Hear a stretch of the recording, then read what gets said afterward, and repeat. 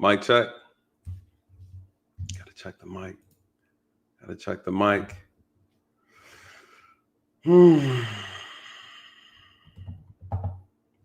What's up, everybody?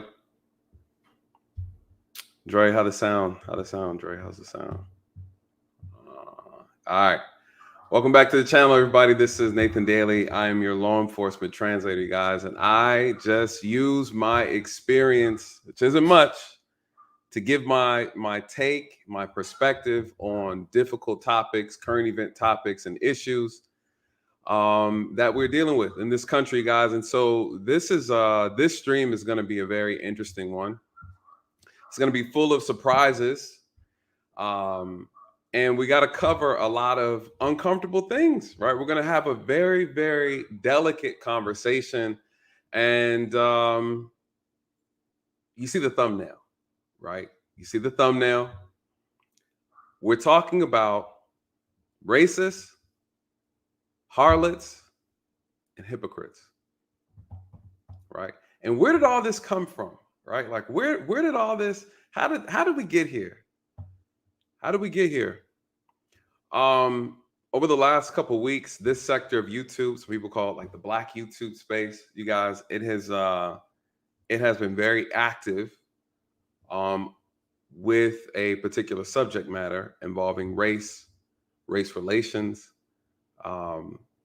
what's black code, being on code, alliances have been created, and friendships and alliances have been destroyed behind over the last 2-3 weeks of discussion revolving around and centered around this one woman. Shout out to her. She's in the chat. You know, everything galvanizing around this one person. You guys, we're going to talk about it. We're going to talk about the power of emotions. We're going to talk about the power of hypocrisy. We're going to talk about the power of ignorance. How people can take something out of context, frame it a certain way, and then run off with it. But not just that, how people follow behind false information, propaganda, misinformation, disinformation. You guys, that's what we're going to talk about. We're going to talk about hypocrisy. You know, I think a lot has been said over the last couple of weeks. And I think one of the most challenging things now is to say, okay, now that the dust has begun to settle, now what? You guys, I came to YouTube to talk about a very specific thing, right? The criminal justice system, police relations with police relations as it relates to Black people.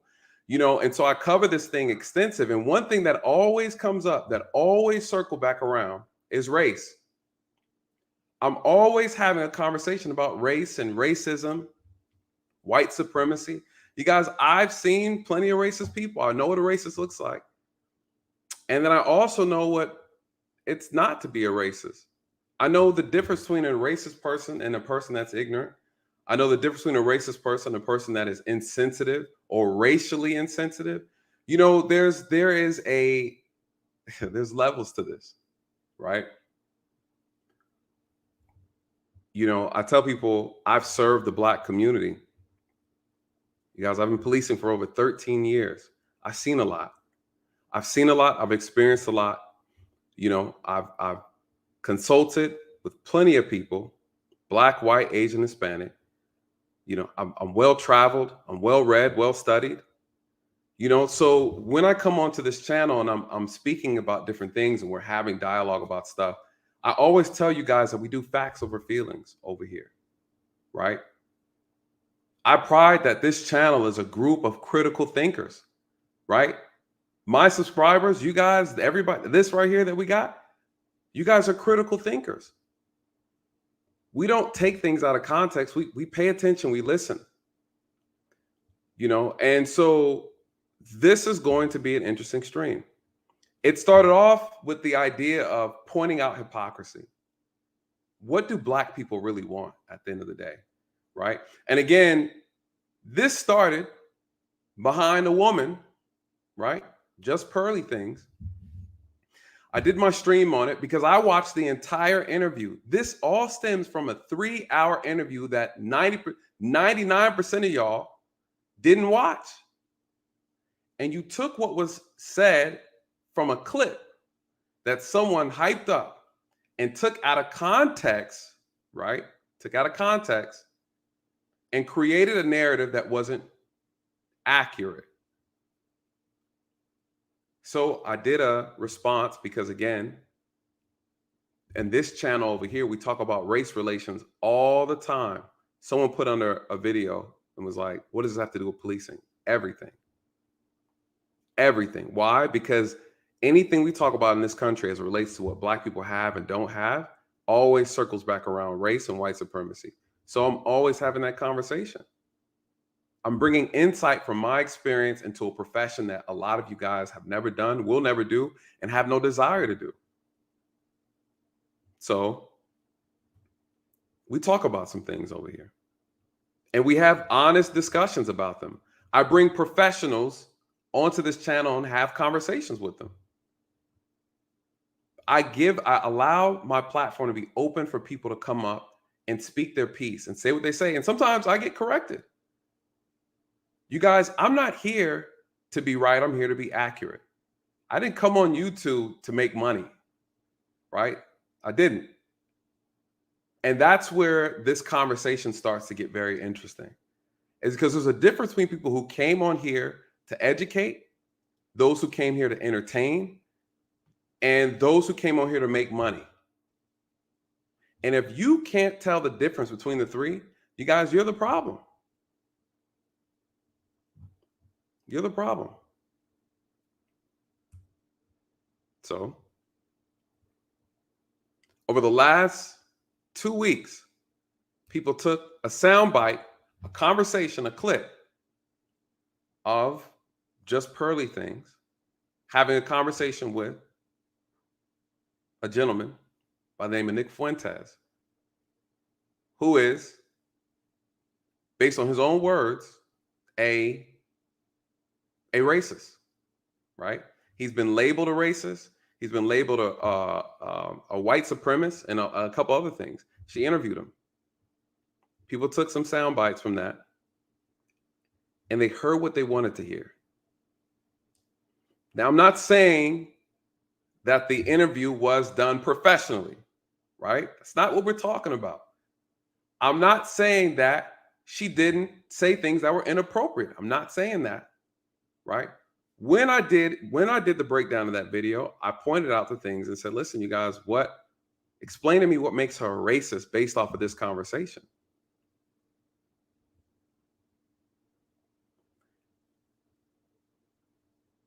People don't want to admit the fact that she has over 1 million subscribers and that they want to associate themselves with her so they can grow their channel. Right? Shout out to you. Shout out to you. Shout out to you, brother. Shout out to you. People don't want to admit that, right? TLA's in the chat, and we got to talk about that too. Some things were said about him that were grossly inaccurate, and we're gonna talk about it. You guys, there's a lot to cover. There's a lot to cover. So I've watched people on this segment of YouTube go absolute mad. I've seen people slander other people, disrespect other people, call people all kinds of crazy names. I've heard the most racial and disrespectful things come out of the mouths of Black people, all behind a conversation that they took out of context. I've watched and heard the most hateful things come out of the mouths of people who always want to point the finger at someone else and call them a racist. I've heard the most racist things been said by people who look like me. You guys, there's been a lot of embarrassing moments taking place on this side of the sphere. I don't know how you feel. I know some of you guys have witnessed this. It's embarrassing. It's embarrassing, you know? And then at the end of the day, you wake up and say, okay, what was all that for? What did we accomplish from all of that? You have Black people calling people animals, raccoons, sellouts, Uncle Toms, uh, Officer Curry Goat. That's what they call me, right? I just, the scary thing about all this, I think some Black people don't realize that in the midst of them trying to point something out, they start looking and sounding like the same people they're complaining about. That's the scary thing. You start transforming into a racist, just filthy, right? Like where's the class? You guys, we complain about, oh, we don't have platforms to speak on. Then we get platforms and we completely annihilate each other on them. Just the other day, you got a chick, she's on YouTube saying she wants to cancel a channel, Lapeef. Shout out to Lapeef. You guys, Lapeef's been making the same content for the last 3-4 years. All of a sudden, people want to cancel him. You guys, you know, at the end of the day, you know what it is? Black people like entertainment. We love entertainment. We love to be entertained regardless of how embarrassing we make ourselves look. It doesn't matter to us. Lapeef didn't invent that. This has been going on for forever. We have shows about doctors, professionals going on television, embarrassing themselves, and they're Black. Desperate House, we're Real Housewives of Atlanta. We got, I mean, what you guys know the shows. People say, oh, we don't control the media. We control our actions, you guys. We can't get mad when someone decides they want to film us and make money off of our antics. Make it make sense. Now it's Pearly's fault because she created a show that Black people want to go on because they want exposure because she has all these subscribers. You guys, it's called business. That's how it works. All of a sudden now, people are saying we want to not work with white people. White people are infiltrating Black spaces. You guys, wake up. This is YouTube. You don't own it. You don't own it. White people are infiltrating our spaces. I've heard people call this woman a colonizer. You know, she's enslaving her employees because she had some contracts that they don't like. You don't have to sign the contract, you guys. Come on, right? There's so much that's going on behind this thing. And it's sad to see the response from a lot of people. Now, granted, listen, I have a different perspective. And my perspective is not to challenge someone else's perspective. I'm telling you from what I see, right? From what I see. That's what we're going to talk about, the hypocrisy. What do Black people want? On one hand, right, we're saying we don't want, based on what I'm hearing, we don't want white people a part of conversations, a part of spaces in these areas, but yet we want to be a part of their conversations in their spaces, in their areas, right? That's what I'm seeing. Do you guys want separation? You guys don't want integration? I mean, I'm just asking. What is it that we really want? I've heard more smoke for this lady. I for the life of me, I'm wondering, do people understand how business works? Oh, she's a culture vulture, right? We talked about that. How? Oh, she just wants to use Black people. How? You guys, last I checked, people were going over to London to go sit down with her. What are we talking about? Now, you guys now all this blown over, the smoke, dust settling, right? Now, what's happened? Right? We're talking about racism and things like that. How did this argument and discussion about what she said turn out to be an onslaught of insults and disrespect against Black people? How did this thing turn from we're discussing? You know what bothers me? I haven't seen anybody actually take the time to have a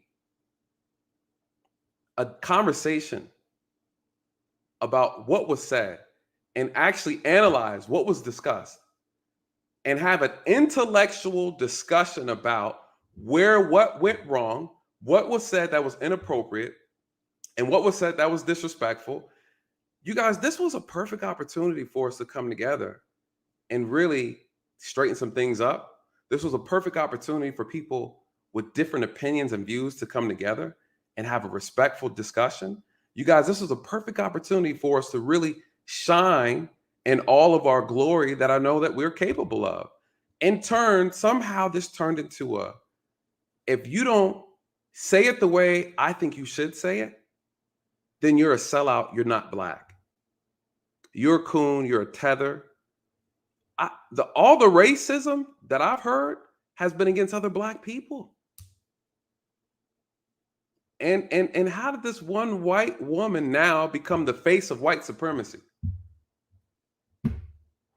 Listen, you guys, some of y'all like to reach. And y'all have reached and y'all have reached and y'all have reached, but this is next level. This is next level. You know, and that's what this show's about, hypocrisy. Racists and harlots. We're going to get to the harlots. We're going to get to the harlots. I want to say this, though.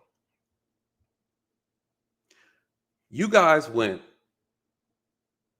complete bananas on this situation. Because some of the stuff that y'all said about Pearly things, if a white person would ever say that about a black person, you guys would lose it. Where does this double standard come from? Do we think that because of slavery, we have a right to be disrespectful? We have a right to be insulting? We have a right to be racist?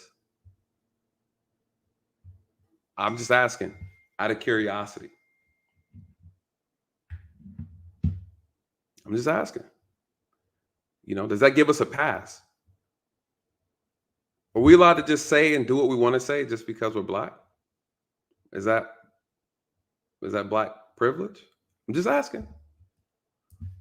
I'm just asking. I'm not trying to start no trouble. I'm just asking. So we can call white people Neanderthals, dog-haired, Pop-Tarts, or Pop-Tarts, right? We can pasty face. We can do that. I'm just curious. I'm just curious. It's okay for us to do that. If that's okay for us to do that, I'm cool with it. You got to be okay when they do it, right? I think that's the whole point of this conversation, right? That's the whole point. You don't want white people to the space, fine. Don't go in their spaces. Is that the momentum? Is that the direction we're going in? Oh, okay, so you're separatists now. So we're segregationists now. I'm just asking. I don't mind. What I'm saying is you got to pick a side. It's either kumbaya or nobaya. You know, too many of us are straddling the fence of we want our cake and eat it too. That's all I'm saying. It has to, right? It has to go both ways. Is it okay for a white person to call you a dusty, dirty monkey? Is it okay? You're going to say no. And I'm going to say, well, then I guess it's not okay to call them white, pasty Neanderthals from the Caucasoid Mountains, right? Is that, I mean, am I wrong? White people don't belong in black spaces? Okay, well, stay out of white spaces then. If a white person put up a sign that said, we don't want black people over here, can we get mad? You guys, all I'm saying is, don't be hypocrites. Don't be hypocrites. The way some of you guys responded was like, this was like Pearl Harbor. Pearl Harbor. Pearl Harbor, no disrespect to Pearl Harbor, but a little play on words. You guys went Pearl Harbor on this chick. And I'm thinking to myself, you would have thought You caught her hanging some Negroes. The way a lot of you guys went about this, you thought you caught her wearing a gown covered with KKK tatted across her chest, and she's over here burning churches. Now, does she need to do all that to be a racist? No, I'm not saying that. I'm saying that some of you guys overreacted. Some of you overreacted. And it was embarrassing. It was embarrassing. I look back and racist, colonizer, white supremacy. Okay. Then you're calling black folks coons, sellouts, Uncle Tom, all kind of names. How did this get turned around? You know what the argument was? This was the argument. The argument was people heard that. People said to me, I've heard some people say to me that, Nathan, you are caping for this white woman. You're trying to defend this white woman. So I'm not defending anybody. I'm telling you what I listened to and what I got from it. You guys, if you don't like what was said, challenge the point that I'm making. Challenge the person's point. What I see is people not challenging what she said. People are attacking how she looks. Then they're attacking other white people. And then now all of a sudden we turned into a whole, it's us against white supremacy and white people are, and immigrants are the problem. And this whole thing now turned and shifted. I'm wow, you guys. You know what's really scary? If you actually listen to the actual interview, the things that she was actually pointing out, you guys actually ended up showcasing in your response to her interview. That's what's really mind-blowing. For those who actually listen to it, what she was talking about, you guys are displaying that same behavior. And what was that? Allowing emotions to dictate how you respond, how you act. People play with our emotions all the time. Look, Black Lives Matter is a perfect example of that. Perfect example. But you wouldn't understand, obviously, because one, you took what she said out of context. You missed the whole point. Why? Because you didn't watch the interview. You let some Jason Black guy gas you up. He posted something. None of you guys even knew about the interview. It shows you the power of propaganda. One person spun a narrative and everybody ran with it. Everybody ran with it. 3-hour video, no one thought to see maybe 30 minutes prior to the comment to understand what the hell was being said. Now, again, people are going to listen to this and say that I'm defending her. I'm not. At not one point in time that I ever defend her. I said I didn't agree with how she said it, how she did it, what she said, and how she went about it. I said what she said was ignorant, and at the same time, there was some truth to it. Now, I understood the context. I also understand why people are offended. I don't understand the way a lot of people went about it. I don't get that part. I don't get it. I don't. This could have been an easy thing where someone brought her up, educated her, educate the masses. We then reinforce how we're going to move moving forward. You guys, this has she single-handedly destroyed and exposed. You know what she exposed to me? How fragile we are, how hypersensitive we are, and how easily we are to break bonds, to break relationships, how easy Black people are divided. That's what I got from this. I want to play a clip. Shout out to Oshay Duke Jackson. I'm gonna play this clip from Oshay before we get into all the meats and potatoes. I feel like who better to hear it from, right?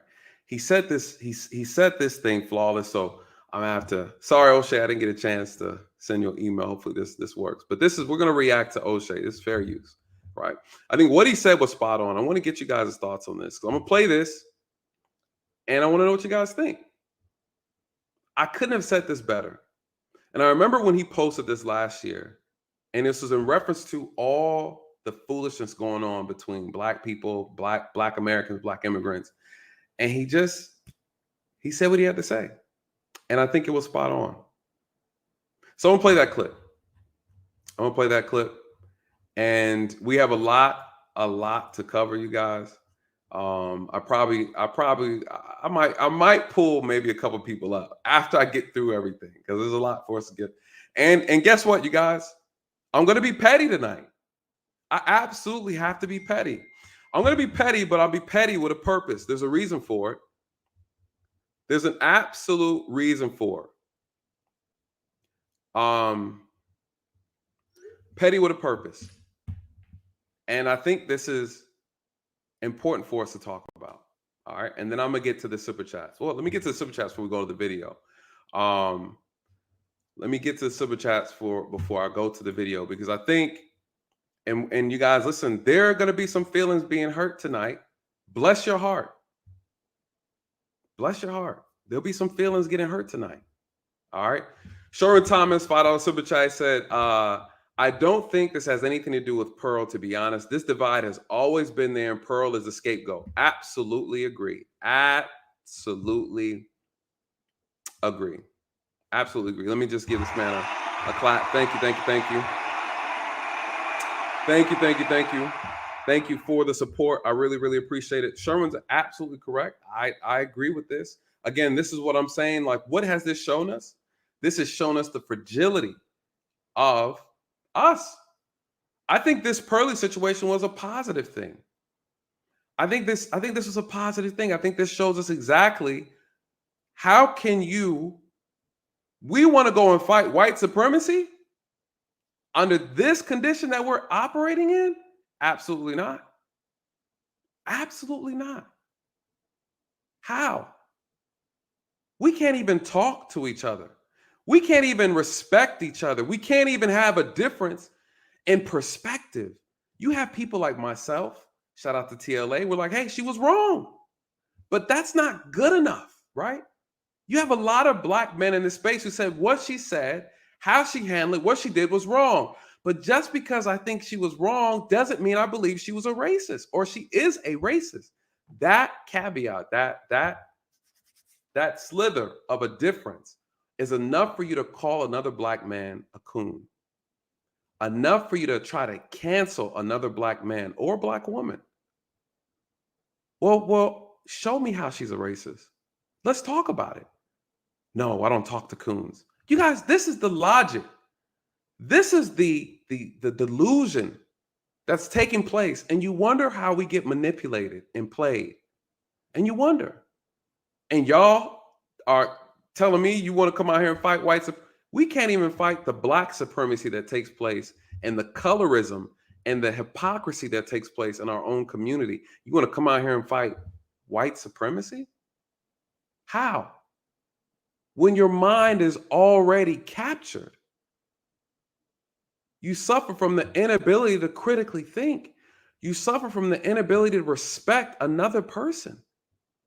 Why? Because we have a difference in opinion. I didn't say we couldn't work together. Prove me wrong. Say how I was wrong. Listen, combat the points that I'm making. You want to insult me. You want to disrespect me, you guys. Listen, we're going to get to it. We're going to get to it. Shout out to Chef. Shout out to Chef.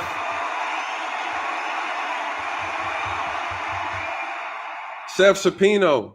He says performative femininity. That was a 7-hour 21. Shout out to Chef. We're going to get to it. What is he talking about? He's talking about 6, right? You guys, he's talking about 6. I had to do a stream about her because she wanted to lie about me and other black men, and I wanted to correct her on the lies that she told. And it took 7 hours, but it was a lot to cover. You guys, if you haven't seen that stream, you got to check it. It was a great stream. And it was very educational. Shout out to you, Chef. Thank you so much, brother, for that super chat. Right on time. Nelson's Media says, what's good, Nathan? Nelson, what's good, man? I saw that stream you did the other day over there in on Tommy's channel. Shout out to Tommy. That was classic breakdown of narcissism. We're going to talk about that.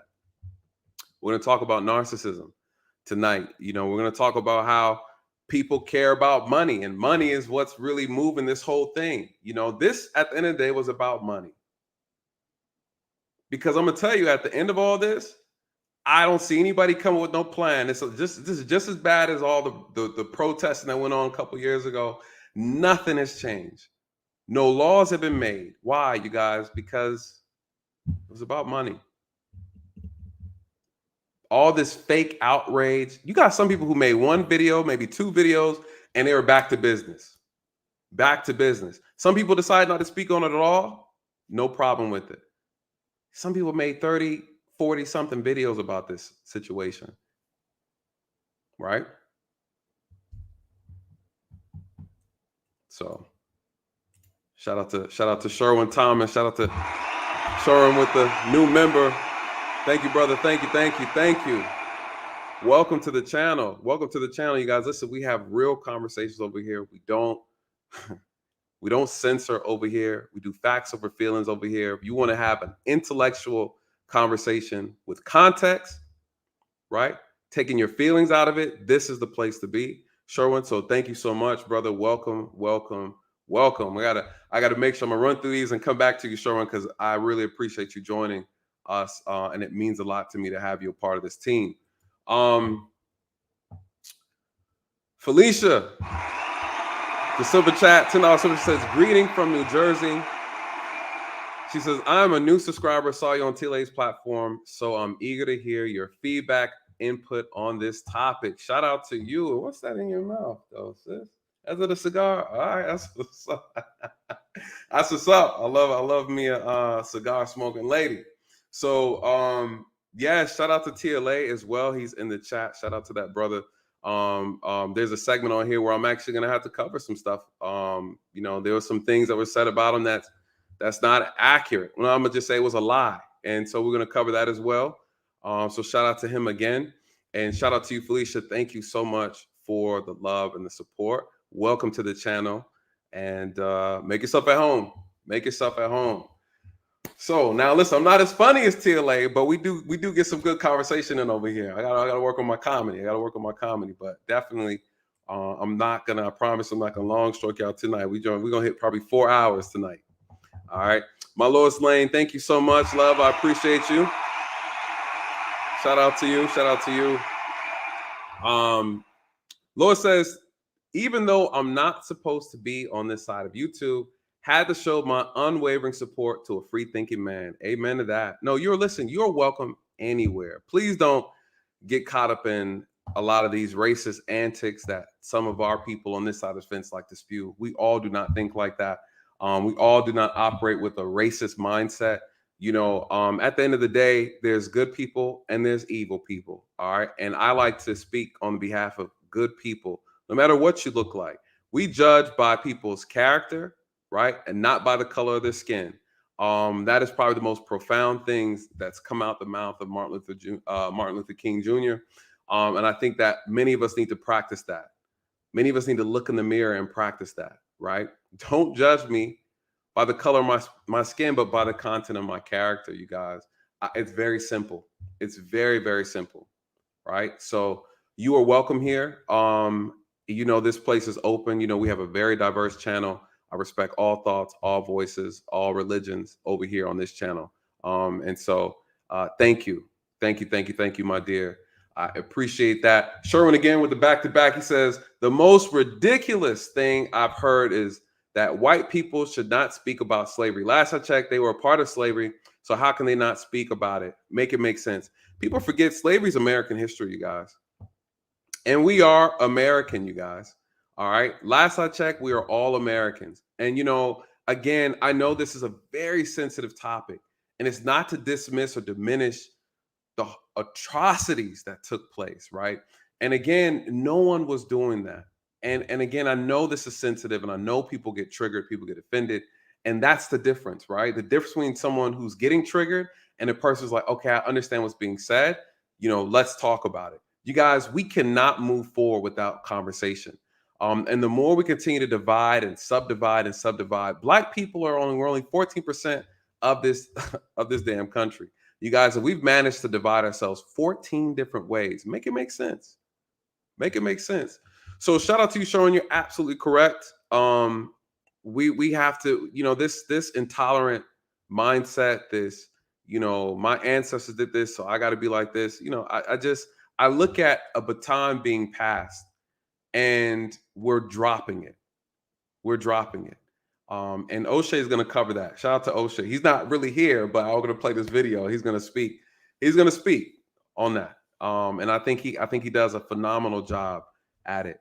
So we're definitely going to cover that. And this my man right here. Shout out to the lead attorney.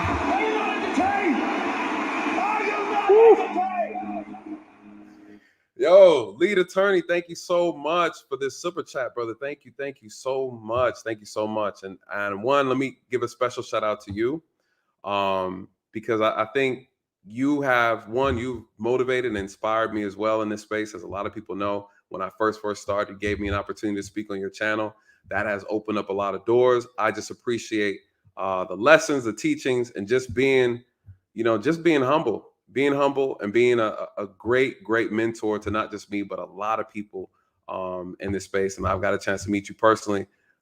Phenomenal person, highly sophisticated and educational, and always willing to drop knowledge and wisdom and share, And so we got a special segment on here for you, TLA, because unfortunately someone thought it was going to be okay to say some disparaging statements, and we're going to check them. And we're going to check them professionally, right? That's how we do it over here on this channel.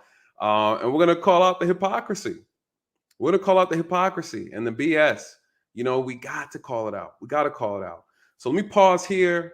And then I'm going to climb through the rest of the super chats. And then I want to play this clip from Oshay. And I think it's important that we hear from him, right? We're hearing from somebody that's ADOS. We're hearing from somebody that's FBA. He falls under both categories. I'm not going to speak for him. I'm going to let the video speak. So shout out to Oshay. He's also a content creator. As you guys already know him, he needs no introduction. He's done a lot in this space. He's helped a lot of Black people. And he's had his own personal views. He's had a lot of views regarding, this situation with Pearly things and stuff like that. And so again, listen, you guys, I respect everybody's position. It seems like everybody else doesn't respect mine or others who have positions like mine. And instead of going on and having and wanting to, hey, let's bring them up. Let's bring him up and let's actually have a real conversation. Let's find out what this is about. Instead of that, people decided to just insult and disrespect and call us sellouts and then tell us we're not Black, we don't belong. This is the only race of people that I know where you can be Black today and you could be not Black tomorrow. We're the only group that does it that I know of, right? Black today, not Black tomorrow. Last I checked, this doesn't come off, you guys. People say, oh, your family's from Jamaica, you're not really Black. What? Right? Last I checked, if a white officer walks past me, guess what? He looks at me and he says, okay, that's Black. I'm Blacker than most of you guys complaining about Pearly. My skin is darker, right? So then we get into this whole who's really, this person's mixed, they shouldn't talk. Listen, people have made statements, and you saw the trailer, right? You had 6. She calls herself a goddess, right? For Chelsea, right? She made a statement and said that this woman can't speak on certain issues because she has a white mother. Like, this is what ends up happening, right? We start getting into these nonsensical statements, and that's the problem with this whole thing. My family's from Jamaica. It's like, listen, my bad. My family got dropped off 2 stops before yours. We came from the same place, you guys. Like, are we really arguing semantics at the end of the day? Well, American slavery was different than the other. No, they were all kind of, what happened in Jamaica was like the same foolishness that was going on in America, right? Like, you guys, for those who know history, understand what I'm saying. So we start making these nonsensical, irrelevant statements to try to disprove what a person is saying instead of actually addressing what the person is saying. And that's the issue that I have with this. So yeah, Chelsea's back at it again, and we're going to address her accordingly. Chelsea Nelson, the woman who thinks she's a god, we're going to address her accordingly. Oshay Duke Jackson back at it again. What does he say? Oshay Duke Jackson back at it again with another episode of The Celebrity Junk. I have been very vocal in my support for our brother Tariq Nasheed. I believe that comparisons to people in the community like Umar Johnson, he gets things done. I look at him somebody who is at least more focused on what he's trying to do. I know people may feel that he may switch lanes quite often, but his Hidden History Museum being able to garner close to $2 million at the last minute shows that Tariq Nasheed can do things that none of us on Black social media can do. He can galvanize an organic based audience and pitch an idea to make it work. That's something that nobody else can do. Even Umar Johnson can't do that. And I celebrate the brother for that, and I'll continue to support him for that. I myself have been called out for supporting Tariq Nasheed. As you can see here, here's a video from Pan-Africanism Strikes Back. It says Oshay Duke Jackson simps for con man Tariq Nasheed. So I've been also ridiculed for my support of this brother. So when I come and I look at the comments for you people talking about I'm a sellout because of my last video, I don't like African Americans, I need to make a choice, I'm simping from Africans, I just don't understand what you're talking about. And see, we have to be able to disagree without trying to throw somebody away and say that they're a sellout, all right? I've been to Africa 19 different times, but let's just be real. I'm an African American that's in Africa, all right? I am what you would call hashtag FBA, hashtag ADOS. But I know that there's also issues with Blacks in the diaspora, especially Africans and African Americans. I've made hundreds of videos about this, more ruthless than what you may have heard about it on Tariq Nasheed's channel, talking about people in the African community and their disrespect of Black Americans. But let me just tell you, because I came to Poland to go to medical school and I did graduate, but I was dealing with the African community head on. Because when you live in the Black community abroad, there is no African Americans. When I'm going to London, there's no African Americans. When I'm in Germany, there's no African Americans. When I'm in Poland, everybody's African. So I've learned to understand who I'm dealing with. I've learned to understand some of the things about the African people, and I look for the similarities in us instead of what we're disagreeing with. And let me tell you, there are going to be people in any section that are going to talk shit about you. There are going to be those disgruntled, low performing, people in the African diaspora that are going to have bad things to say about African Americans, all right? And here's my point to Tariq Nasheed. He raised $2 million. How many of them talking shit about African Americans can raise $2 million? And I'm not telling people to just sit back and just take abuse from anybody. I'm talking about in Tariq Nasheed's case, all right? The guy's already raised $2 million. We're talking to trolls in the Twitter chat room who can't even raise $2, maybe $20, $200. That's my point, because you would never find somebody in the other community who's successful at raising $2 million, even being in the same room as an unsuccessful troll like that. And I'm gonna tell you why we like these roast sessions. And you know me, I get my roast on too. I'm not as good as the top elite, with the Simple to P and Tariq Nasheed. Nah, bro, you good at roasting. Shout out to Oshay. I'm gonna pause it here because this is the part that I really want everybody to pay attention to. He talks about how the way we respond to certain attacks against our community, the way we respond to one another, right? He talks about this in the form of roasting, insults, right? Like we prefer to use this method, right? There's a better method to go about it, but he starts to call this out. And I just thought this was so genius. I remember watching this last year and I was like, wow, what a flawless way to really touch on what this issue is. And I think this is a perfect example. And as we go through the videos tonight and the clips where we're going to point out some hypocrisy, we're going to actually come back to this particular conversation because it's key. It's absolutely key. Right? I'm number 3. I can still I still got some smoke, but I ain't good as those guys. All right. But the reason why we love the smoke sessions and the roast sessions with these other immigrants and other groups, I'm going to tell you why that is, because that's the only power that we have. Because many of us are living in the past, and I'm going to say some things that's going to make y'all upset. And as an African American, for the people who done things for me, those who set the standard for my life, my great grandmother came from Natchitoches, Louisiana during the Great Migration to California, as well as my grandmother. My other grandmother came from Bastrop, Louisiana. See, they didn't have the opportunities that I have to be able to go to school, You know, my mother went to UC Davis. She was the first benefactor of what happened in the Great Migration. Because see, those people did something for us so that I can benefit now. A lot of people argue on the FBA hashtag ADOS. We built this country? No. Our ancestors were the ones that did that. We haven't done nothing in the last 30 years. That's why we're living in the past. And everybody else is living in the present. And we're getting our asses kicked. So because we don't teach people how to treat us, because we as a black community don't work with our brothers and sisters, because we don't treat our black women and our black men with respect, and I'm guilty of that at times. Okay, I've done that.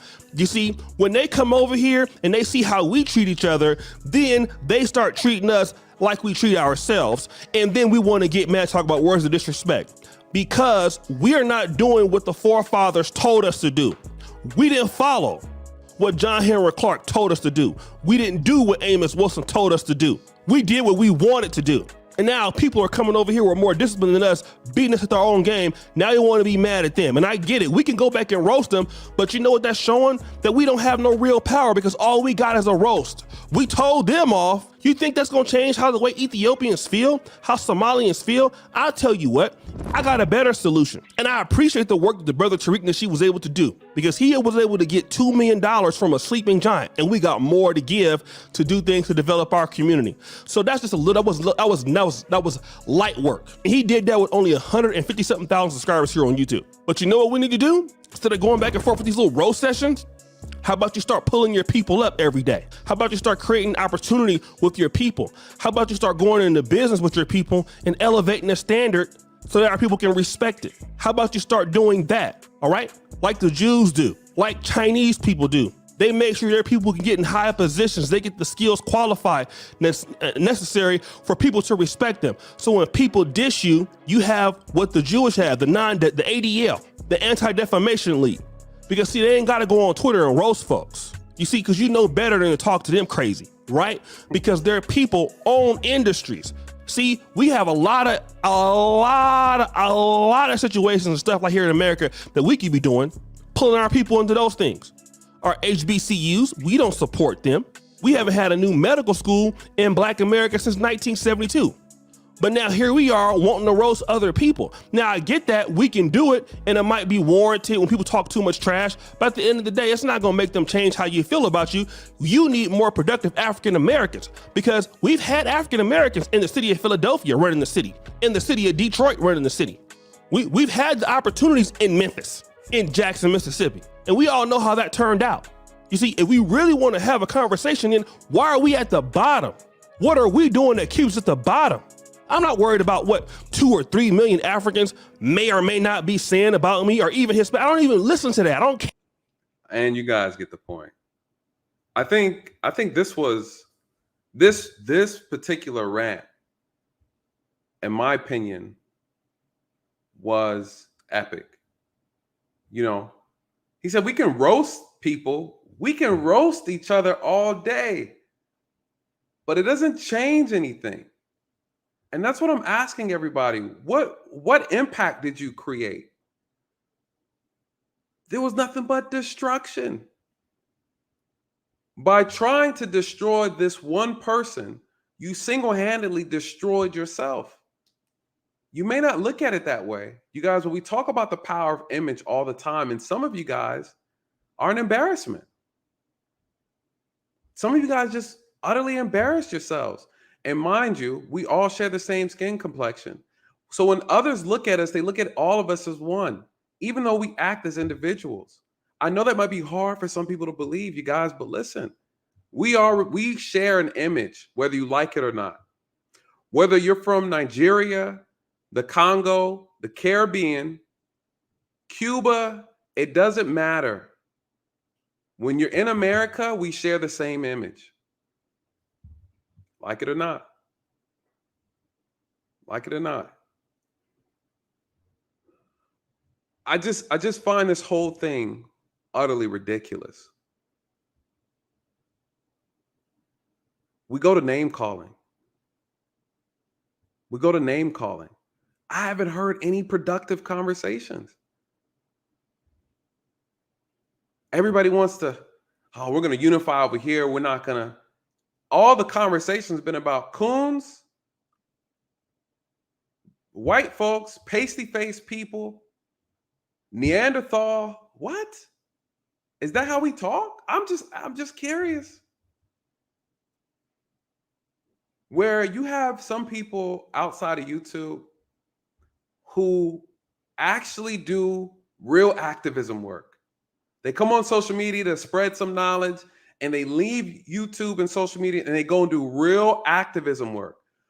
When you come up here and you're having these conversations, this is to everybody, and you're so pro-Black, what work are you doing after you get done cutting the camera off, shutting down the computer, and going to your room? What real work are you doing? I'm curious. I'm asking.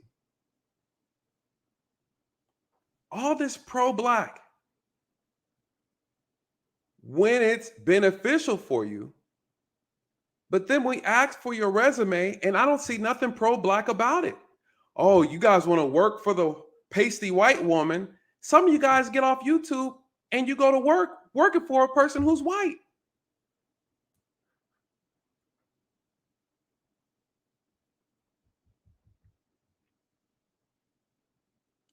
I'm just, when did Pearly things become the face of white supremacy to y'all? Point out what she said. I'm curious. Someone says she don't believe reparations. So that's her own personal prerogative, you guys. Why does it bother you so much? Right? Why does it? Oh, and she don't believe in reparations, you guys. Well, cuckoo. There's a lot of Black people who don't either. Oh, but guess what? If they don't, you call them what? You call them a coon. You call them a sellout. Right? Because they don't agree with you. So how I see it now is that when you don't agree and you're Black and you don't agree with another Black person, you're not Black. It's no ignorant than saying if you don't vote for me, you're not Black. See, how come everybody else understands the broken logic and how to play and manipulate Black people, but Black people don't see it? At least some of us don't. There's a saying, you guys, that it's easier to fool a person than to tell the person that they're being fooled. And that's what this all has opened up. Pearly has opened up, right? This Pearl Harbor event that just happened on YouTube. You guys, what does it show? It's easier to fool a person than to tell them they've been fooled. That's it. That's it. That's all it is at the end of the day. How can I show you? You've already been fooled. The cognitive dissonance is out of control. You mean to tell me you don't like me now because my opinion is different? Oh. Well, damn. Hold on, we can't be friends because I had a certain perspective on this? Damn. Hold on, I'm a sellout now because we didn't come to the same conclusion? Damn. Oh, hold on, I can't speak on Black issues because my girlfriend's white, my boyfriend's white, my husband's white, my wife is white. Do you see what the... Oh, I can't speak on Black issues because I'm mixed? God damn. Oh, I can't be considered Black because I have a different religious view? Damn. Well, damn. By the time most of you guys get to dividing and segregating within ourselves, there was only 1% of y'all. But the 1% seems to have the loudest voice. We have broken down ourselves to the lowest common denominator. Ignorance. Ignorance. And that's all I've seen over the last 2 weeks. Pure ignorance and intolerance. For what? $1. clout, attention, validation. Y'all got this news from somebody who doesn't even show his face on YouTube. For all y'all know, the man could work for the CIA. Hey, what's the best way to confuse these Negroes? Well,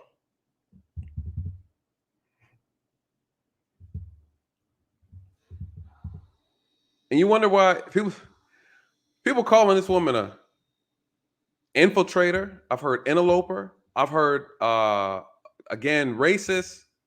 I forgot we own YouTube. If you're so pro-black, get off of YouTube. You're so pro-black. Who do you bank with? Meanwhile, we're having this conversation and we're beating it down past the point of relevancy, while the economy in this world, the geopolitics of this world is shifting, and black people are going to be last, as always. Why? Because we can't focus on what's important. We can't prioritize what really matters. People are diving into the metaverse, and we're complaining about a conversation, an interview that just Pearly things had. Meanwhile, the US dollar is on its way out to oblivion. You guys were so distracted, and we wonder why. We want to blame this stuff on white supremacy is getting us. No, our ignorance is getting us. Our inability to move forward is getting us. You know what's even more dangerous? And you wonder why we get caught off guard all the time, like we're getting caught off guard now. If I ask you what bricks are, I'm like, hey, you guys know about the bricks? Y'all gonna be like, huh, what? What bricks? White bricks or what? Red bricks? Which bricks you talk about? Bricks. Do you guys even know what's going on around you? Do you know what's going on around you? Bricks. Do we know? This is what I'm saying. So look it up. Right? Look it up. Stop being so caught up in things that don't matter and the things that we really should be talking about. We have an opportunity to really dive into. Here, we finally have a platform to talk, and people are bickering, fighting, throwing. I mean, like, yo, it's wild. It's wild on this side, on this sector. It's crazy to me. And I'm sitting back looking at it, and it's embarrassing. So, bricks. What are you guys doing? What's the move? What's the financial move? What are you guys doing? What's your household looking like? Are you getting your money together? Right? What you investing in? Inflation through the roof. What are we doing? What are we doing? You know, we're so fixated and focused on the past, you guys. Meaning this. If you spend your time looking behind you, you can't see the attack and the obstacles in front of you. And when you get hit, when you trip up, when you stumble, when you fall, people are going to say, well, what happened? You're going to say, well, I didn't see it coming. How could you? You're always looking behind you. That's the problem, you guys. What's coming now? Probably one of the biggest black swan events to hit this global financial crisis, and where we could be using these platforms to educate, where we're too busy tearing each other down, right? Make it make sense. Shout out to TLA again for that $100 super chat, and then shout out to the big homie Dre with the $100 super chat. He said, "Listen, man, this is the homie." Said, "Hell yeah, be petty, Pendergrass."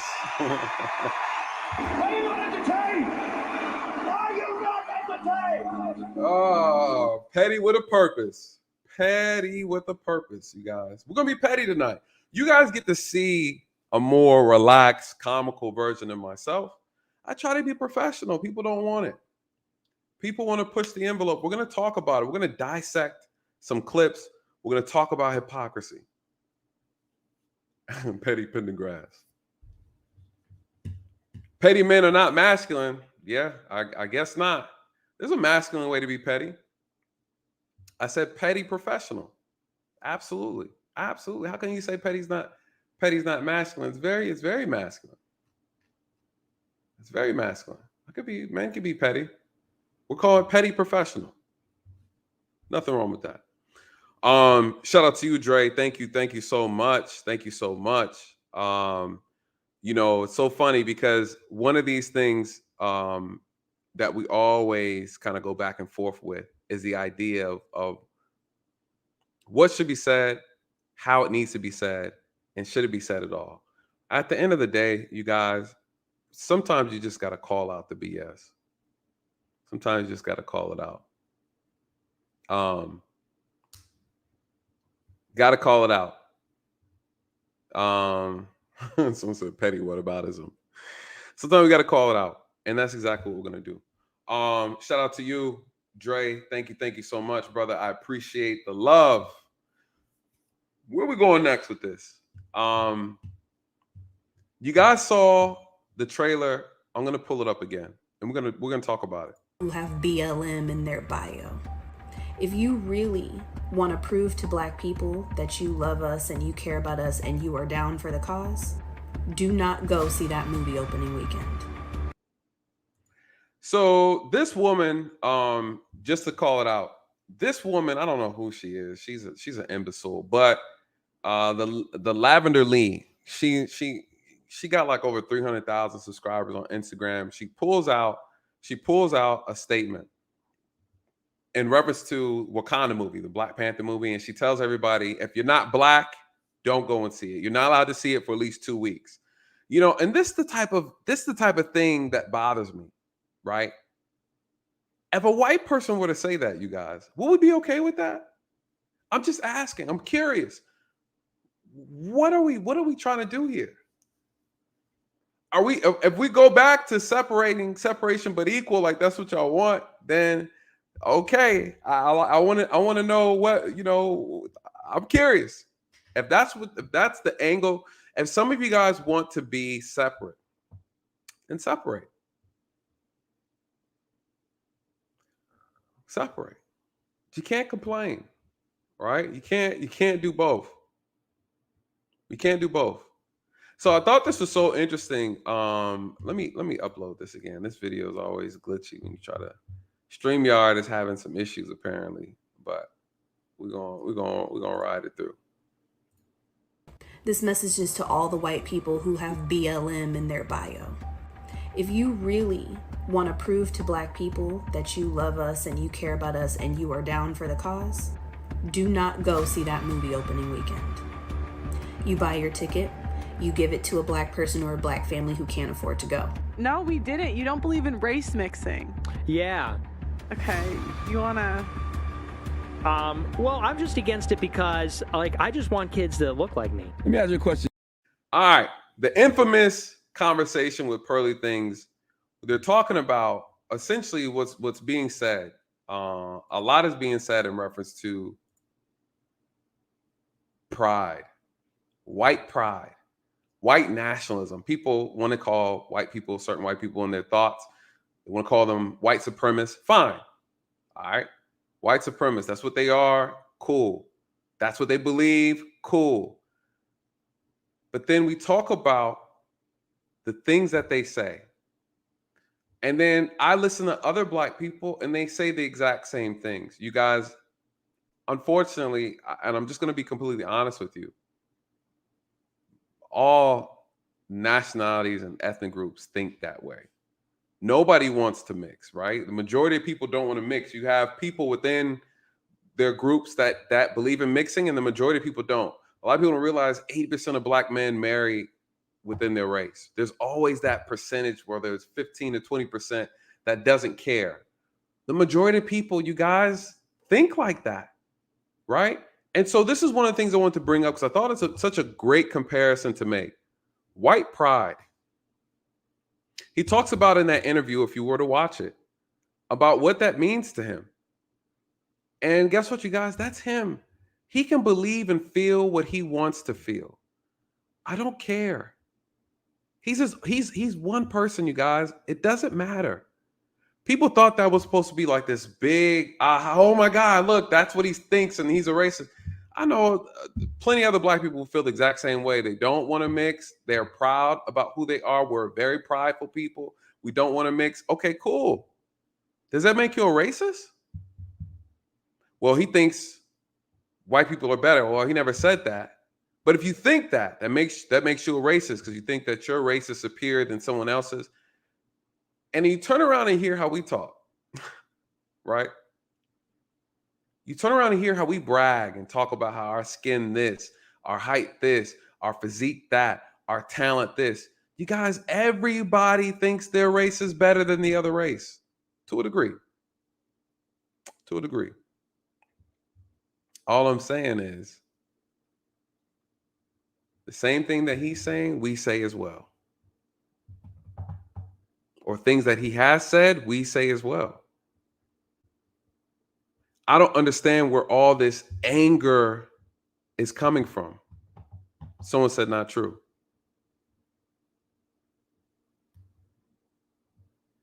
Do we not have black pride? We're not proud to be black?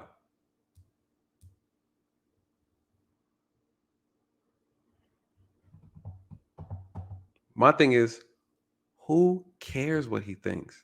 That has nothing to do with what we need to do to build, to grow, unite, overcome.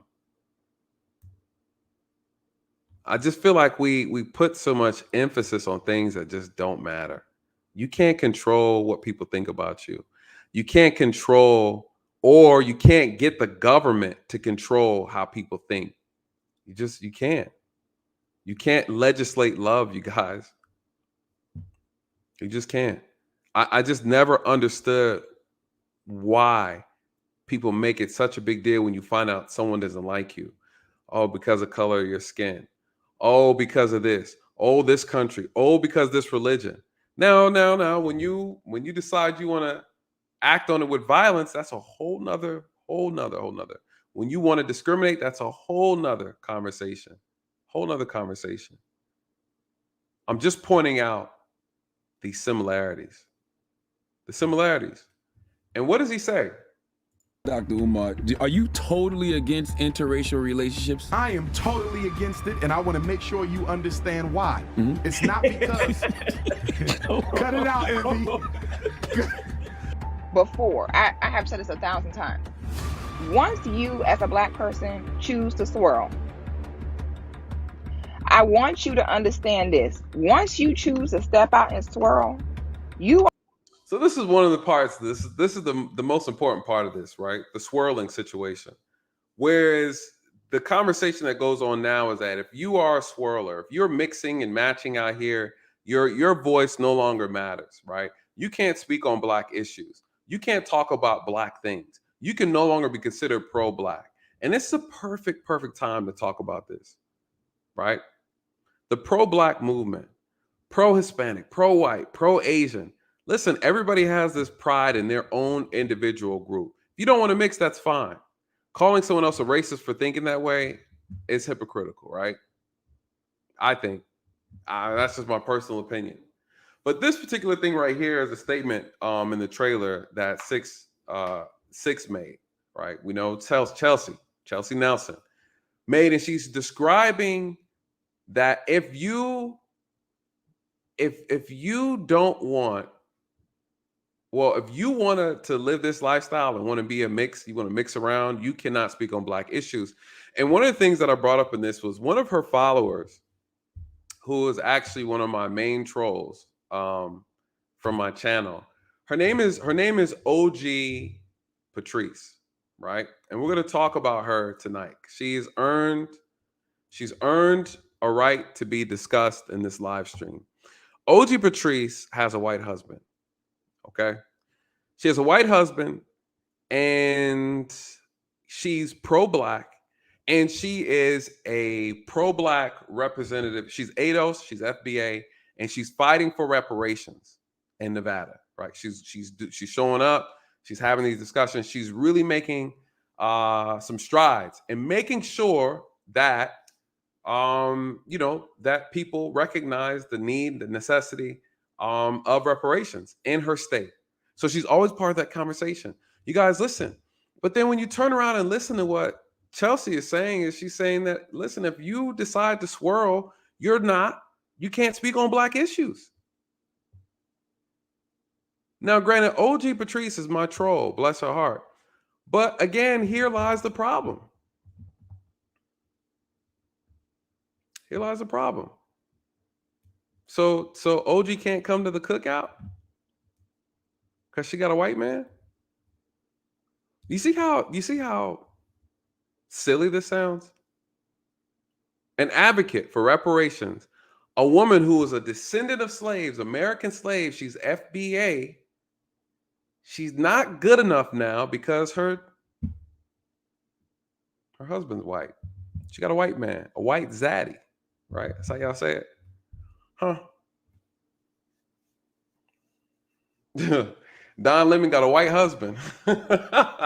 Facts. And he supports Black issues all the time. So I'm just trying to clarify to try to make it all make sense. I'm just trying to make it make sense. You are no longer our business, and we are no longer yours. You made that decision. You picked that side. You stay there. The truth is, nobody cares. So right here, you see OG Patrice, right? Bless her heart. She says, waiting on Billy Ocean with my king, Michael Hamilton. Her king, you guys. She's calling the white man the king. That's her king right there. Let this woman have her king. Why can't she not speak on Black issues because she likes white men? Why? You guys, is that not racist? Is that not, am I? Chelsea said you cannot speak on Black issues. You're not a part of the club. Damn what your skin tone looks like. The hell with the melanin in it. And OG said, that's my king, you guys. Respect my king.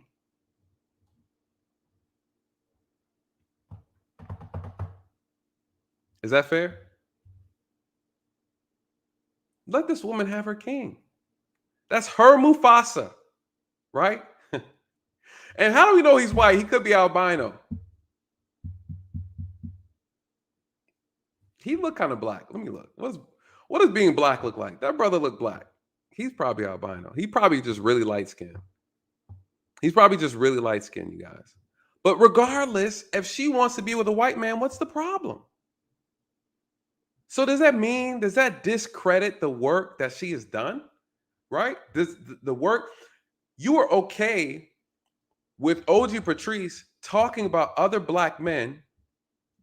You're okay with her insulting other Black men when she agrees with you. But the moment you find out that her king is white, you kick her out the club. Right? The Black codes.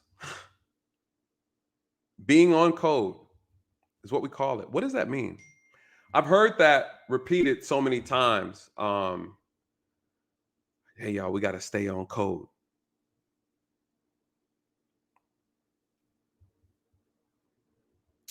Chelsea is 6, by the way. 6, the so-called goddess. You know, we don't acknowledge paganism over here. These pagans. But this is what's interesting. Is her position invalid now because she has a white king? Her king is white.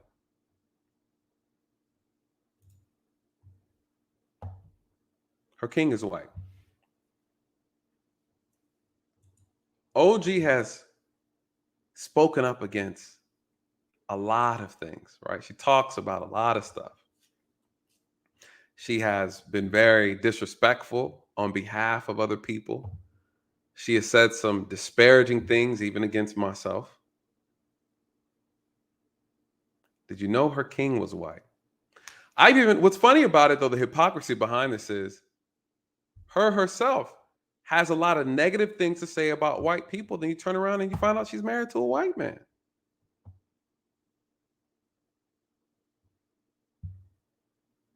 How does that work? You know what I notice about YouTube, you guys, is people come on here living a double lifestyle. A double lifestyle. And we're going to get into it. We're going to get into it. You come on YouTube creating this fictitious persona about yourself, but then you do some digging and find out that you're not even who you represent. This is just a game to a lot of people. I don't know. Shout out to OG Patrice. We're not done yet with her. Her disrespect is out of control. You know, you try to tell people, hey, leave me alone, right? Keep my name out of your mouth, out of respect. You have conversations. You give people an opportunity to come up and they choose not to, but they still run around in circles saying things that they have no business saying. And therefore, right, we're going to make it educational tonight, you guys. We're going to make it educational. So the sad thing about her, though, is she has a lot of negative things to say about white people. And then you later find out that she's with a white man. And the same person you're supporting, tearing white people down, probably doesn't know that. What is all this pretending going on? Hold on. You support a racist woman named Six, who calls herself Six the Goddess. You support her and others like her. You know that she hates white people. She's a racist. She hates immigrants. She's a xenophobe. And she thinks that she's superior than others. She's a black supremacist.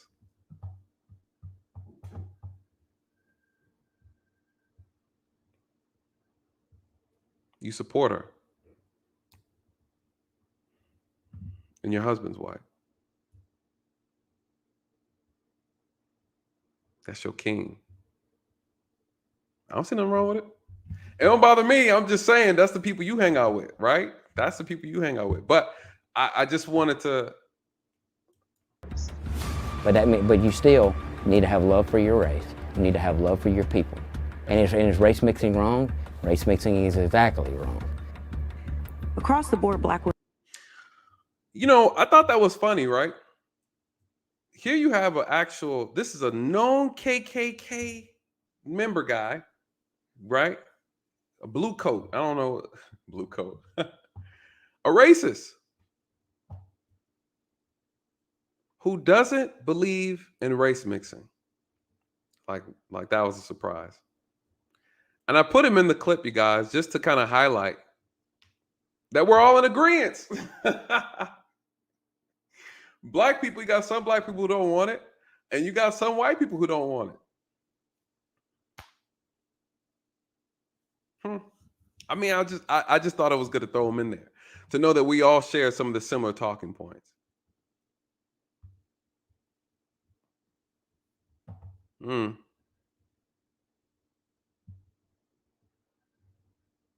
I wrong? Am I wrong for adding him in here? I don't know. Just curious. Wanted to get y'all thoughts on that one. Just add them in there. What comes next? You need to have love for your people. And is race mixing wrong? Race mixing is exactly wrong. You heard it from a racist himself. A racist himself. He said race mixing is wrong. That's his. Listen, I don't subscribe to that. I think you should mix. You should fall in love with whoever you fall in love with. It's your prerogative, right? That I don't care. But there are some people who do. There's some white people who do. There's some black people who do. There's some Hispanic and Asians and Indians who don't want to mix with and Jewish people who don't want to mix. Does that make them a racist? I'm just asking. I don't know. Does that make them a racist? We're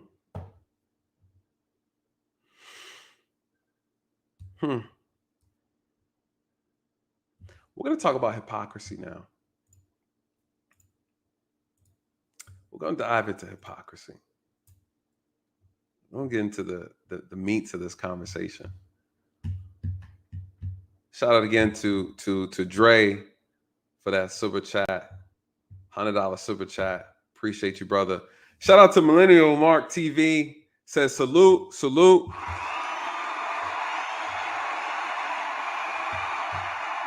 Yeah. Shout out to you, brother. Shout out to you.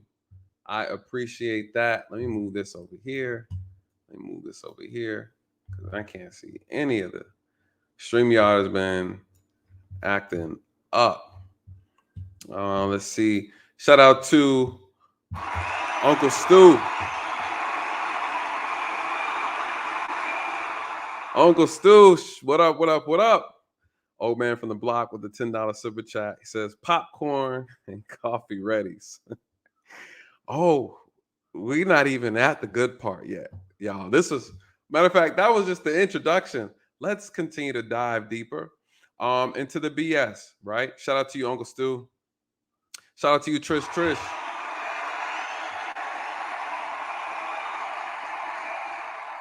Yeah. Shout out to you. Says long time ND. Sorry, it's serious subject, but I'll tell you, the sixth heavenly being will roast you after this live. You know what's funny is I'm not gonna roast six. I'm going to scorch her. Yeah.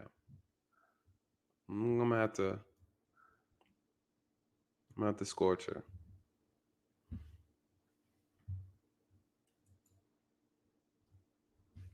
Yep.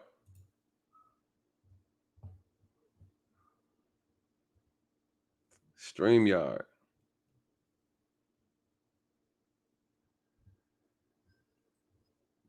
The level of disrespect.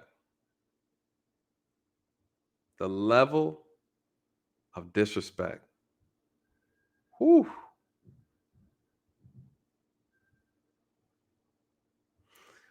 Listen, she brought it on herself.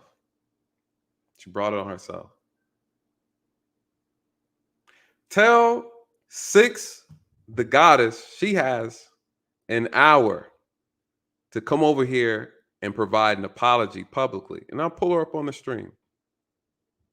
By the time I get to her content, she got another hour. She come over here and apologize.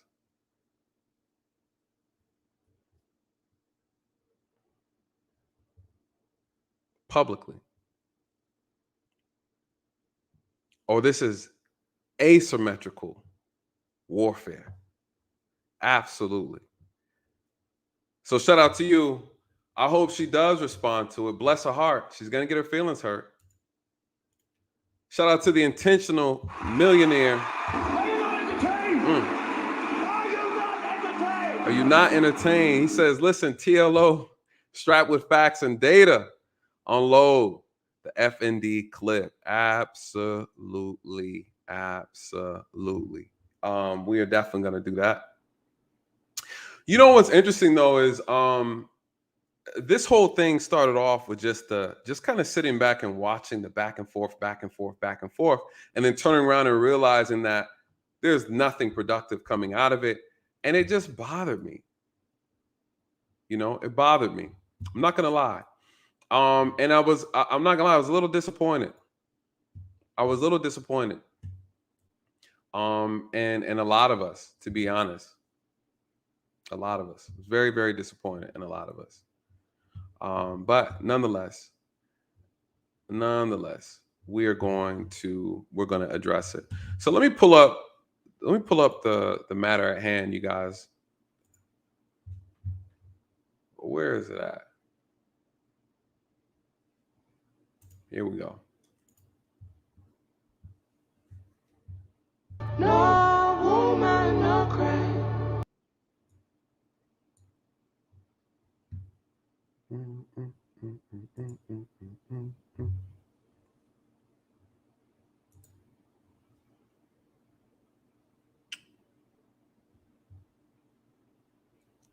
Mhm.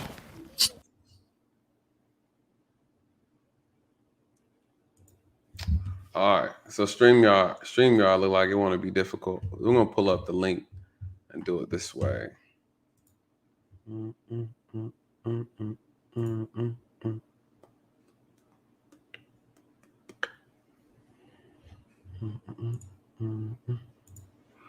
Hold on, guys. Bear with me. I'm gonna pull up this link instead. StreamYard look like it wanna act up tonight.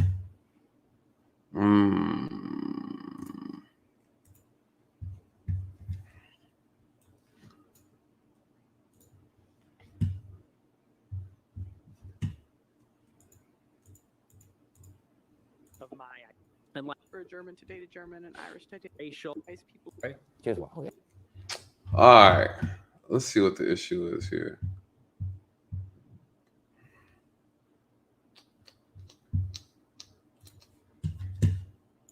Yeah. Like race mix. Say, and I think it's a cop out. And they are, to me, they're a black supremacist organization. You bring in. All right. We're going to start the conversation off with the hypocrisy, right? We're going to talk about the hypocrisy. We're going to talk about it. And this right here, honestly, we're going to examine these discussions that have been taking place on YouTube. And this one in particular, we're going to talk about. We're going to dive into the mindset of this harlot. All right. Six, the goddess. That's what we're going to do. That's where we are. That's where we are. And I have to apologize, you guys. I think StreamYard is acting up somehow. It's preventing me from pulling up more of the comments on the screen. So you're gonna have to kind of bear with me for just a second. But there was a technical issue going on with them for a while. I think when I logged in yesterday, it was talking about they were fixing some bugs or some issues. But you guys, we're about to have a conversation now, and we're going to transition into this conversation here, and we're going to be talking about Chelsea Nelson, aka Six the Goddess, aka the harlot of Babylon. And it has to be said, because when we're talking about hypocrisy, you guys, for those who don't know, Mir had a discussion. We tried to have a discussion last year and it didn't work out. We're on the Lapeef network. Shout out to Lapeef. You know, he's brought a lot of people together and also separated a lot of people. That man there, his channel is interesting. You know, shout out to him. And the conversation started, for those who are not familiar, I'm about to drop the link. I ended up doing a stream about it. But basically, in so many ways, what ended up happening was we had a discussion. They were having a discussion about police issues over on Lapeef's channel. I went over there. I was invited over there to bring some clarity as an officer. And there was a disagreement between myself and her. She felt like she was being disrespected by the panel itself. There was a lot of back and forth between her and Chaotic. I came over there to try to bring some clarity. She wasn't trying to hear it. I tried to say my piece. She wasn't trying to hear it. And then that kind of ended the conversation. You'd have to go back and view it for yourself and recap. But anyways, the next day after that, she went on her stream and she made a 5-hour video about recapping what happened on the Lapeef network, right? And of course, my name was brought up. And like anything else that we talked about earlier, there were a lot of insults being thrown towards me right now, and also other black men on the panel. Not only were there insults, there were lies. There was, the truth was, I guess you would say, skewed and mingled around. She created a whole narrative about something that didn't happen. And she said a lot. So then I took that information and responded to it on my channel. And it wasn't just about her, but a lot of it was. And it was 7 hours. We had a good time. We talked about a lot. We exposed a lot, and I said what I had to say. There was no insults. It was clear observations, right? And then the things that she challenged me on, I made sure I responded appropriately in that video. What I'm going to do, though, is I'm actually going to drop that link to that particular stream in the video for those who have not seen it, are not familiar with it. I'm going to put it in here for you to follow up and get your own perspective as to what happened. So you'll know. Why? Because I'm just a transparent guy like that. All right. So that was the stream. A great conversation. People came up. We had some great guests, and we clarified a lot of lies that she told. Now, fast forward, you guys. I don't know, last week. Now, she decided to bring my name up again based on this Pearly thing situation that's been going on. She didn't like my perspective, but I'm sure she didn't watch the video. She assumed, I guess because I came up on TLA's channel, he was doing a video about it, and I said my piece, and I basically just said what I said, the same thing I said on my channel, same thing that I echoed earlier in this stream about my take on the interview and my take on whether or not Just Pearly thinks is a racist. So based on this conversation that I'm seeing right here, no, I don't see anything that she said that was racist. That was my take on it. She then goes to her stream and she made a lot of statements about me. And then now here we are. So we're going to talk about the hypocrisy. She's going to be a part of this conversation about hypocrisy, harlots, and racists. You guys, the unique thing about Six the Goddess is she falls into all three categories. She's a racist, she's a harlot, and she's a hypocrite. Now, I'm not just saying that to say that. I'm saying that because it's true. And the truth is supported by facts, right? Not my opinion. These aren't insults. I'm simply making an observation. And here we are again having to revisit the same conversation, but with a different twist on it. But I want to show you guys something. I'm going to show you what makes her a racist. I'm going to show you what makes her a harlot. And then I'm going to show you what makes her a hypocrite.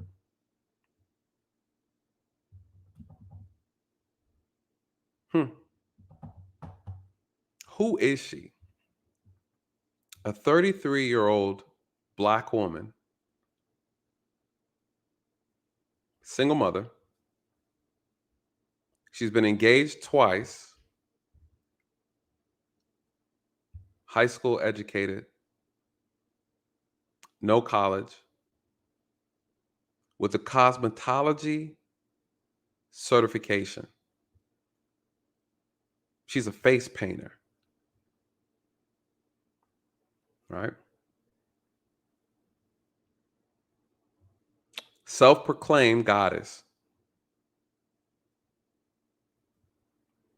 Ego problem, narcissist, who has reinvented herself as the queen of femininity for Black women. She models and markets herself as the archetype for femininity. This is who she is. This is who she thinks she is. You guys, but I know the truth. She's a fraud. She's a xenophobe. She's a racist. And she's a hustler. She's a social media prostitute. She's a harlot. I call her the harlot of Babylon, you guys.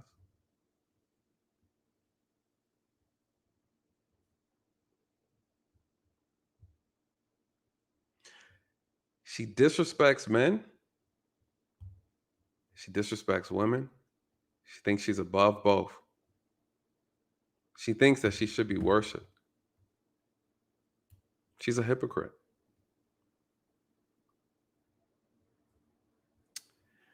And she came on YouTube to reinvent herself. Guys, she's a stripper. She does strange things for change. But she came on YouTube to try and teach women how to be feminine, Black women. She's teaching about relationships, though she can't maintain one herself. She's trying to tell young girls how to be feminine when she parades herself on social media like a prostitute.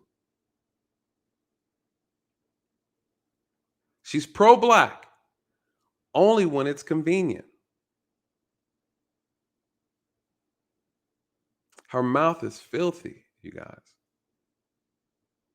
And when you hear her speak, close your eyes. You will see an old man on the corner, intoxicated, holding a 40-ounce bottle with gold teeth.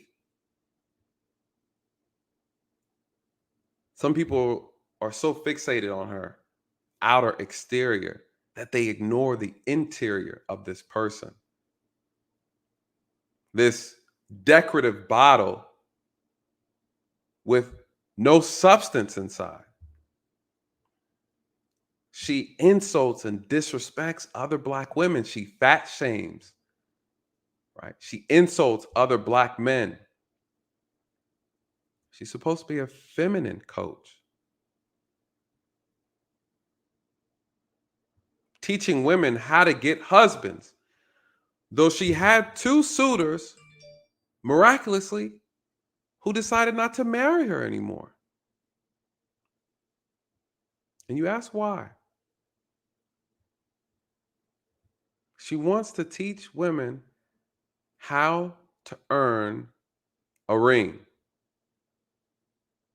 How to get a ring.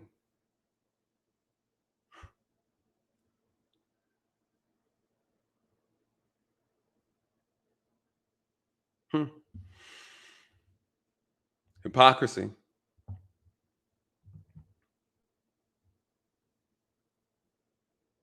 Hypocrisy. Hypocrisy. She has a son.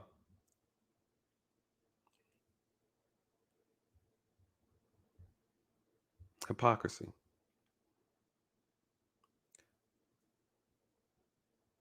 She had a lot of choice words for men that had a difference in opinion as it relates to this thing involving Pearly, right? The stuff that came out of her mouth. Jesus Christ. You guys, she's a liar. She's deceptive, deceitful, a spin artist. The type of woman your mother warned you about, fellas. This is her. This is her. What is she teaching Black women, Black girls? She's teaching them about hoenomics. Hoenomics, you guys. That's what she teaches. If you listen careful, you listen past the deceptive language, you guys, she's teaching women how to be hoes, how to be harlots.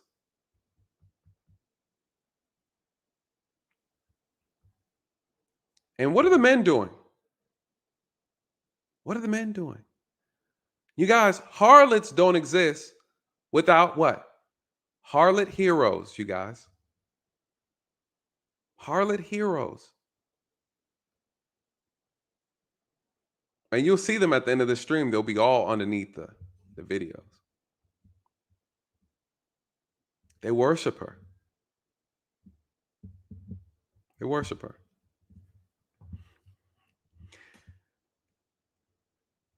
You know, we're going to talk about the harlot heroes coming to her rescue and others like her. You know, they're easily swayed by pretty language. Pretty language.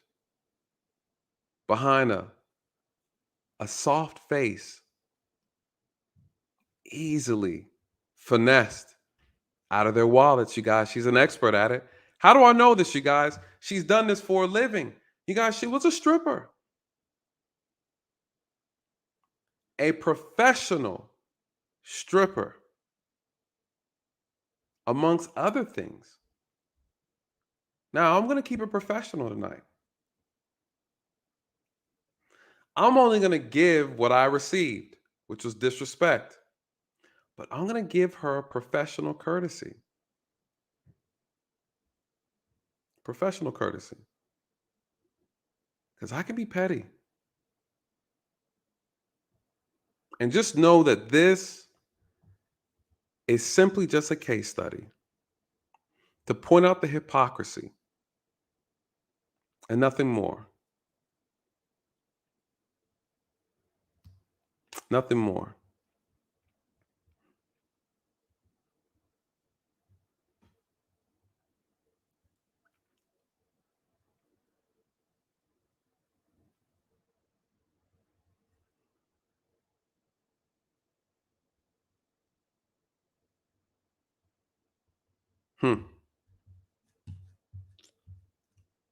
Let's see. We're going to start with this conversation. So, we'll bring context to this. Pearly things, we're talking about early, how people would go over to London. They want to be a part of what she created. Why? She created a massive following. You guys, she had conversations about relationships. And then all of a sudden, Black people think that relationship talk belongs to us. Why? Because Black people are present. You know, we don't own talking points, you guys. People say Pearly things stole us from. Who cares? You guys, this is a business. For some people, this is a business. If you don't want to have the conversation, don't go over to her channel. Don't ask to be on her panels. Don't go over to her shows. You know why they did it? Because she had a very large following and they were trying to build and get exposure. It's called capitalism. You don't like the way she does business, don't do business with her. You don't like the topics that she talks about because you think they're Black topics, don't go over there and have the conversation. Problem solved, you guys. Somehow, somewhere down the line, you can't talk about certain things around white people. This is the logic you're about to hear. To give you context, Melanie King, for those who don't know her, she's also a YouTuber. And, you know, I'm not that familiar with her because I'm not in that space. But she is I guess you would say she talks about relationship stuff as well. She's another advocate for men, if I'm not mistaken. And she's connected with people like MTR. You know, shout out to him. He has some really interesting content as well. And they went over to London and they linked up with Pearly and they had some conversations about relationship stuff. I don't even know. I listened to the full conversation. It was a very interesting conversation. Melanie King starts talking about Black women issues as it relates to in America. And she's giving her opinion. Right? She's giving her opinion. Six, the Goddess, then listens to this and she gives her response to what Melanie King is saying, you guys. That's what we're about to point out. And I want to get what your thoughts are on this. Because this is a part of all this that's going on with Pearly. Because this is what she's trying to do. She's trying to say that there's no reason why. Well, I'm gonna let you listen to it, and you let me know what you think. Let me pull this up, then I end up giving it away. All right.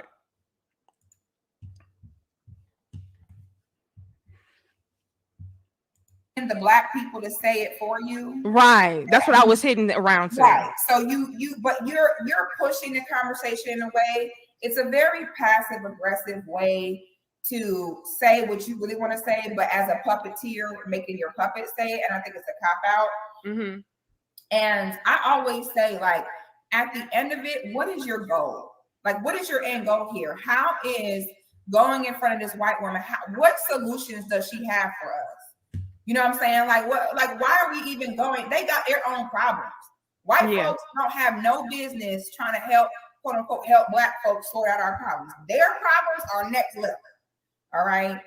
And so this is an example. I saw this video and I watched 10 seconds of it and I just had to click, don't ever recommend this on my feed ever again.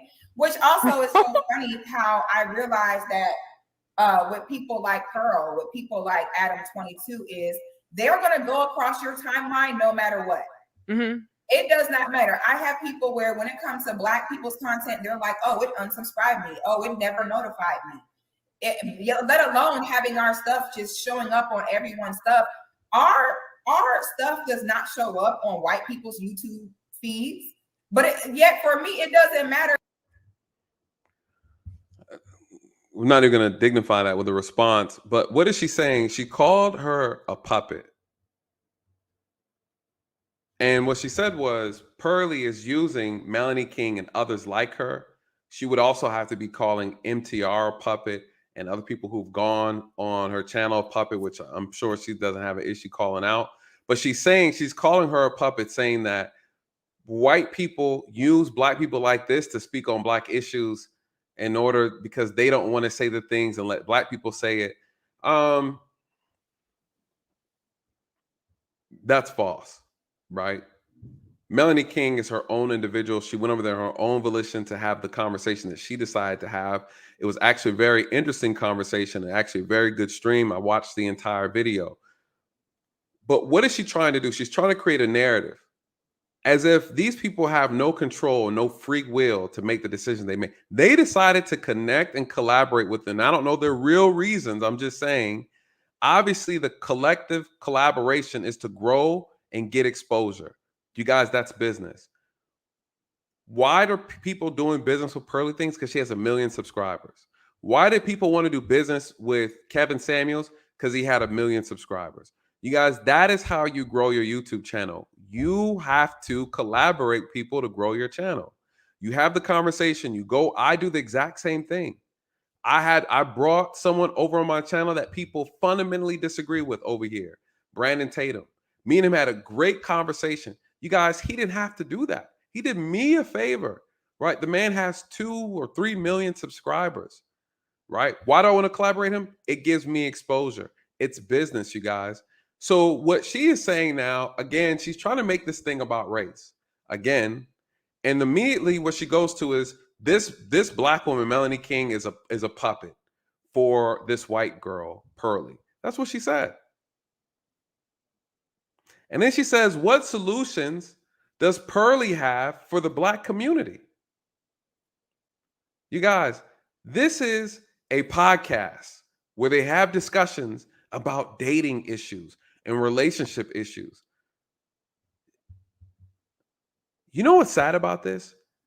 Is 99% of y'all's content on here is not solution-based. 6, your content is not solution-based. I mean, if we just be honest, a lot of you guys are on here to try to make money. You don't care about what you say. You don't care about how it affects. You're here to make money. What has been the results of your channel? Has anybody gotten married? You're teaching femininity. You're teaching how to get a ring, how to get the bag. What are you teaching? What are the results? Are they measurable? Where's the data on the success of the foolishness you talk about on your channel? Or are you like a lot of other people on here? You're having a conversation, you're cutting the screen off, and that's the level of your pro-Black activism.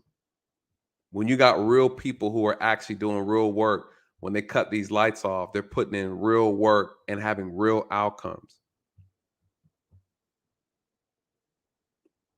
I'm just saying.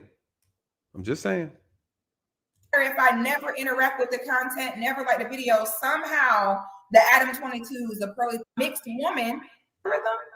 Mm-hmm. Like it literally is so apparent. So now I had to do my research, and we have this mixed woman sitting in front of a white woman saying stuff like this. Okay. let me play this. This bothered me so bad. Like, what is the point of this? Across the board, Black women are the lowest in terms of dating and marrying. In fact, actually, Black women are high in dating because we give up sex the most. We're for the streets. We're twerking. We're doing we're doing the most. We dominate rap in the culture that is very sexual, especially in the US. So a lot of men see us as easy targets to, to have sex with. And okay, I'm not gonna play. I refuse to even play too much of that. But even within 15 seconds, that ain't it. Even within 15 seconds, like, ma'am, you mix, like, isn't your mama white? Ooh. So, you got a white mama. Ooh. And you're talking to a white woman, talking about Black women are the lowest. Under what form of audacity do you have to say that? Now, what'd she say? Your mama white? Oh my God. One thing I always say, you guys, listen, what's crazy about this is, are you going to insult me or are you going to address what I said? Your mama white. You're a mixed woman. So people are now going to argue, okay, well, listen, 6 is right. She's having this conversation. She's making these accusations about Black women and she's doing it in front of a white woman. Okay, listen, I'll give you that. But then I go on YouTube, I go on Instagram, I go on TikTok, I turn the TV on, and I see a reflection of what she's talking about. Melanie. I see exactly what Melanie's talking about. We don't care about what we do, and we don't care about who's watching.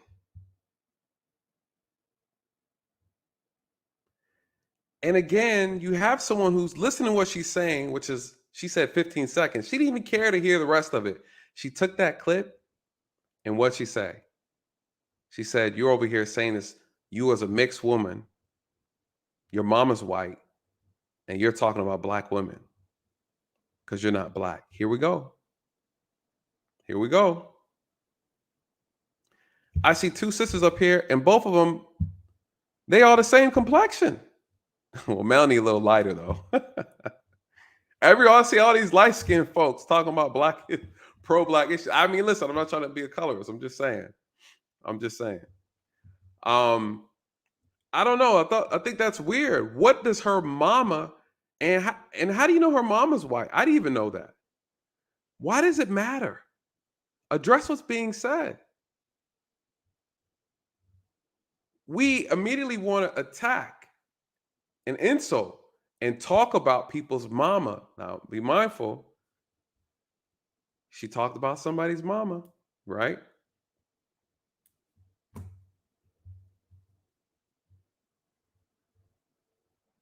Your mama's white. What?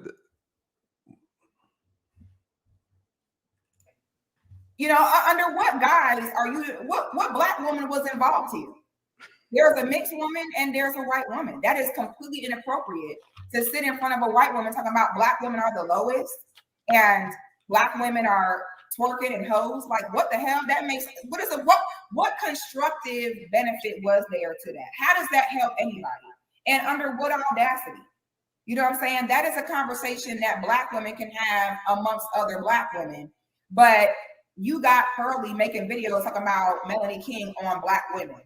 Under whose authority? What Black women are involved? There's no Black mother. There's no Black host. What do you mean? So my thing is, people try to play this game like, oh, Pearl just speaks about, different subjects in general. She literally does not.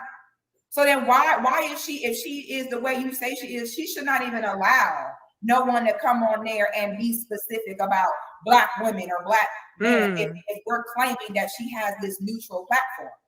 Do you know what would happen if me and you got on here speaking about white women that way and calling them out their name and this, that, and the third? And the irony behind it is Melanie King over here come out of a white vagina and then sitting there talking about, Black women are the lowest and Black women give up sex the most.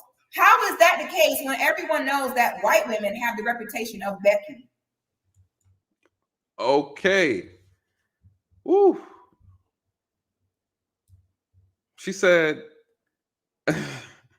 He came out of a white vagina. Why is that? Now, listen, I'm not saying, all I'm saying is argue the person's points. Is Melanie King not black? I'm asking. She's biracial. Is she not black? I don't understand. I'm lost with these definitions now, you guys. I don't know. According to some of y'all, I don't even know anymore. Nothing seems to be good enough for these pro-black delusionalists. She came out of a white vagina. So now we're judging people by the type of vaginas they come out of?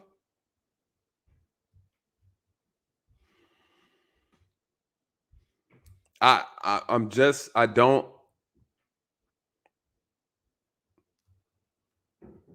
What did Melanie King say?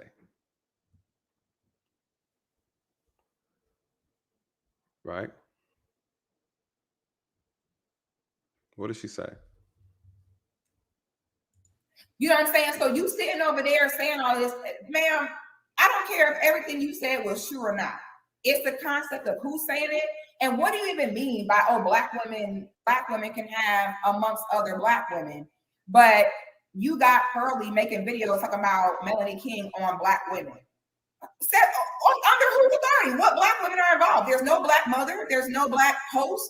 What do you mean? So my thing is, people try to play this game like, oh, Pearl just speaks about, different subjects in general. She literally does not.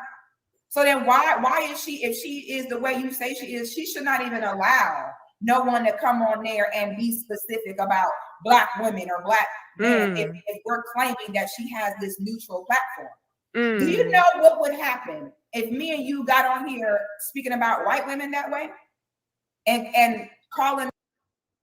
Speaking on white women that way, you can talk about what you want to talk about. It's a free country, right? If you want to discuss what white women are doing, you obviously don't have a problem expressing how you feel about white women or white people or other ethnic groups. You don't have an issue and you're not canceled yet, right? No one's canceling you because you're free to technically say what you want to say. I thought this piece was so interesting because for a couple different reasons.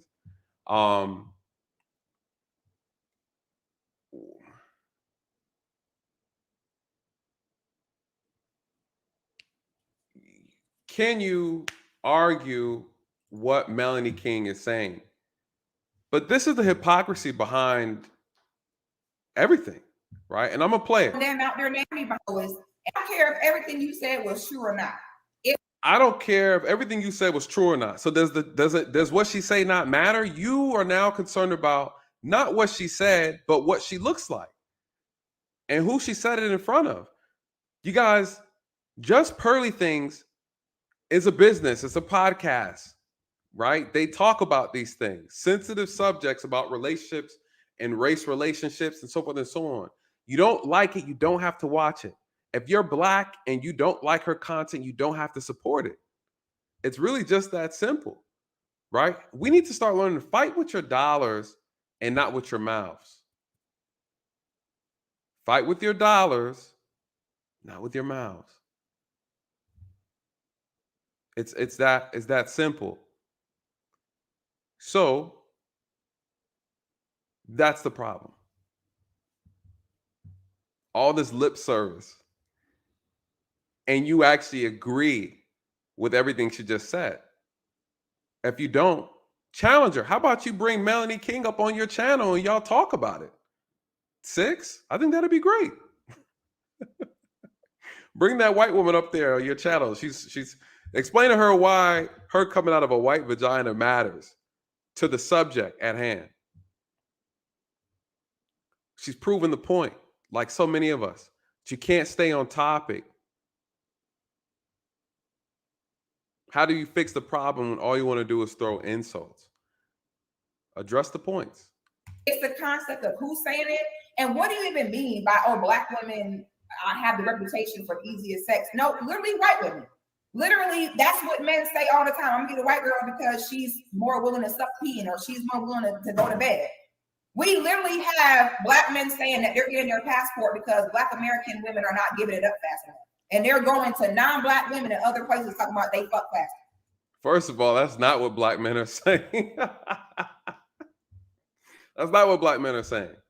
But I'll let somebody who is a passport bro representative speak on that. Black men are not, that's not why black men are saying that. Black men are saying that unfortunately too many black women are not submissive and not marriage material, and therefore they're going somewhere else to find wives. It has nothing to do with sex. If anything, black men are saying you guys are too sexually promiscuous and it's unattractive with the amount of bodies some of you guys have built up over short periods of time. That's what the argument is, from my understanding. So you lost at that one. And again, this is coming from who? A harlot. A harlot. This is who this is coming from. We live in a country now where you can just reinvent yourself. You could, if you're a man, you could be a girl. If you're a girl, you could be a man. If you want to be a turtle, you could be a Power Ranger. You could show up to work, be whatever you want nowadays. And apparently a stripper can now turn around and say she's teaching women how to be feminine, how to respect themselves. Ma'am, you spent the great majority of your adult life spinning on a pole. Which, no disrespect to pole spinners, that's actually a very difficult job. I tried to climb a pole one day. I said, I got to get my upper body strength together. That's a lot of so I salute y'all ladies for spinning on them poles. It's no joke. It's absolutely no joke. Shout out to you, Six. Spinaroo. But you sitting on here talking about, oh my God, like it's black women because they, like, what is you even talking about? And why is you taking it that far? Like, why you can't keep the conversation as women this or women that? I can't stop you from doing that, but how you over here being specific talking about black women? Why would you say that? Why would you sit there from a white woman? How would a black man with dominate rap in the So this is what Melanie said. So I put the clip on here so you guys can get the context. As we're gonna play a little bit of it. This is fair use. Shout out to King Richard's podcast. Hopefully you don't strike me for this video. But just want to just kind of cover what was actually said so you guys can get some better context. The culture that is very sexual, especially in the US. So a lot of men see us as easy targets to, to have sex with. And we have the highest rate of having children outside of marriage, wedlock. And so men see us as bedwenches, easy to have sex with, but they don't see us as valuable wives. Our culture, especially in the US, I don't know how it is in the UK. I know it's a little different, but our family structure is so broken and so destroyed that we really, the majority of black women in the US, we've been put into a position of just being, sexual, just for a man's sexual pleasure. But if they're going to take a woman serious, that's why you see a lot of black men when they become successful, they're not marrying us. I mean, they do. Okay, let me say this. 80% of black men are marrying black women, even when they're successful. But there is a huge thing where a lot of black men are going to other races. Why? And a lot of women don't understand. They say the man is racist. No, the culture that woman may have been brought up in, her submissiveness, in our culture, being rebellious, dressing provocative, it's standard. It is standard. We hate ourselves a lot. We hate our own hair.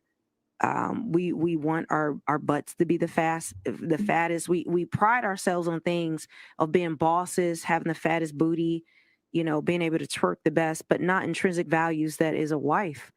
And to speak to Maggie, now, listen, I don't agree with everything she says, but there's a lot that I do agree with. And that's not the purpose of this conversation, right? You guys know I don't really dive too much into the whole relationship talk. But there's a lot of truth to what she's saying, right? We know the BBL thing is an epidemic within our community at the moment. And it's not just, obviously, we're not just talking about black women. We're talking about all women, right? We're talking about how the beauty standard of women wanting to augment their bodies for validation or to feel better about this for whatever reason they decide to do it. So she's talking about what? Culture. She's talking about culture, and she's correct. The culture needs to be re-examined. There's some things that are going on that is causing bigger issues. So she's addressing that. And again, I'm not going to play the whole clip, but I wanted you to hear what she had to say in regards to that. I'll play a little bit more because, again, you know, I'm big on context, right? What was being said? What was the conversation about? What is she actually discussing? When you hear these harlots clip away certain things and then you run around with it and you end up having the wrong perspective as to what the discussion was about. And what is she making about? A vagina she came out of and the fact that her mom was white. She said, even though she might be right, look who she said it around. Well, she said it around a group of mixed people from different nationalities. She's having a conversation. I don't see anything wrong with it. We talk about like colorism in our culture because I think race is not just race, but it's colorism within our own culture where they prefer light skin, they prefer this, that, and the other. I tell you on God, an attitude like Maggie, a lot of men, like regardless of anything, like, you know, to me, there's such a peace and an aura about her that a lot of women can learn from of every race, but particularly in the Black community, that's not standard model. Like who she is. Like if you come around Maggie, you just feel loved on. You feel like home. And so I think a lot of Black women can retain that. But if we're talking about race, we're talking about Black women. Let's just be honest about it. We're talking about Black women. We have the lowest marriage rates. We have the highest birth rates outside of marriage. Why is that? We have the highest number of abortions. And our behavior and the culture we promote, if you look around the world, look at our rappers, look at the culture.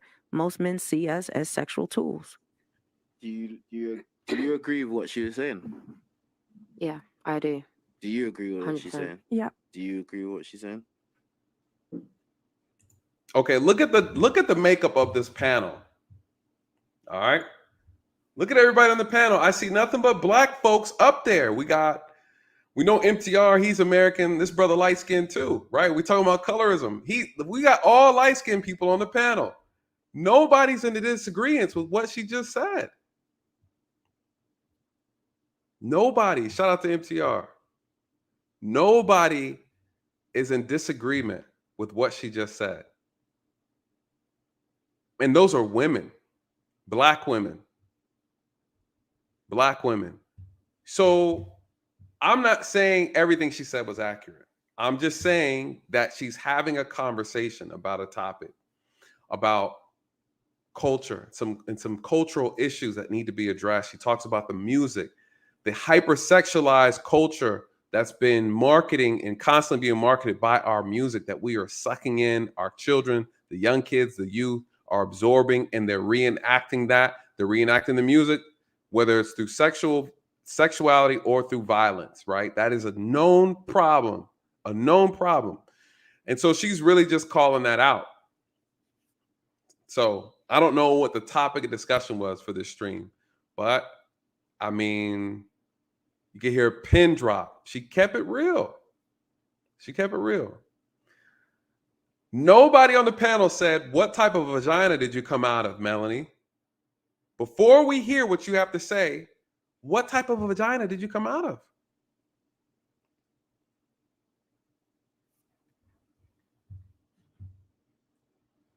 Partly, but not everything. Okay, do you agree with what she said?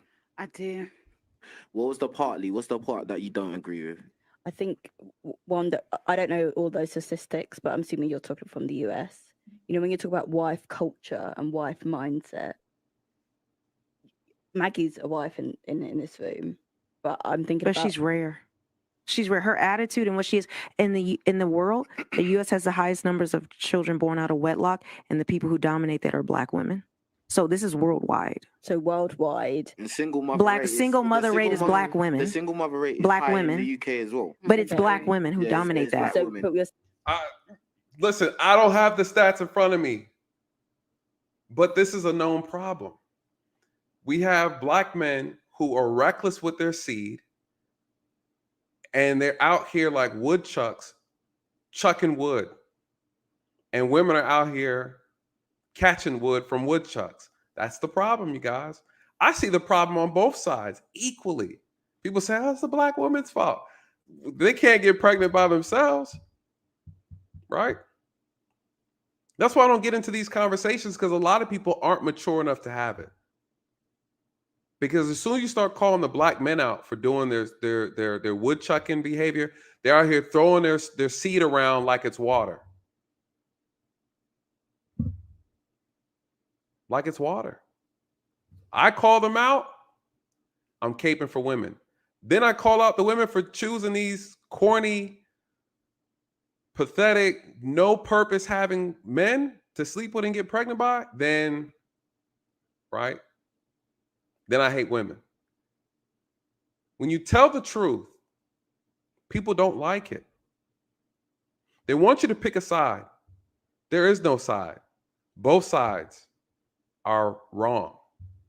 Both sides are handling this situation poorly, which is why we're having poor outcomes. People don't like the truth, you guys. They don't like the truth. And the reality is, these things happen to everybody, but the numbers for black people are way too high. And that's really the moral of the story. We could deflect by saying, well, everybody's going through it. Yeah, everybody goes through everything. But we're going through it a little too much. We're getting a little too carried away. We're getting a little too reckless. A little too reckless. So what I think is interesting, and I'm not going to play the rest of that, but then you have 6 follow-up. You to be a wife because they didn't understand. They did the best with what they knew. And so are we Present day, women truly like, they'll be like, oh, summertime coming up. I can't wait to go be an H. Oh, ladies, go ahead and get those baby deletions because the summer is coming and H is life. There are women who truly believe. I've never seen a period in time where average everyday girls are now getting on things like OnlyFans, busting it wide open. I have never in my life seen anything like this. Back in the day, H's were on the low. Like back in the day, a woman's worst nightmare was to be labeled as an H. Back in the day, Hing is something that when the women were that way, they try to keep it on the low. That was not something that was broadcasted. You had adult film stars where that was their job. Like they signed up to do that. Never in my life, in all my years, have I seen normal everyday women now being so comfortable admitting to H life on the internet. And not only that, but busting it open on the internet. This is new to me. Back in the day, I've also never seen men be so publicly involved with H's before. Back in the day, H's got some D and a P sign behind closed doors, and that was it. She ends up saying the exact same thing. She ends up saying the exact same thing Melanie just stated. Baby deletions, hypersexuality, whole behavior. We are promoting this type of... She ends up saying the exact same thing. Someone says, well, she didn't say it in front of a white person. Well, technically, they had that conversation in front of a black person. Right? It's on Pearly's network. But the actual host was black. 6 is saying the exact same thing on her own channel on YouTube. Free to everybody to watch, you guys. YouTube does not belong to black people. This whole thing, you're saying this stuff in front of white folks and blah, blah, blah. You guys, we don't think about that when we come out here and we post stuff on World Star Hip Hop. We don't think about that when we're watching Real Housewives of Atlanta. We don't think about that when we're watching the show with doctors, black doctors acting a plumb fool. It's acting, right? Maybe. We don't say that when the men are out here in movies putting on dresses. We don't say none of this. You guys, we don't own this. We don't own this. So that doesn't make any sense. And she goes on to talk about that even further, but I just wanted to just talk about the hypocrisy. The hypocrisy. But this right here, this next piece, you guys, is really going to go in. What sparked this piece tonight? This whole thing started off when people say my name on YouTube.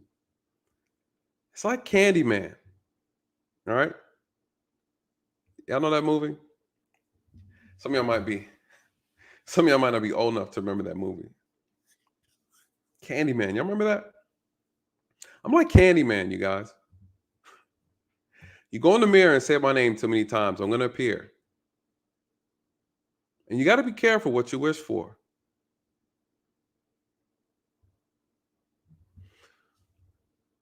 Anton had a conversation with Six.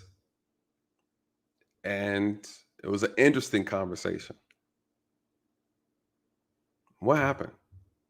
My name was called. My name was called. And I was like,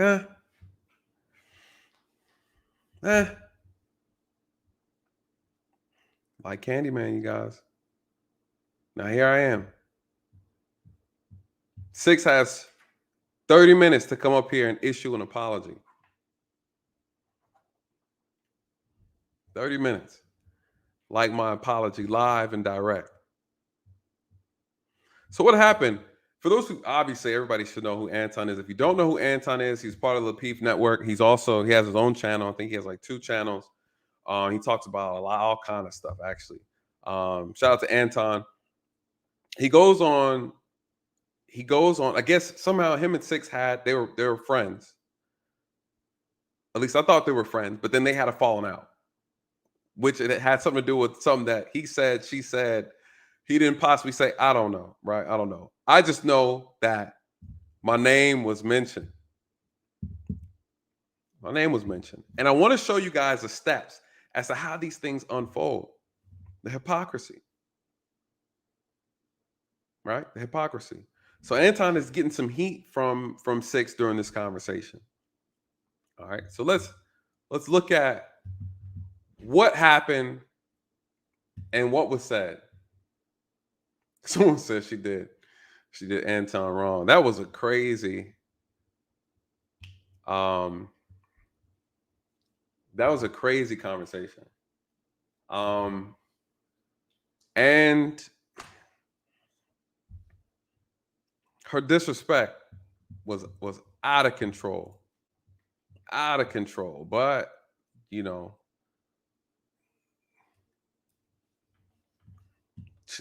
disrespect was out of control. But here's the conversation. I just clipped this small piece because this is what really matters in relation to this discussion. And I want you to hear what actually the context of the conversation to understand how this thing happened and then what happens after, right? Now, I'm going to give you the background. People in the chat that was in the live stream, they will tell you that it's true. No. I'm not saying that you told B. Taylor you on vacation. No, I'm saying did B. Taylor, because in your video, your word said, keep talking about how you're not posting because you're on vacation.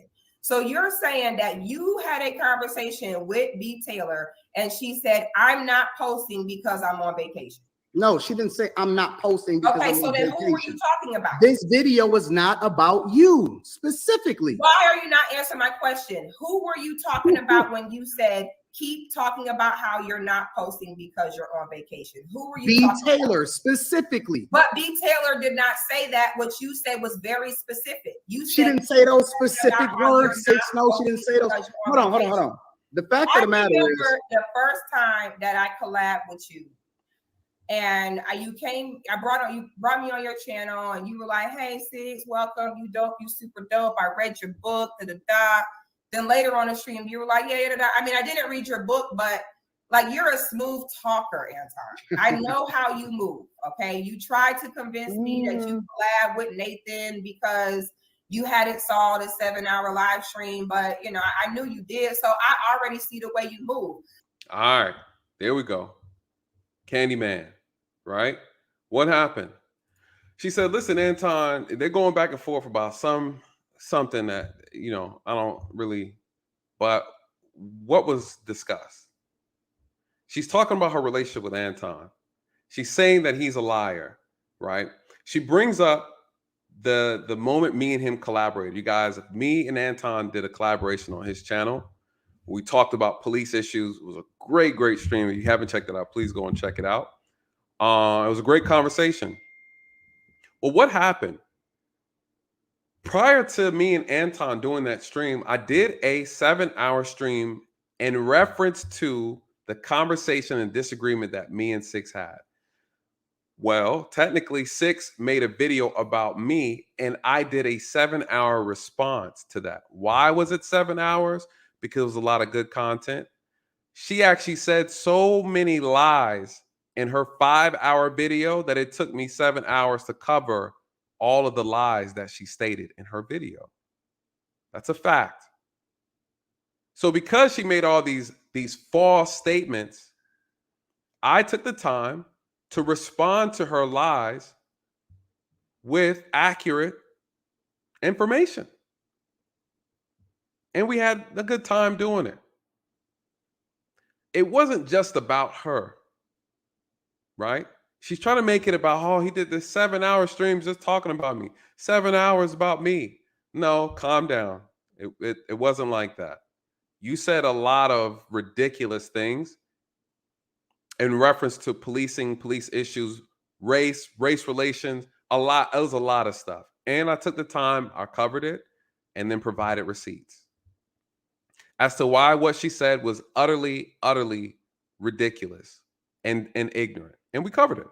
So her response now is, Anton, listen, you told me that you didn't know anything about this stream. We're supposed to be cool. And you went ahead and did this collaboration with Nathan anyways, even though I know you knew that I knew that I should have known or you should have known. That's the bullshit she's talking about. Everybody should have, could have, would have, could have known, and you did it anyways. Ultimately, that's what she said. Anton doesn't respond. He doesn't respond to that. I don't know why. Shout out to Anton. He doesn't respond to that.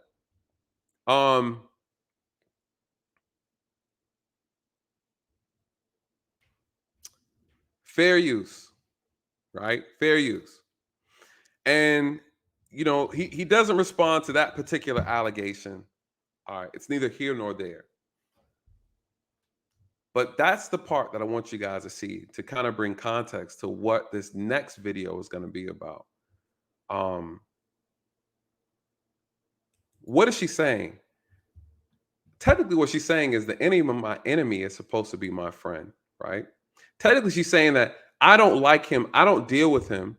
And here you are, you know how I felt, or you know how me and you are. She's talking about their relationship, their friendship, their business bond, or whatever they had. She's saying that, you know, us, we're supposed to be like this. You saw or you heard or should have known that he did this video about me, and then you still decide to go out here and then do a collaboration with him.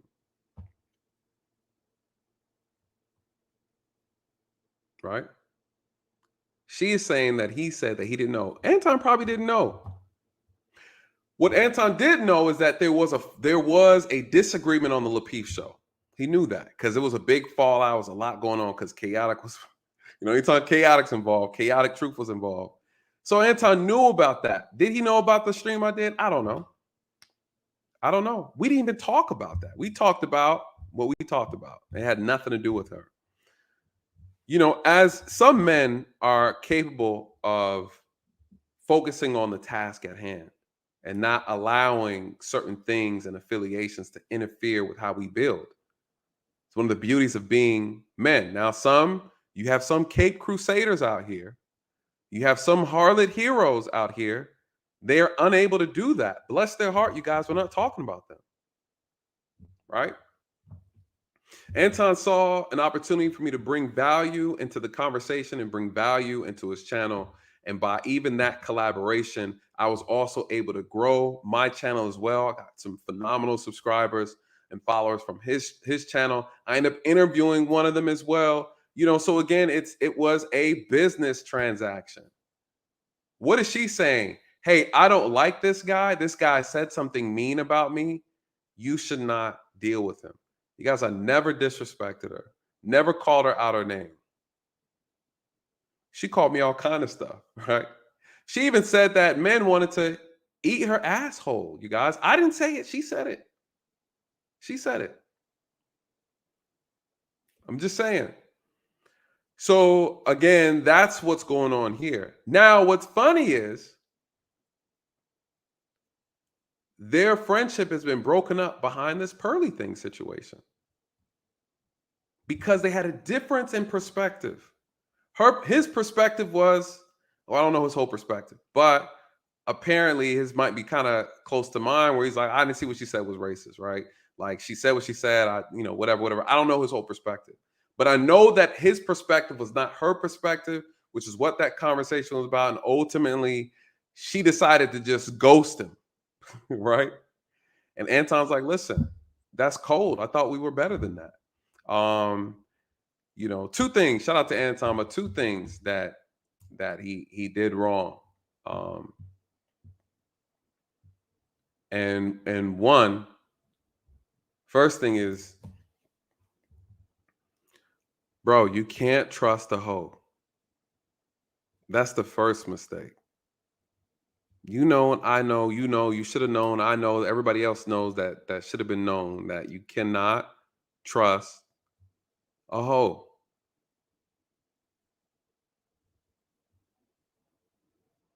And you don't break bread with strippers.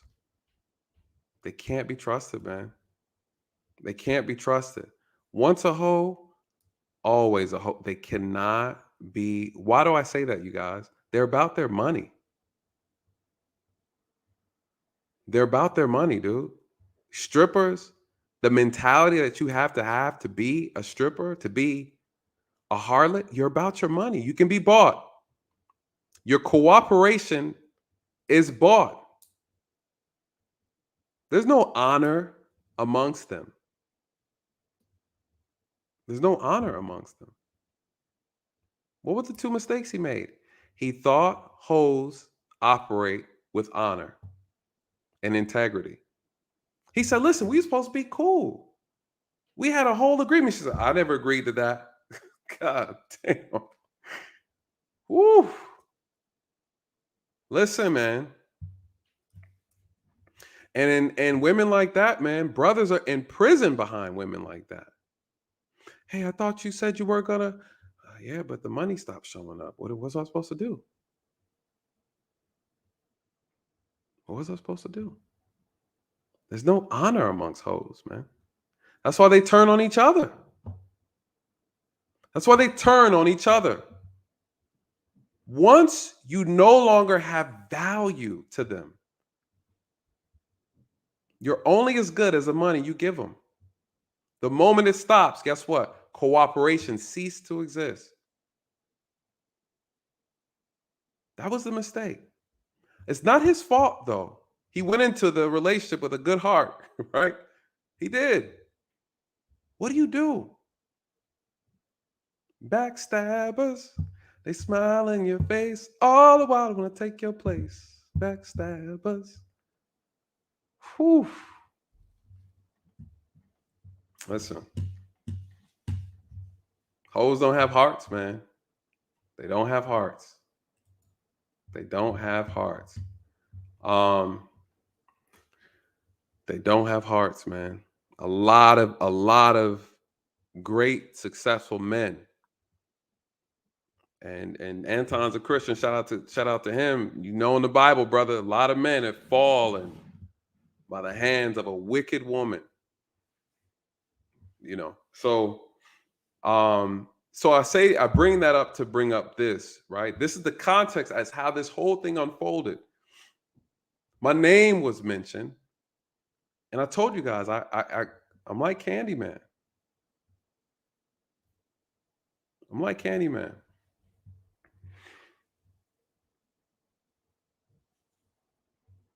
I'm like Candyman.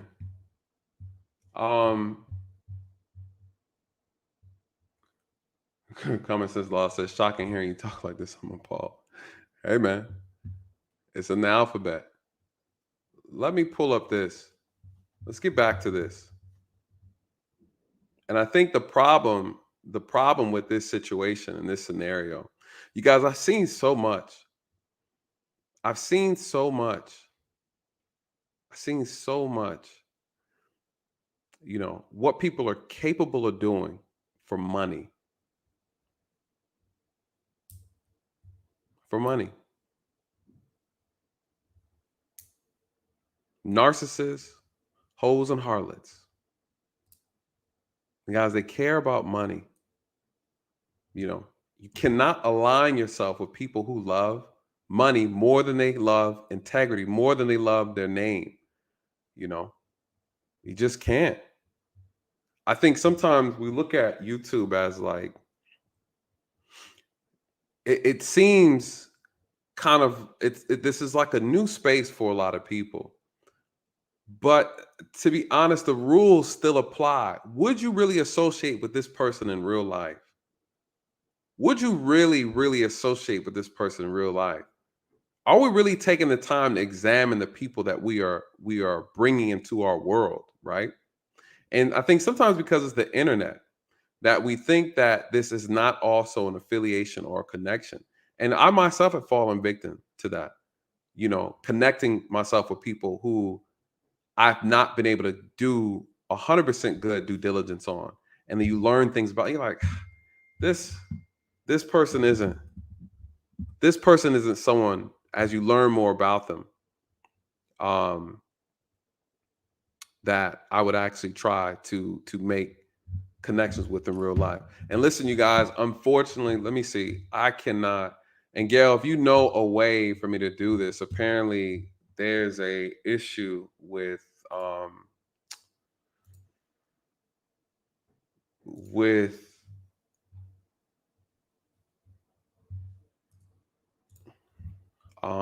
StreamYard. It won't allow me to pull up anymore.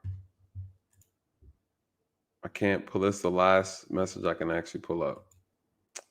It's not updating the chat on the StreamYard side. Gail, any thoughts?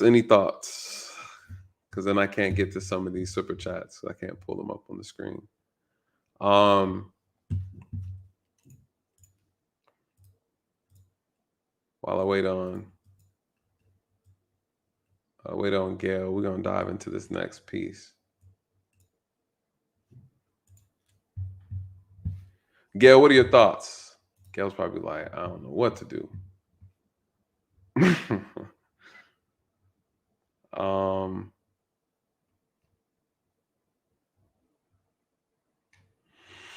So let me run through these super chats, you guys. Unfortunately, I can't pull them up on the screen. I'm gonna run through them real quick though, because I can see them. Let me see. A Brands F1. Shout out to you.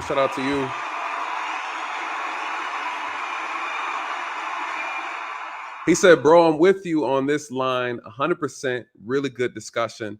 Thank you so much. I apologize, you guys. I'm having an issue with StreamYard. It's been acting up all day today. Even when I ran my test run, there are some technical issues they're having with pulling up videos and so forth and so on. But I do want to shout out a lot of these super chats. Shout out to you, Chef Supino. Shout out to you.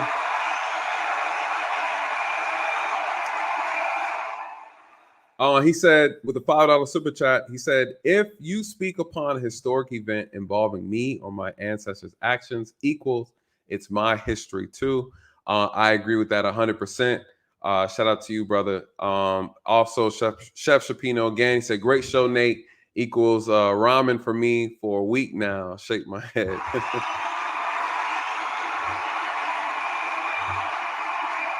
You guys, Chef Supino's like a chef for real. I gotta definitely.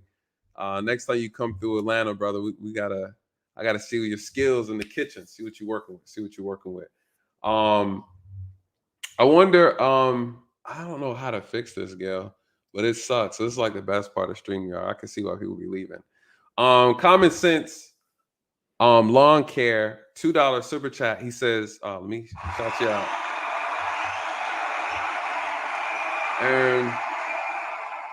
And I apologize to you as well.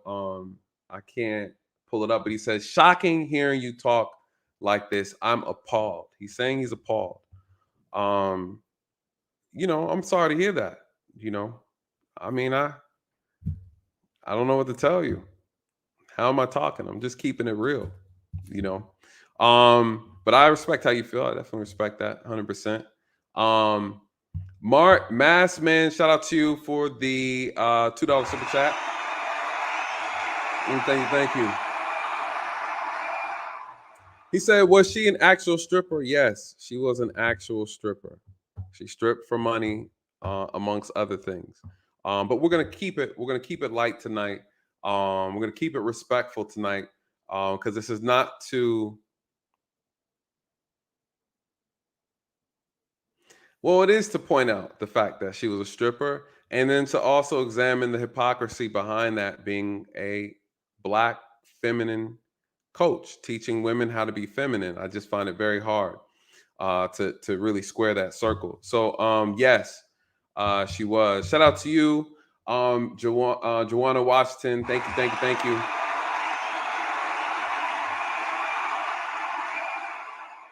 She said, Nathan, don't change your brand by name calling. I agree. We're not changing the brand.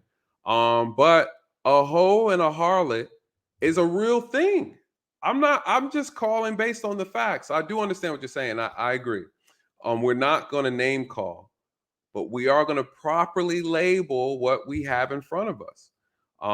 And so I'll make sure I be extra mindful. But again, we're talking about racists, harlots, and hypocrites. And you know, but I do agree. We will keep it. We'll keep it fancy. We'll keep it fancy over here. But a hoe is a real thing. That's a real thing. It sounds mean, but it's an accurate description.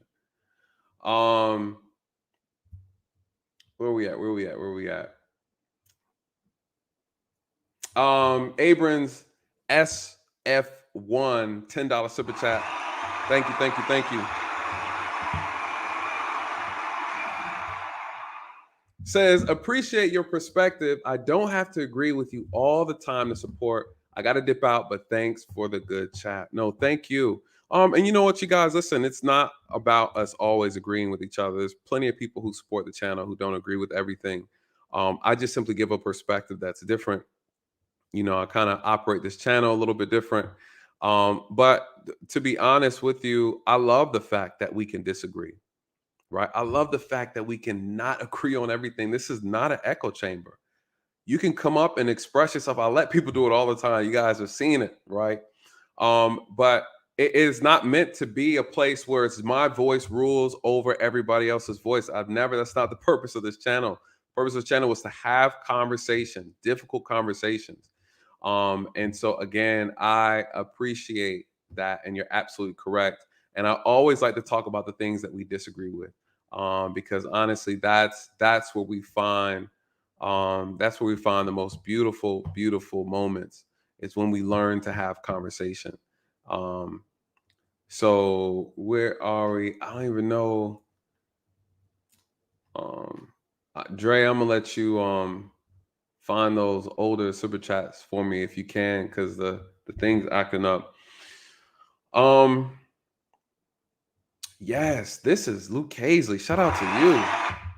Thank you, Luke Hazley.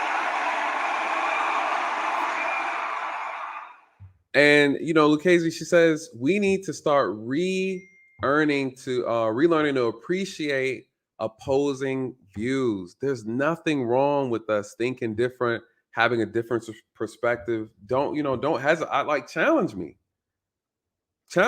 I always welcome it, you guys. But again, I don't walk around trying to be the end all be all for conversation.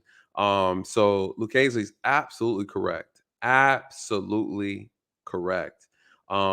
Special shout out to Jamari 81.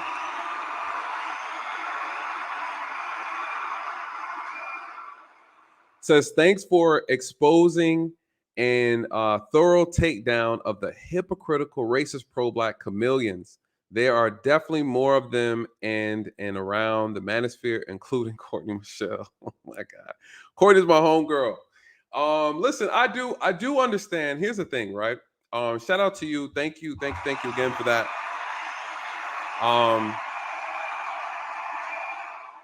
Listen, I do understand that, even my perspective on this is different than Courtney, right? My perspective is different than a lot of other people. And honestly, I have friends that disagree with certain things that I talk about, white, black, Asian, and Hispanic. That doesn't ruin our friendship. Well, at least it shouldn't ruin our friendship, right? But if you have an issue, and I tell all my friends this, we can talk it out. Me and Alan are good friends, and we disagree with a couple stuff, some things. And then we hash it out. We have the conversation. We understand there's a nuance when it comes to discussions and conversations as it relates to difficult topics. And you'll see us exercising our mind together in order to find an understanding to where we can all coexist. So it's not so much of one person putting their will on another. And so, but shout out to you. You're absolutely correct. There has been just a lot of outrage. Everybody has expressed their differences differently. And that's okay. I'm just expressing my response to those different responses. And that should be okay too. We should all be able to respect that. Just like we all respect other people's religion, we need to respect other people's opinions. And if a person's opinion is to a point to where you're like, I have to disown you, then I respectfully understand. But yeah, great super chat. Great super chat. Shout out to Courtney Michelle. She should be hanging around the chat somewhere in here. I haven't really been able to get in the chat, but she should be in the stream somewhere. So if I missed any other super chats, if you guys Dre or Aseds or any of the moderators can please catch it for me, send it to me so I can pull it up and make sure I definitely honor that. You guys, again, I apologize with the technical issues with StreamYard. So let me dive back into the video. We are right on time. Have not seen or heard of Six coming in for her apology. So we're gonna keep coasting through. So let's dive back into this. This is where we are, you guys, and this is what ultimately happened when you call out Candyman for the third time. And what takes place? He has to show up. He has to address it, you guys. But sometimes there's certain things that need to be addressed, not because of what's said, but for the sheer sake of, is this what we've become, right? The conversation now becomes, is this where we are? Is this where we are? And I'm going to point out the hypocrisy behind everything, and I promise it'll all make sense, right? Six the God went on her channel, and she thought that it would be okay to discuss something that I think everyone would be in understanding that would be considered, that they would consider this to be inappropriate. But apparently not.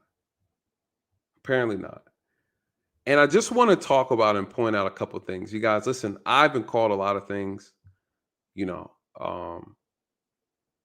but certain things you got to address. Certain things you got to address, and we're going to address it tonight. And I want you guys to see what I'm seeing here. This is how it started.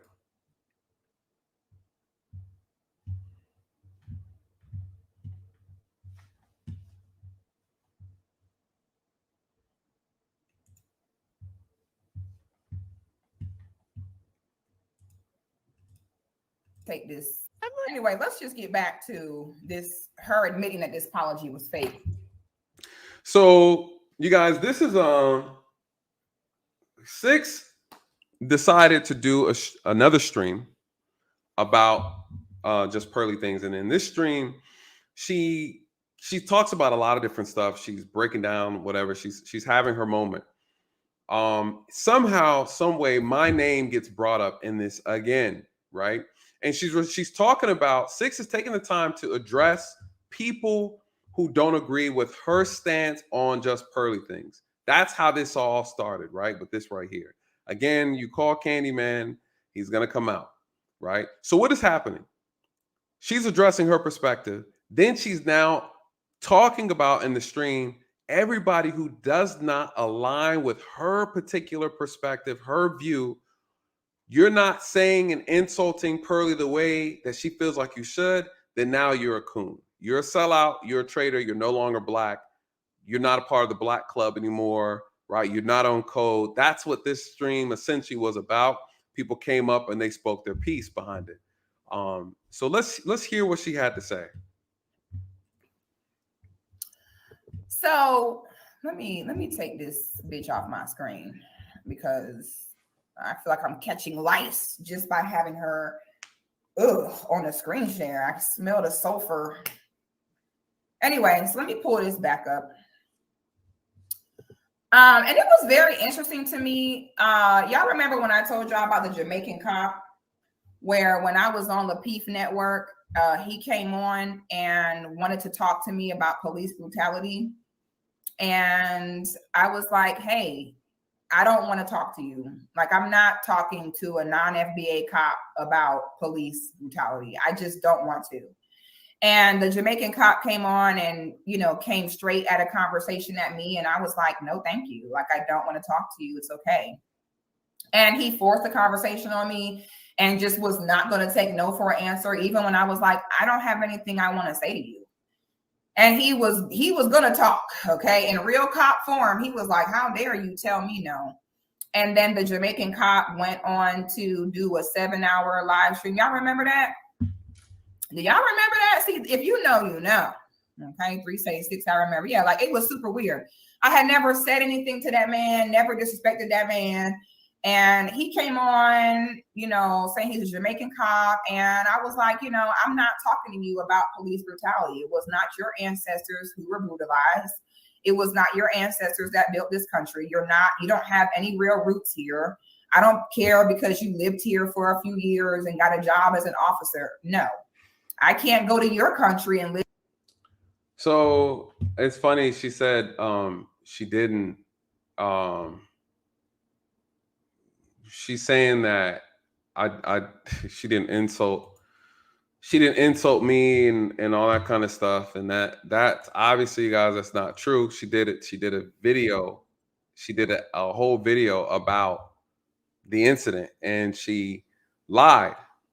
She lied about a lot of stuff. She lied about almost kind of everything. Like, she kind of put her own little spin on it, and that's what my reaction was. I did a reaction to the Lapeef video, and then I did a reaction to what she stated. And so, you know, that's false. That's 100% false. But I mean, we know that, right? But we're letting her talk. We're letting her talk. Let's go back. Live there for 5-10 years and get a job there and then tell Jamaicans about the real history of Jamaica. I'd have to have several generations born and invested there to be able to speak on it. So I don't know what made you think you would come here for 5-10 years, be a cop, and now you could tell me, a multi-generational, proud, foundational Black American, that police brutality isn't real. Those days of that disrespect is over, and I wanted no parts of the conversation. The Jamaican cop decides, no, bitch, you're going to talk to me. You ain't got no choice. You're going to, okay?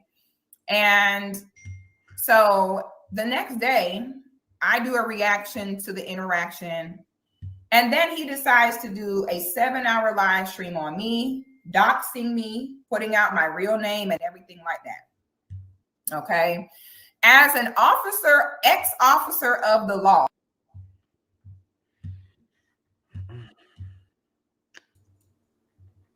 Sweet.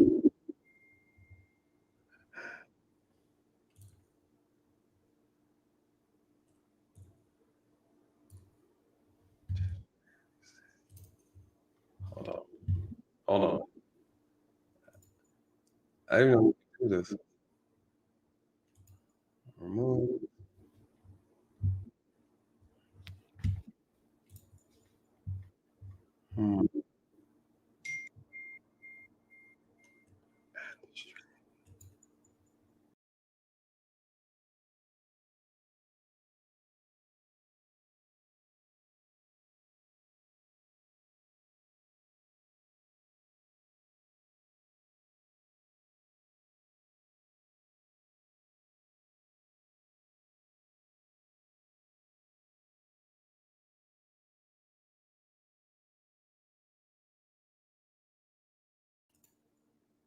Okay.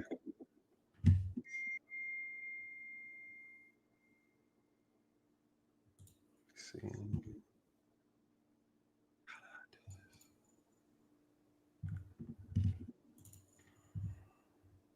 Shoot. I don't know which one it is. All right, let me see. Which one was real? Which one was the real daily? All right, I think it was me. Okay.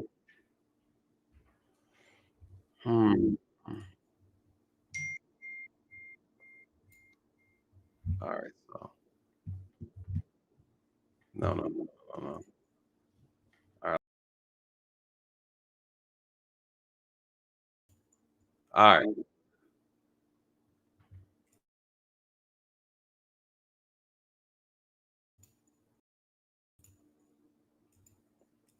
All right. Hold on, y'all. Bear with me.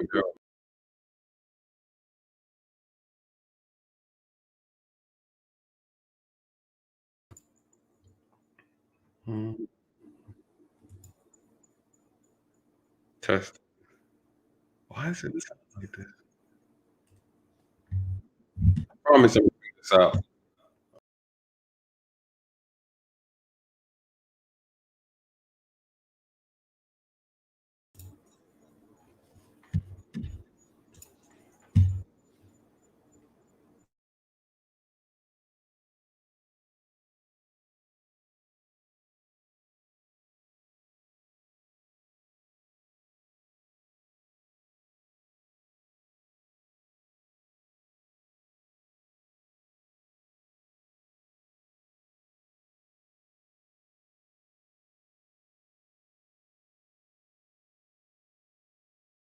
Ooh.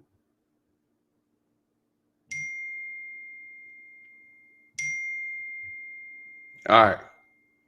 It's StreamYard. The fact you had two of you up glitched it. True. Can you guys hear me now?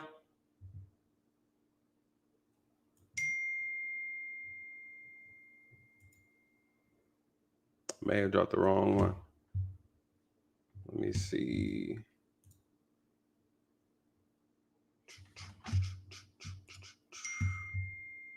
Okay, I'm good. All right. Ooh, that was scary.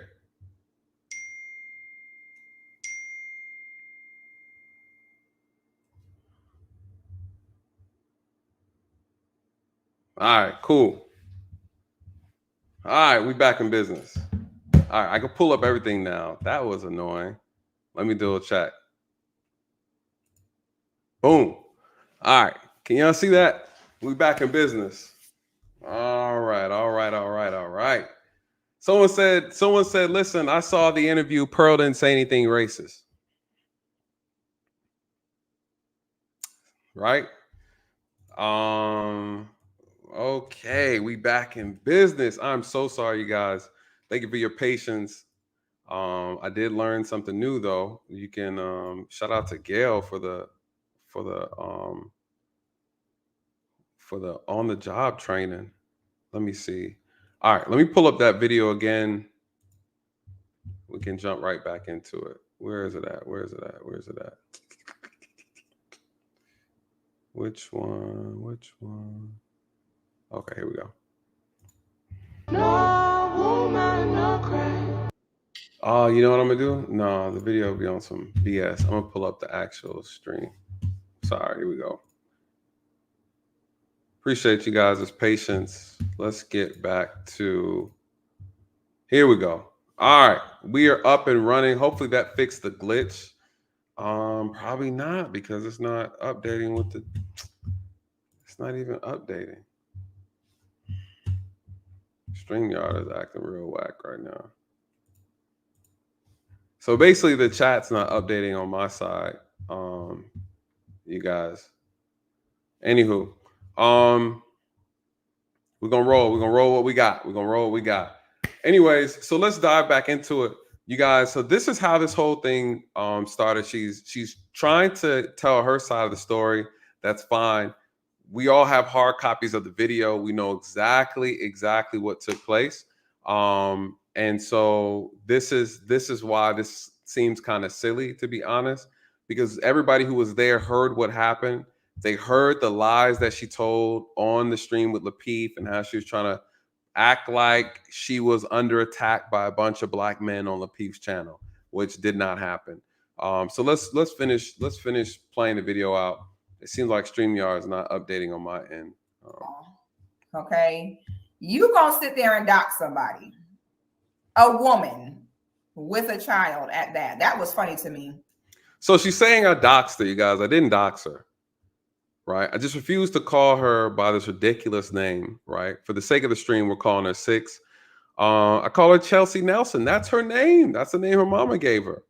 I don't understand. That's not doxing. Doxing is when you put out a person's their address, where they work at, you know, personal business. That's doxing.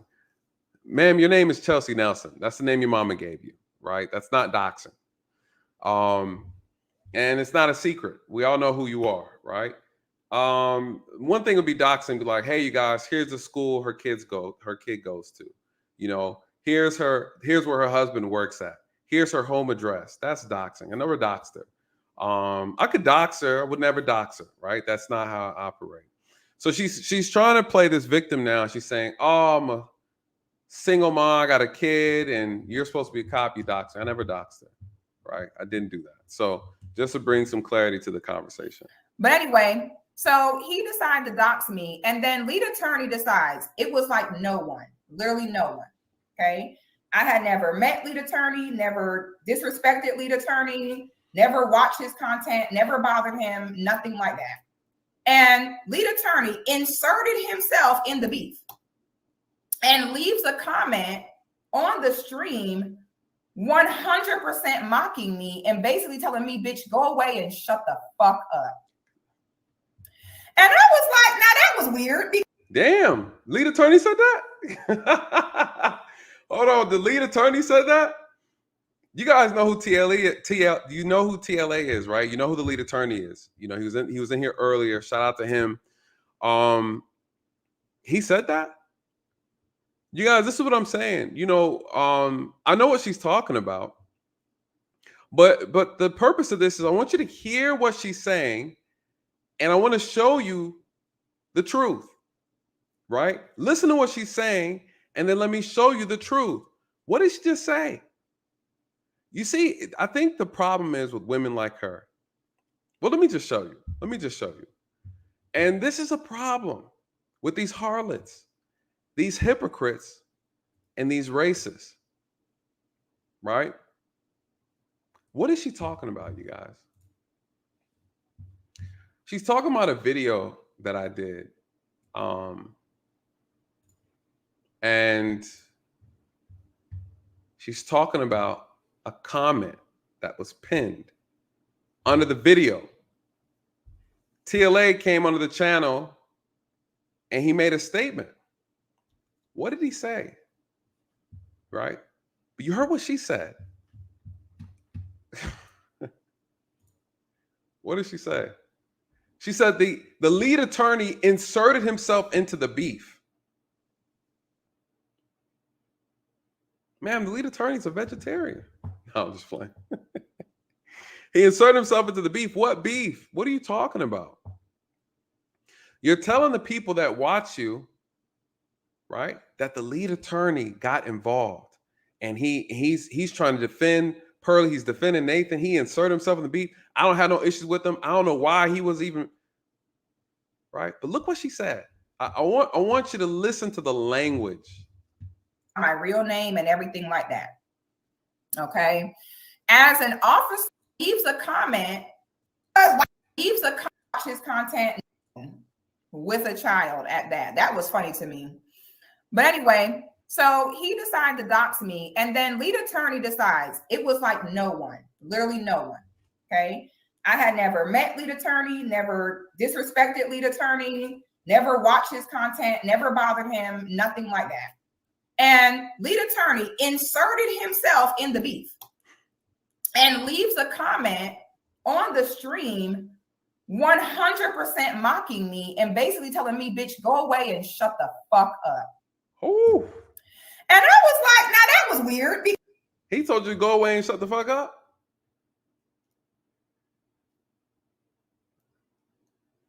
That's what he said?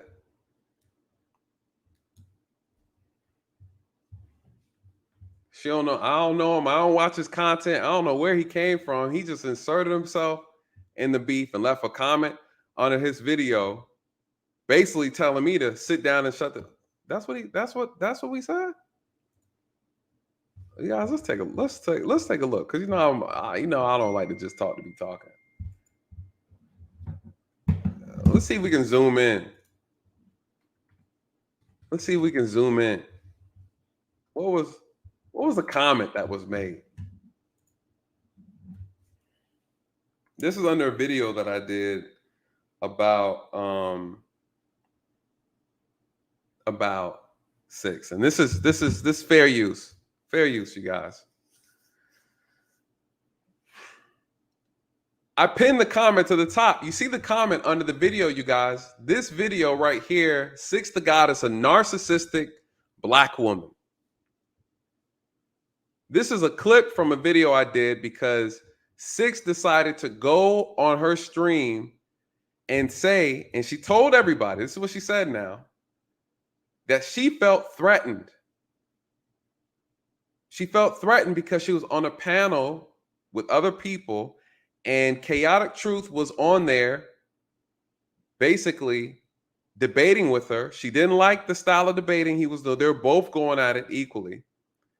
And then she broke out of nowhere and said, you know what? I'm afraid for my life. I'm in fear of my safety. I'm scared. I need the men on here on the panel to protect me because I don't feel safe. That's what she said. I don't feel safe on the internet, on a panel that I choose to be on. I don't give you permission to talk to me, and I'm on a panel with these Black men, and I need you to defend me, defend my honor, because I don't want this man, Chaotic Truth, talking to me. Save me. No. Get off the internet. Get off the internet. This idea that she was in fear of receiving some type of harm on the internet because she didn't like the direction the conversation was going.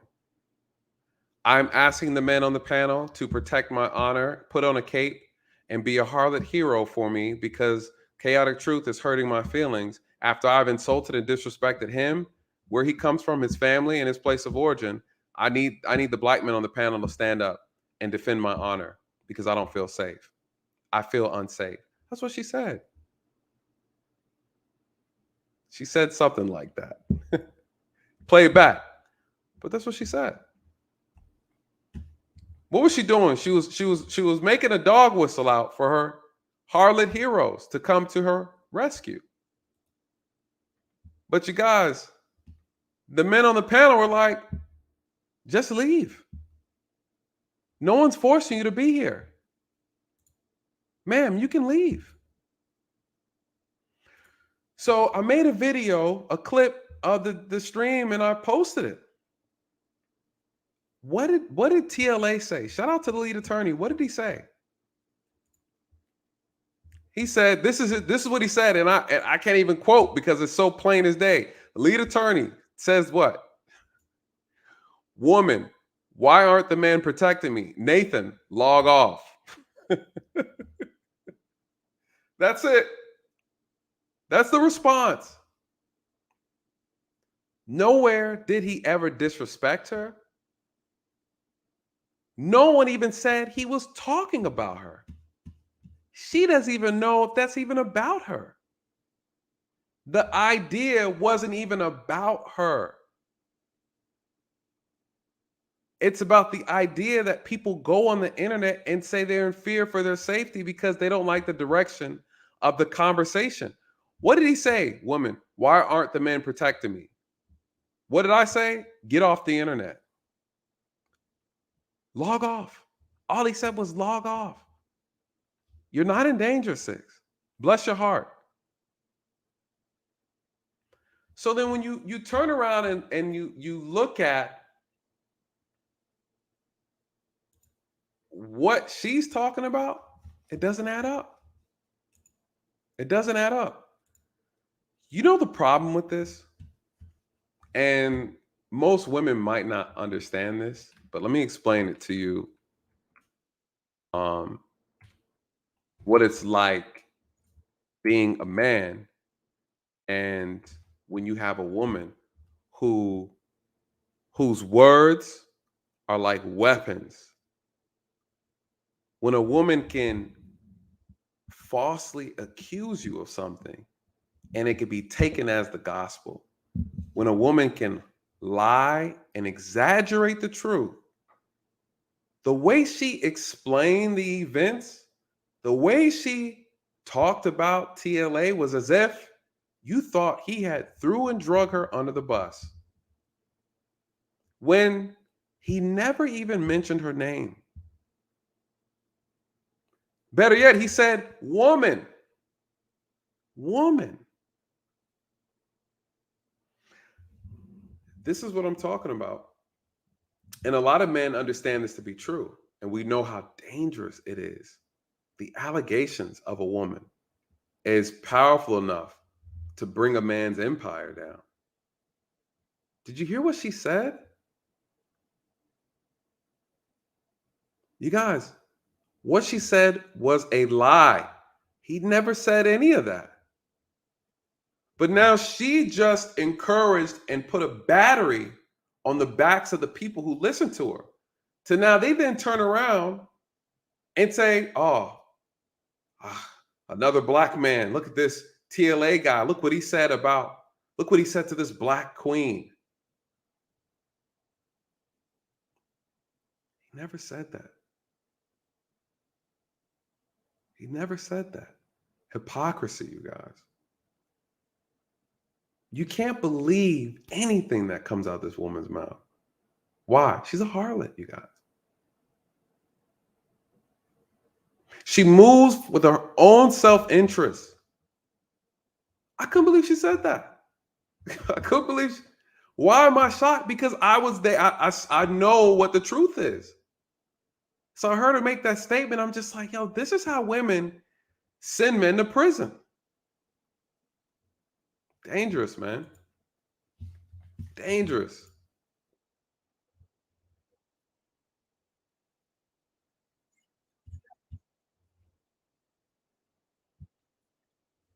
Now we have a lawyer and an ex-cop that is antagonizing me for what? For what? Because I said didn't want to talk to this Jamaican cop. So it's so interesting to me that now that same guy, lead attorney, is now having Pacey on his social media page to support her. But your own sister, you went out your way, your own sister who never bought. Ma'am, y'all not siblings. And your level of IQ doesn't match his own. There's no way you guys would be siblings. I'm sure he doesn't claim you and will never claim you. You're a clown and you're an imbecile, 6, to say the least. And I say that with all due respect, right? The fact that you would assume that everything's about you. And what's funny is if you probably would have just reached out to him to have a conversation, would have had it with you. That's the kind of the sad thing about this whole thing. You should have just reached out and asked him. But bothered you, never disrespected you. You went out your way to insert. He never disrespected you either. And I think that's what's interesting, right? But you see how this game works with people like her is that now that you don't like what I said or the position that I took up, I'm now an enemy.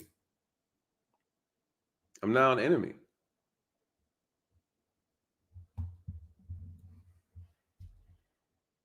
Your 2 cents into a beef that had nothing to do with you. That's amazing to me.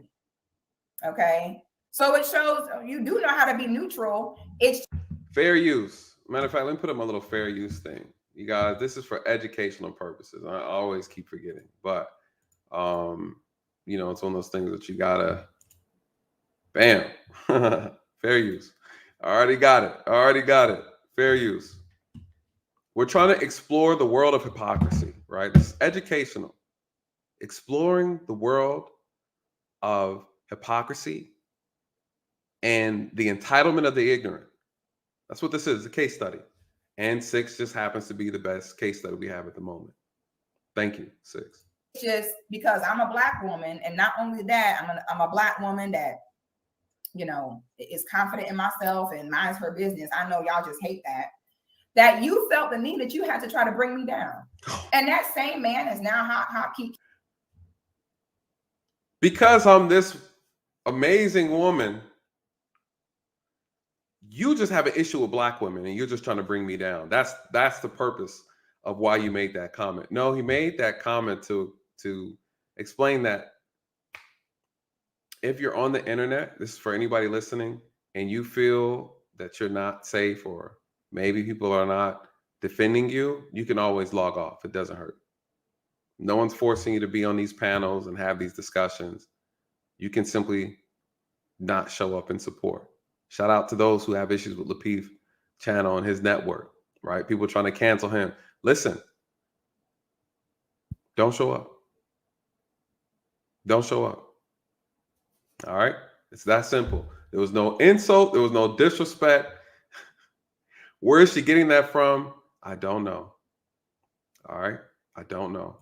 Ken with Pearl talking about, ooh, oh, Pearl coming to get y'all. I find that very strange. Y'all, do not say the Jamaican cop's name. We're not saying his name. Okay? Somebody please delete anybody who is retarded. If I want to say someone's name, don't y'all dumbass think I'll say it?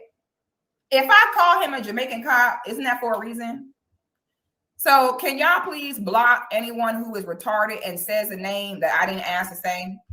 Okay. We're not giving him no clout. We're just not.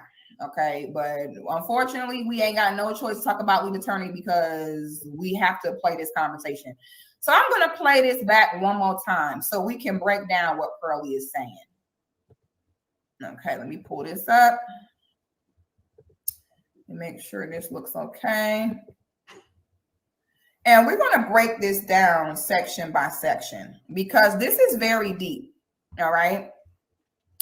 This started out as kind of funny, but it's not funny anymore. This has officially become disgusting. All right. And the sad part about it is Pasty has such a big platform that other racist people are going to see the way this all played out. And it's really going to put the battery in the backs for us to get disrespected even more and even worse. That's false. That's false as hell. You know, and again, this goes back to the reality that people can come on here and just say what they want and make up whatever they want and create this racist narrative that's not real. You know, what is she saying? That all of a sudden, just Pearly things created an avenue for racist people to be racist. Like, really? Again, when did she become the face of white supremacy? She said a couple things on her stream and her interview that you did not like. All of a sudden now she is the token white supremacist.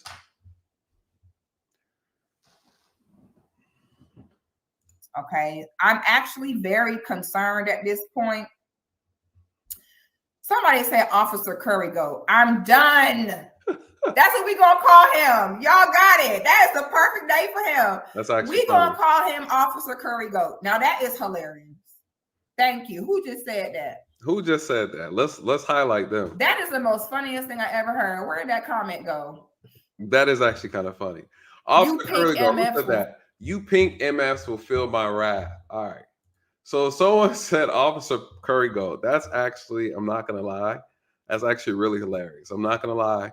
I can see that being on a menu, right? A menu, Officer Curry Goat. I would open a restaurant named that. Listen, you guys, I'm not bothered by the names. That doesn't bother me. I'm okay with that. I'm okay with that. You know, it's actually really, I think that's a funny joke. And I think there's that's part of the game, right? We make fun of each other. That's a part of it. You know, that's a part of it. It's unproductive, but I get it. I get it. All fair. It's all fair. Where does it go too far, though, right? I've been called a pig, right? We had this conversation before, you know. Shout out to what was it, Jay Prince, right? Who was on the Peef that same night, actually. You know, he said, "Oh, F that pig." And I'm like, listen, I get it. Let's talk about it. Right? Officer Curry go, I can take that. I can take that. It's disrespectful, but I can listen. Feel my wrath. Yo, I can't just call him Officer Curry Go. I am so weak right now. That's exactly what we're gonna call him, Officer Curry Go. You know what I'm saying? I'm like, nigga, I'm not finna argue with you. You don't let shit go. Ain't you the one that got dragged down 85? I'm not finna argue with no nigga that don't let shit go. You crazy as fuck. I'm not finna argue with you. You've already shown you can't let shit go. You was holding on to that person's car getting drugged down 85 South. I don't trust no one like that. You don't let go of shit. I damn sure ain't finna sit there and go back and forth with you. I'll be exhausted. Let me see if I can show y'all when he got dragged down the highway. So this is the part, right? Fair use. This is the part where I have to say this is for those who have not seen this, let me give you a disclaimer. It is a video she's about to play of me being assaulted. She's going to play the video on her stream. And this particular video is ultimately why I had to retire out of policing. Right? Been policing for 13 years. And unfortunately, 3 years ago, I was trying to make an arrest. And the suspect I was dealing with, wasn't cooperating. Reached in to grab him. I got lodged into the car and I couldn't free myself. The suspect drove down the interstate and at a high rate of speed, and he started ramming me against other vehicles as he was driving by them. Ultimately, I ended up striking a van and was ejected from the car. I was unable to free myself. And because of that, I had to jump onto the car and hold on. And so this is what she's talking about. So for a lot of people who are new to my channel, may not have heard me discuss it. Those who have been on my channel have heard me talk about it before. And it is a sensitive subject because I almost died. I thought I did die, actually. You know, I woke up, was almost ran over by vehicles on the interstate. By the grace of God, I'm still alive. So she pulls the video up and she plays it. So I want to make sure I give a disclaimer to those who have not seen it. It's a tragic and it's difficult thing to watch. At least for me it is, and I think even for people who have some sense of humanity, you know, I think that it'd be difficult for them to watch. And so I wanted to pause there before I played it to give you a disclaimer that you're going to see something that is someone, she's going to play the clip of someone attempting to kill me. Essentially is what she's about to play. She's about to play that video to her audience. And so the jokes that she was just making a few seconds ago was, hey, this is someone who doesn't let go of anything, right? This is someone, why would I argue with someone who doesn't let anything go? that joke was in reference to me holding on for my dear life, the fear of being ran over. So that's the context of what you're about to see. So I just wanted to pause that, give some perspective before diving into it. So just disclaimer for those who haven't seen it.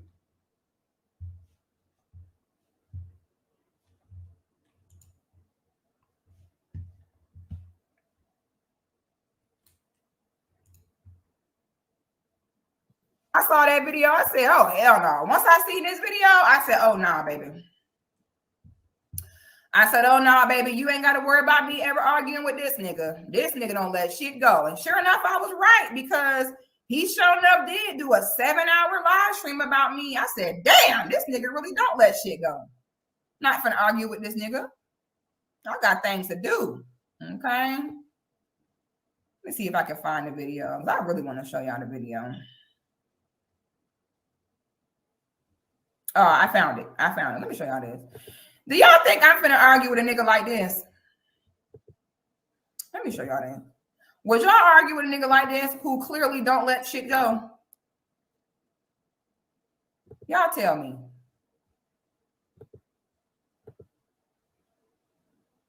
I'm Sergeant Parsons, the Public Information Officer for the Dunwoody Police Department. We wanted to take a minute to update the community in the incident. Where's the video, Bill? Initiated a traffic stop, pulled the vehicle over, and began speaking with the driver, who's been identified as Mr. Derek Simpson. During the course of their investigation, Mr. Simpson went to put the vehicle into gear, at which time Dunwoody Police Officer Nathan Daly, reached into the car in an attempt to stop Mr. Simpson from fleeing.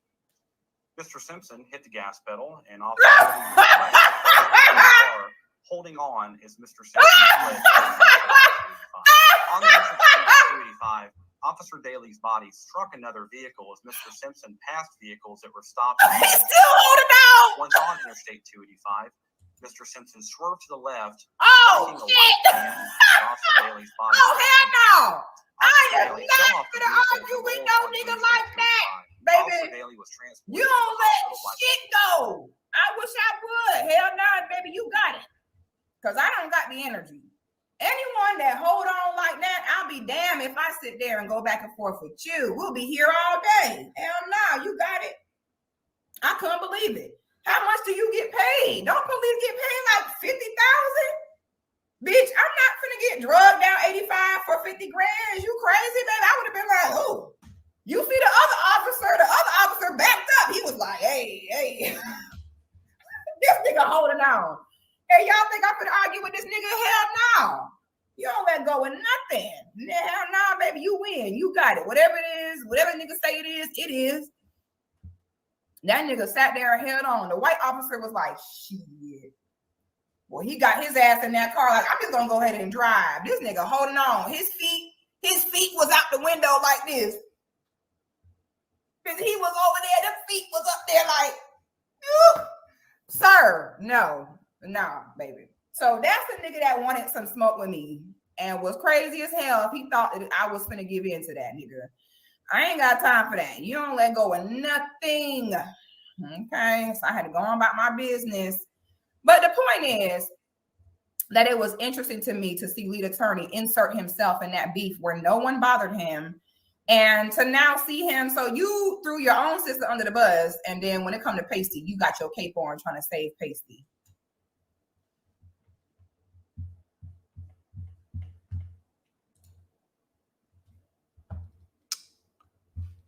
So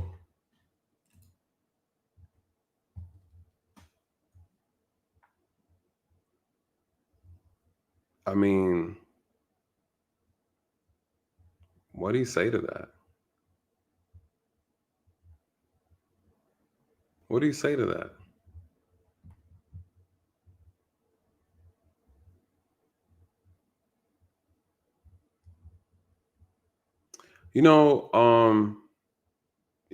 It's, I try to think about where is the, I don't know. I just don't know what to say about that. It's kind of weird. And it kind of leaves you speechless, right? I think the hypocrisy. It just goes back to the hypocrisy of it all. I think I was a little disappointed. I think, but what was really more difficult was that as she played that video, everybody in her chat was laughing, you guys, and kind of cheering it on. That's what he gets. And oh, well, it's like, what? You guys know someone tried to kill me. Like I almost died. I think that's the part. That's the part. It was weird. I didn't know how to take it. So why would you make fun of someone trying to kill me? Like that's next level.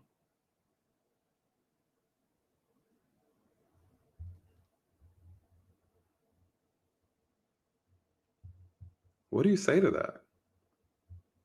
Like, could you imagine? That's like me. That'd be like a group of men or people watching a video of let's say a woman being attacked by a man, and he's trying to grape her, take advantage of her on video, and we're all what if it was 6? Perfect example.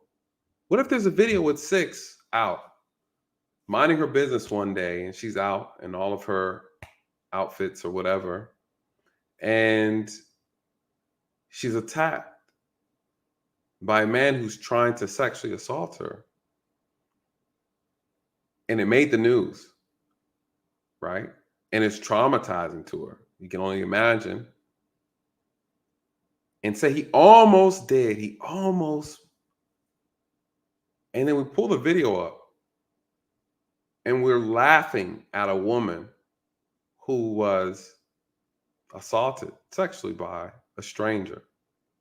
And we're laughing about it. And then we turn around and be like, well, I guess you shouldn't dress the way you dress and carry yourself the way you carry yourself. It's like the same thing. Could anybody justify that? What do you say? How do you justify doing that? How do you justify doing that? It makes it okay because I'm a cop? It's okay for someone to try to kill me? Or is it okay because in your eyes, I'm not black enough? So that's okay to laugh at someone trying to kill me? Like I'm trying to understand the logic. Damn the maturity. Like, what is this about? How is this about just Pearly things? How is this do you get what I'm saying? See, now we're coming full circle.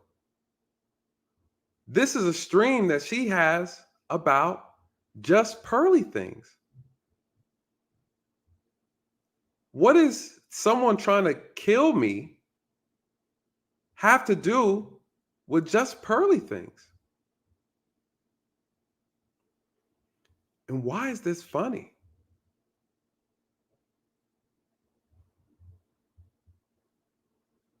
Oh, look how he's hanging out. Look at his legs dangling, getting hit by cars. Jesus Christ. You guys, I couldn't walk for a year. If you saw my face, unrecognizable.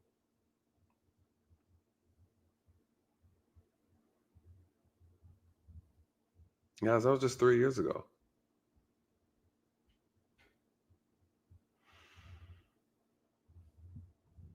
I'm a walking miracle. 2 surgeries, eye surgery. Almost lost this eye right here. That's where this scar came from. See the little dark line? Almost lost that eye.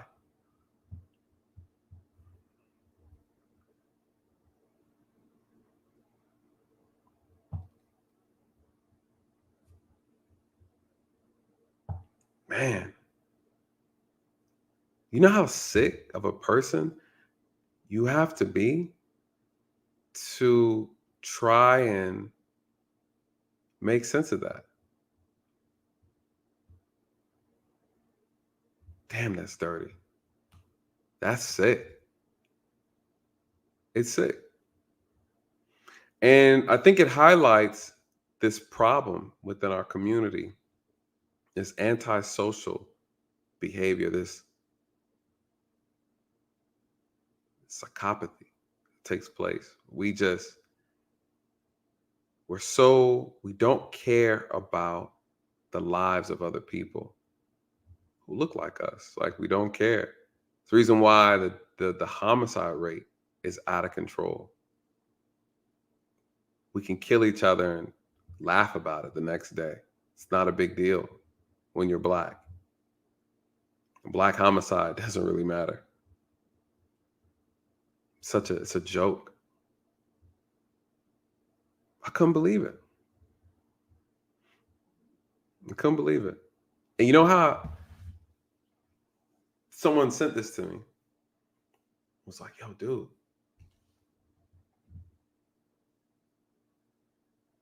Like, yo, she made a video laughing about you almost getting killed. You guys, this man is the man who did that. He's looking at life in prison for that. It's not a joke.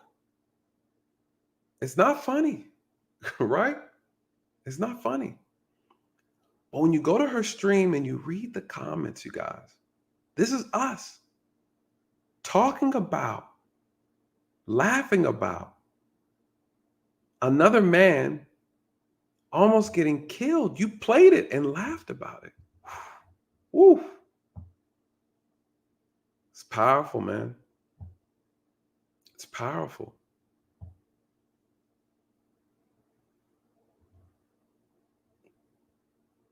I thought there was like a level of decorum within this space, even amongst us. You know, you make fun of me, I make fun of you. We get that. We keep it on the surface. Everything I've ever said about her obviously was in reference to what she's put out. We laugh, we clown each other. I can respect that. But this,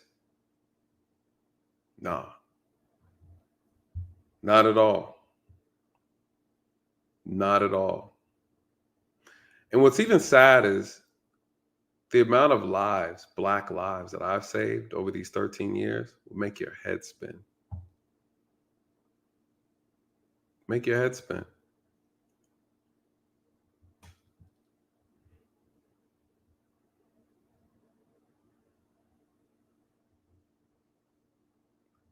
So it's a person who doesn't respect me for a lot of reasons. One, because of the profession I did. She already doesn't respect me for that.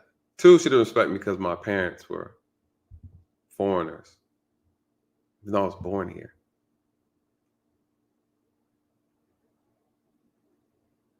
Three, she doesn't respect me because I have a different perspective. My channel sole purpose is to help Black people have better outcomes with law enforcement. I thought after being medically enabled to do the job, that I could still lend my knowledge and experience and wisdom to provide solutions to a problem. A real problem. To turn around and find out that people can laugh at the sacrifice that I made. Didn't even stop to even wonder who this guy was that was being stopped or why he felt the need to do what he did.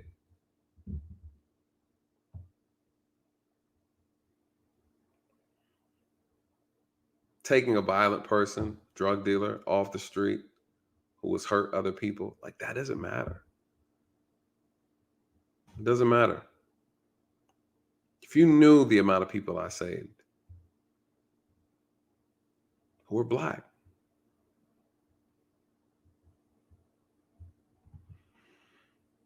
I don't know. It's very, very sick. But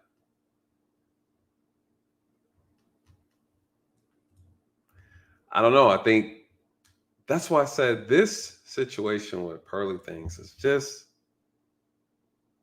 put out a big mirror in front of Black YouTube, at least this segment of it. I won't say it's all Black people. Of course, it's not all Black people, but it's a reflection of exactly why we have the outcomes we have today.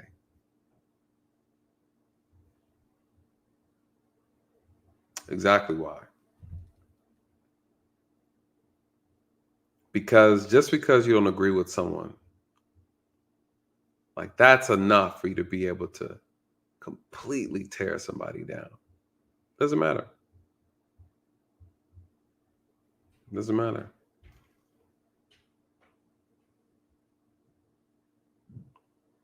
Then I'm looking through the comments and I'm just blown away by the comments. I'm just like, damn, nobody in the chat is saying, yo, this is out of line. This isn't funny. Nobody.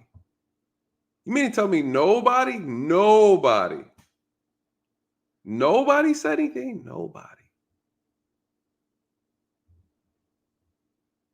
Damn. You know what that says to me? If I, God forbid, died tomorrow, she would take pleasure in it.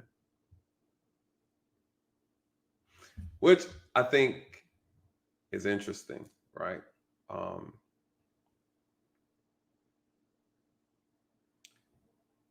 Which leads us into us closing out this thing as we get closer to the end of this segment, you guys.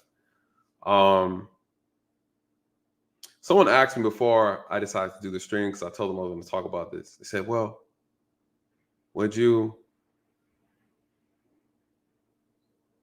how do you feel about it? I was like, I mean, I get it. There's people who hate the police. So, I mean, I understand the ignorance behind it.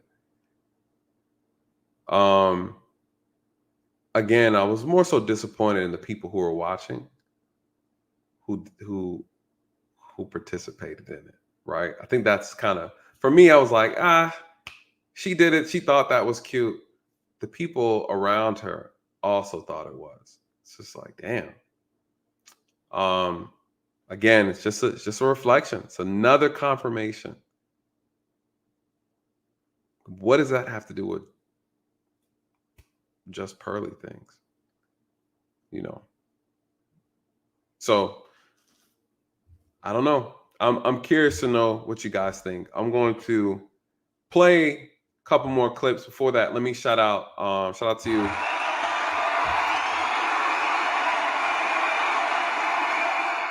Nelson Media, he says, lack of empathy and unwilling to identify with the needs of others. Nice narcissist criteria. Shout out to you for the super chat. Sorry, you guys, I cannot, due to the stream acting up, I'm able to put the super chats on the screen, but I definitely want to shout out to you guys. Trish, shout out to you.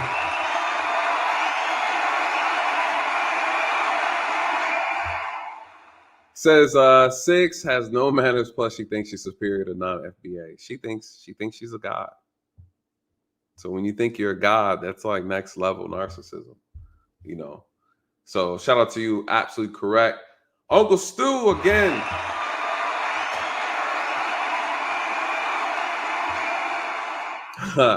Uncle Stu said, breathe, brother. He said, listen, you got to cry and take a break and cry. the son of an NYPD cop, my father almost lost his life on the force too. I understand. You know, it's just one of those things, man. It's like, I think what bothers me is like, she tries to come off like she's this, you know, and she's not. You know, she's not. And so I think that's what's so crazy about this whole thing. So at the end of the day,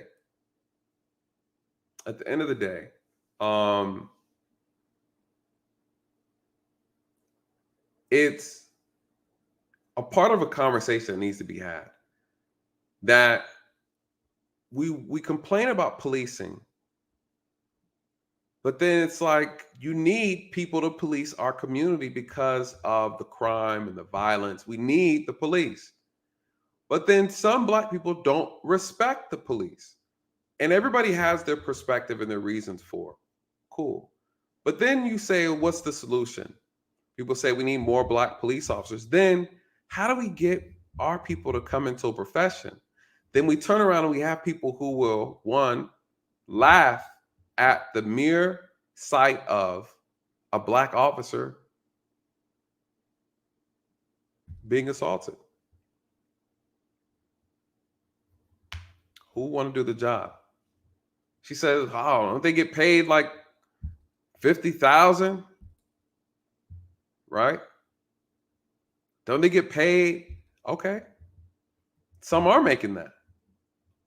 Why would they? She said, who would want to do the job? We need police in our communities, or we got to police ourselves. We can't even police ourselves on the internet. We can't. What's the answer? What's the answer? But one thing about this that I pulled up in this clip, and I want to show you guys about hypocrisy, because that's the theme of this whole topic tonight. It's hypocrisy. Let's talk about it. So let me go ahead and we're going to break this down. Hypocrisy.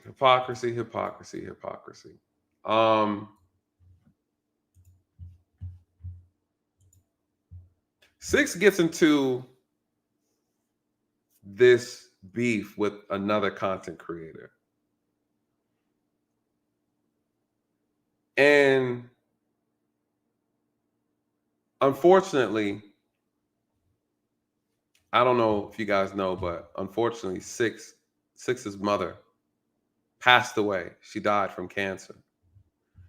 So she gets into this, and I think her mother passed away not too long ago, maybe a couple years ago. I don't know the exact date. I didn't look, but rest in peace to her mother, right? 6 gets into this beef with another content creator.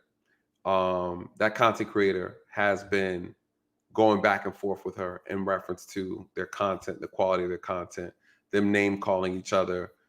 One content creator, she's a heavyweight Black woman, right? So then, you know, you hear 6 calling her fat and blase, or whatever. So they're going back, disrespecting each other or whatever. I don't know the full extent of the beef. But from what I end up understanding is that this woman ends up talking about 6's mother based on her upbringing, saying, you look how you raised your daughter. Apparently 6 took that as to, you're insulting my mother, and my mother has cancer, and you are making fun of that. And then 6's mother passes away. 6 then goes and says, now recently, this girl's mother, the one who was talking about 6, her mother now gets cancer. 6 goes and she creates a stream, and she's making fun of this girl's mother, and she's calling her all kind of names. She's making fun of her husband, and so forth and so on. And she's saying that the ancestors came and basically, in so many ways, cursed this girl for talking about her mother. Couldn't find out the woman never insulted her mother, was mainly talking about 6's upbringing. The interesting thing about that conversation is 6 has a statement. She says, listen, there's certain things you don't talk about, right? There's certain things you don't talk about. And I thought that was interesting, because like, you fast forward to a couple days ago, and 6 is laughing about someone trying to kill me. So I I want to play this clip for you guys. Because again, this is about hypocrisy. This is about hypocrisy.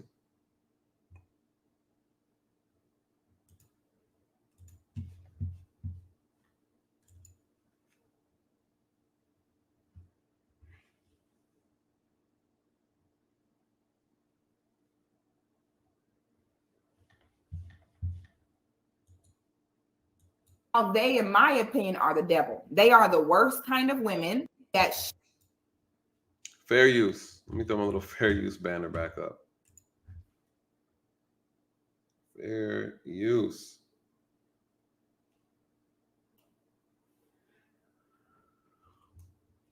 And about the one thing. Before we get into that, special shout out to Barry Hamilton. Thank you so much for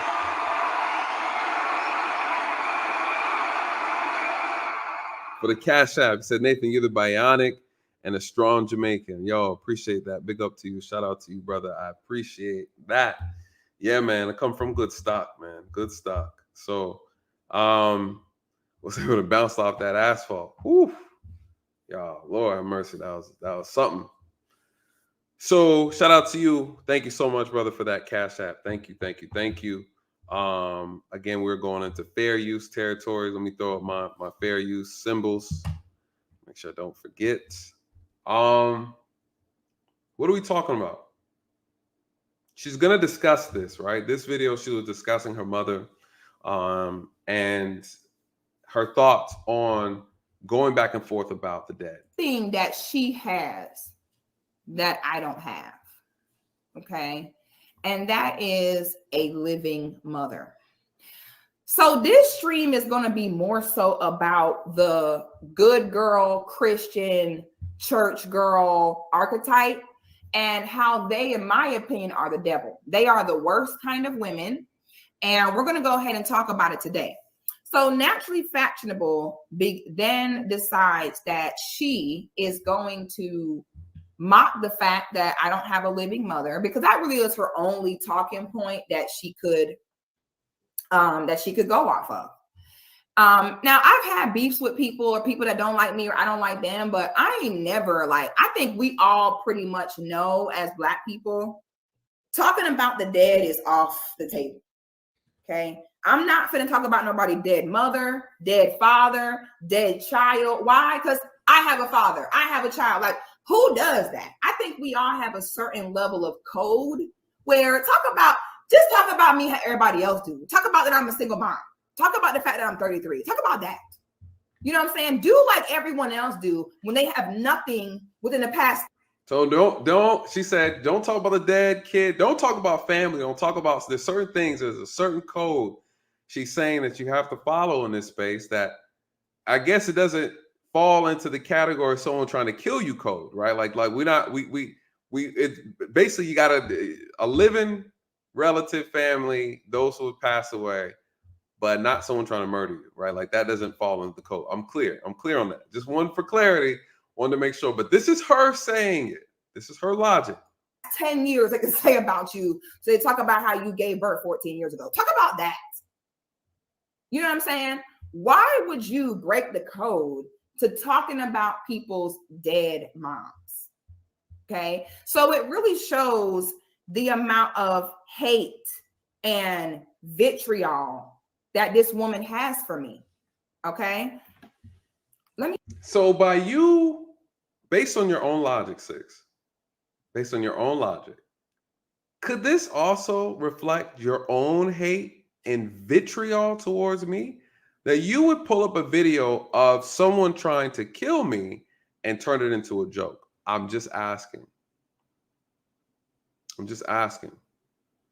What part of the code only applies when you feel like it? Again, what is this code that some of us choose to follow when we feel like it? How bad do you hate me, Six? Chelsea, how bad do you hate me? How bad does your audience hate me?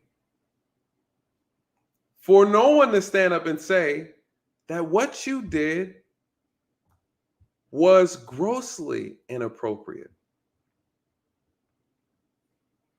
Who else is going to stand up? Is anybody listening going to stand up, go to her channel and say, hey, what you did was inappropriate?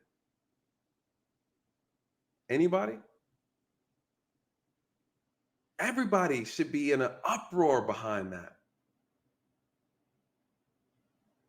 What should the headlines read? 6 the Goddess, a Black feminine coach who supports Black men, decided to pull up a video of a Black man who was working in the Black community, trying to help Black people, was dragged down the interstate and almost killed and ran over on the highway.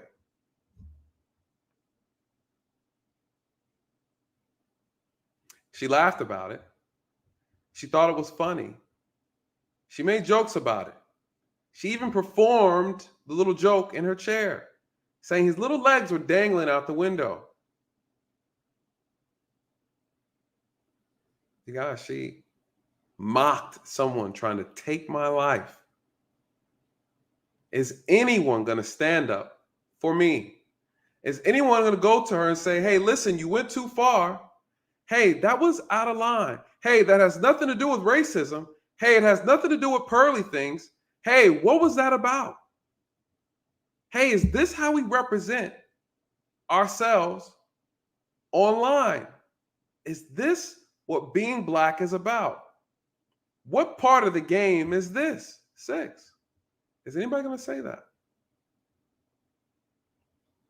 Is anybody going to put a cape on for me? Or are you going to tell me to log off? You're going to tell me to log off?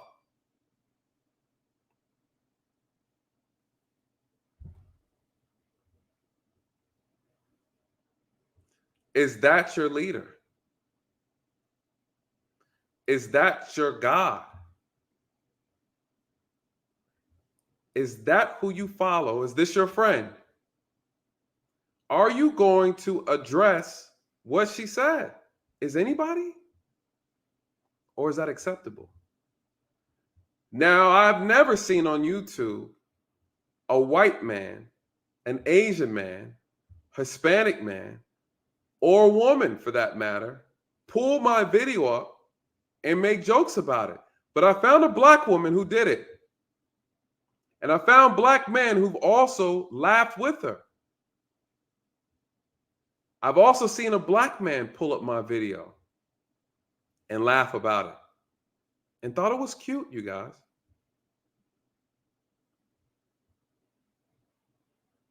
And I'm looking to see if white people are making fun of someone trying to kill me. I don't see it. I see it from my own side. And guess who tried to kill me? A Black man.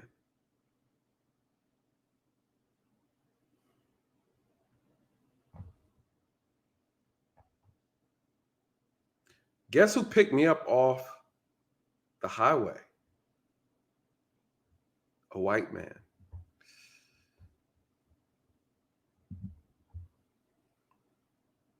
Guess who carried me to the hospital? A white man.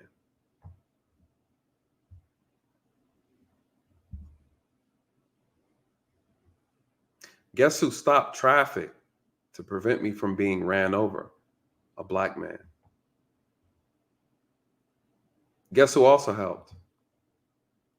A white woman.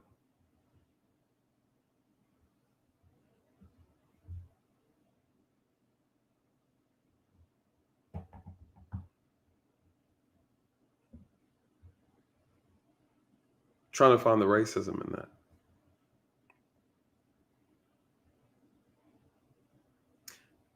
Then I come out here and start a YouTube channel.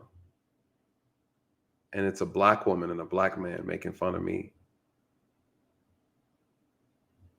about being almost killed.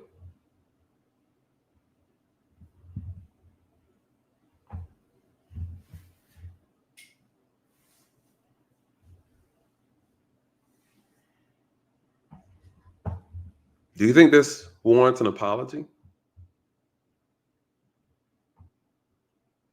She's not going to give it, though.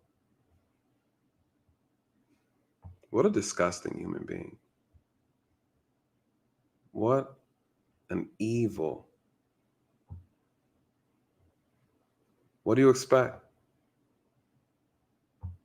from a person who calls himself a god?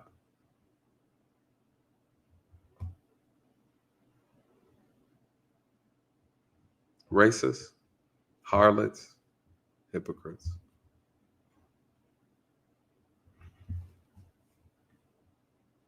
Let me show y'all this real quick.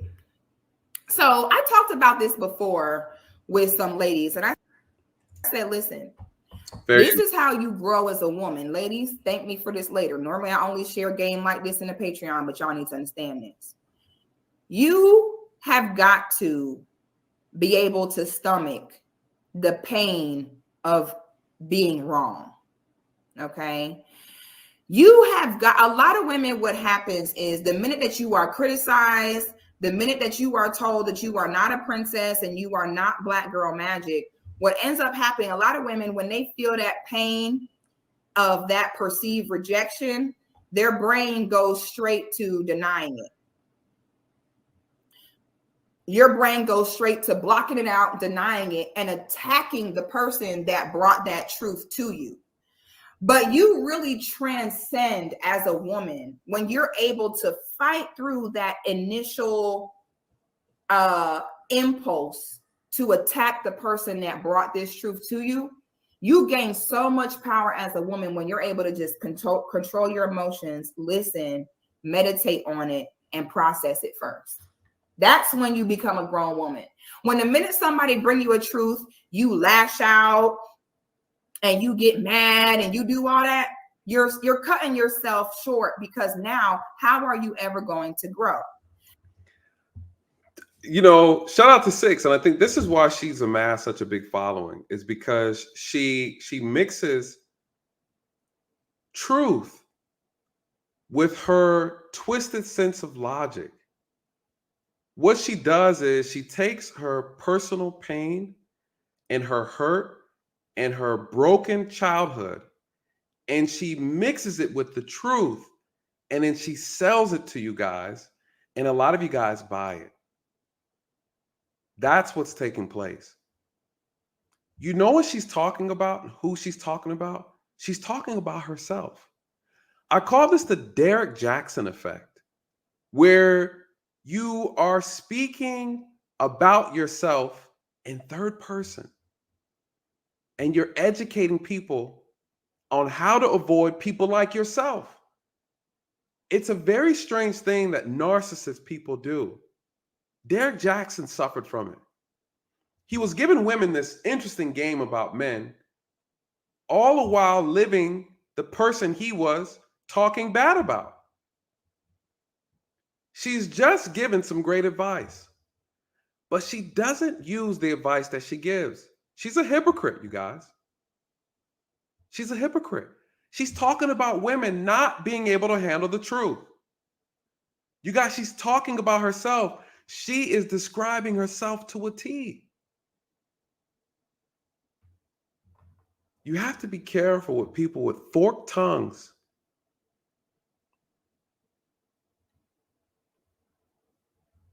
The danger behind a woman like this. She sells you chocolate-covered poison. And some of us eat it up because we don't know any better. And some of us eat it up because we like the package it comes in. And she knows that. Why does she know that? Because she understands how men think. Why? Because she has unique experience dealing with men. What do I mean, you guys? You guys, she was a stripper. She was a dancer. She was an entertainer. She was a harlot. She understands what men want to see. She knows how to finesse men out of money. Why? You guys, she is a harlot. She's an expert in the art of seduction. She got off the pole, right? Went from stripping to streaming. And like, hold on. Hold on. I could do the same thing and repackage it and make money, and I never have to leave the privacy of my own home. Stripping and streaming.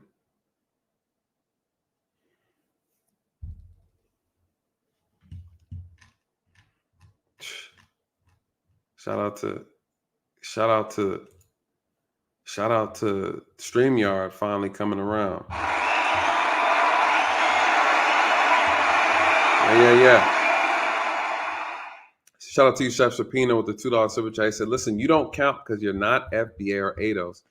This is true, but the problem is they don't care about, when you hate the police, you don't really care where the police came from. Because I know Black police officers who are FBA, and you know what they call them? They call them coons, raccoons, right? They call them sellouts. They call them Uncle Toms. You can't win with these people. You can't win with these people. They don't respect anyone who disagrees with them. That's the moral of this entire stream. You don't respect TLA because he disagrees with the way you want him to agree. Listen, you guys, we are not your puppets. We are free thinkers. We have to have an echo chamber for you to respect me. I'm good on that. I'm good on that. I don't need your respect.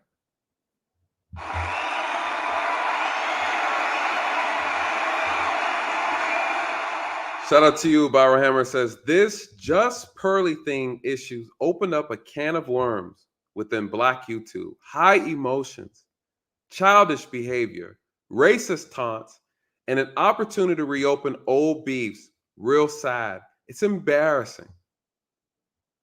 It's embarrassing. It's embarrassing. Absolutely right. What else did I miss? Did I miss these things loading? Absolutely embarrassing. You know.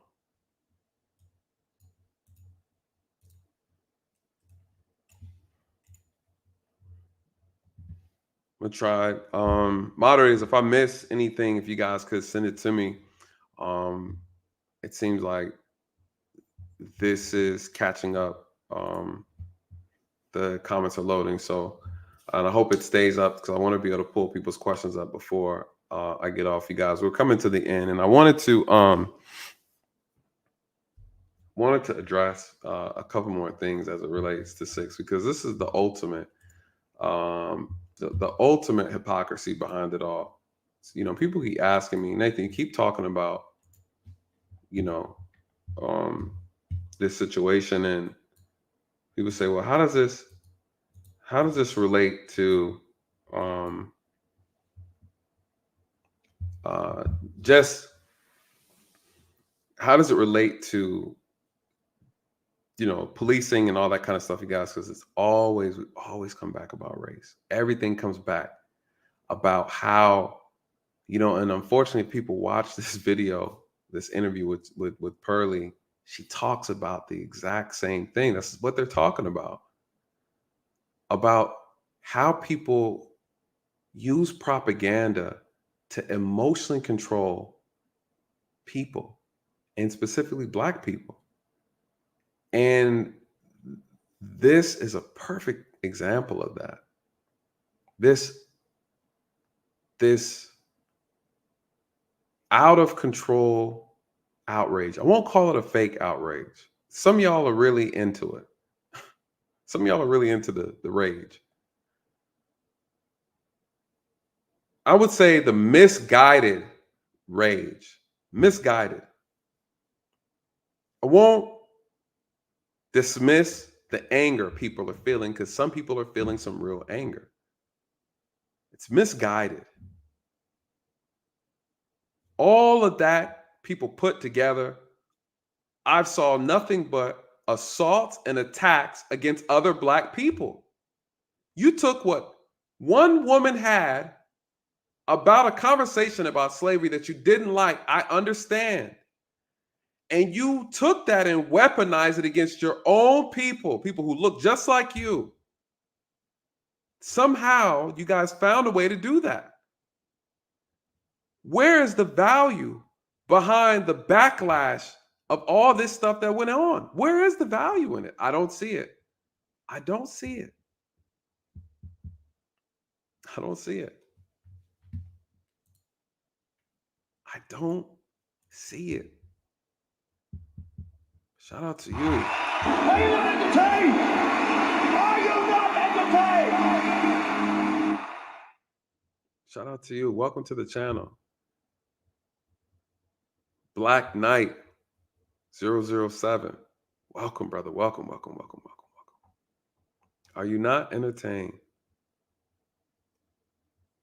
All I've heard from this is the hatred for white people. People are going to hear me say that. And, oh, you're caping for white people. No, you're not listening. Some of you are sounding like the racist people you're complaining about. You have become a racist. You've become a racist. It's just that simple. You've become a racist. Let that sink in. Let that sink in. You missed it. You've allowed a conversation to turn you into a racist. How fragile are we as a group?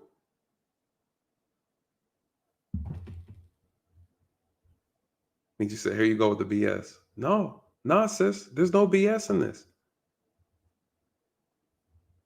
Some of y'all sound ridiculous. You know where the foolishness comes from? I've heard more racist things come out of Black people's mouths behind this than she's ever said in that clip. I'm just pointing it out.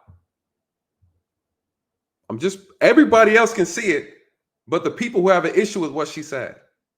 Everybody else can see it, except for the people who are the most angry behind a conversation she had with a damn racist person.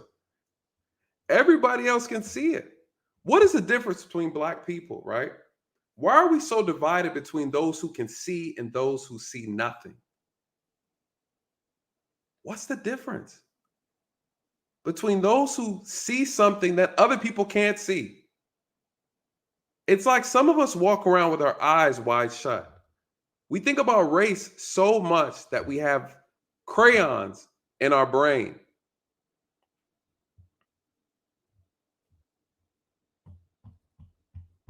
What is it?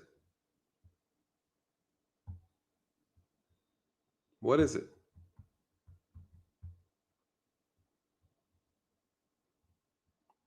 All I said was this is exposed. People are sounding like racist people.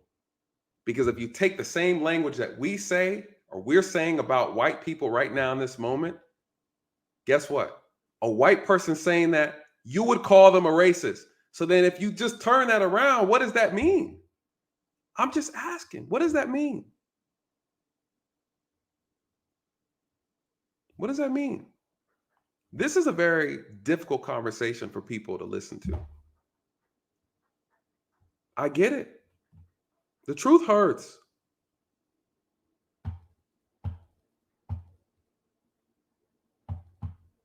The truth hurts. This is what I'm talking about. We can't even have an honest conversation. If I call a white woman a pasty face, dog hair Pop-Tart,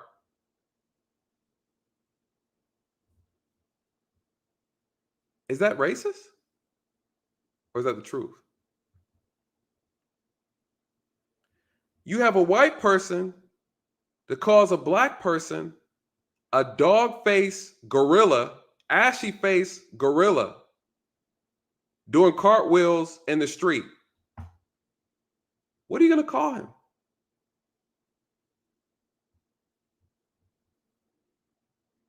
Is he a racist for saying that? I'm just asking. Can someone make it make sense? Am I tripping? Am I tripping? Can we have an honest conversation, or am I tripping? This is the problem with a lot of us. We don't want to be honest. Why would it hurt to say that if we say the exact same things they say, that makes us? That's a racist statement. Or are we changing the definition? Or are we saying that black people can't be racist? Or are we saying that we get a pass? Now, if you're saying we get a pass, then say we get a pass. Then that's black privilege. Black privilege would mean that I could say what the hell I want to say about a white person, and it doesn't matter. They just can't do it. If that's the case, then let's say that. If not, you're being a hypocrite.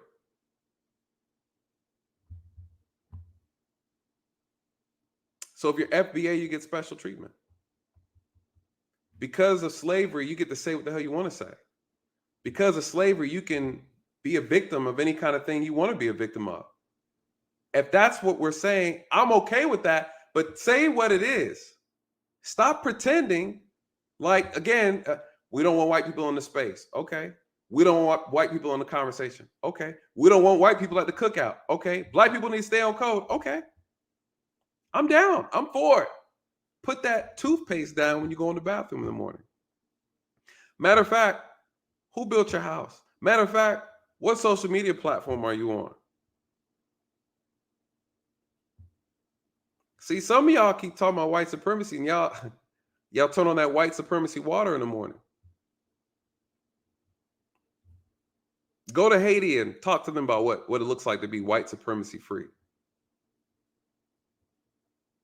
If all the white people left this country tomorrow and left us here by ourselves, how would that look?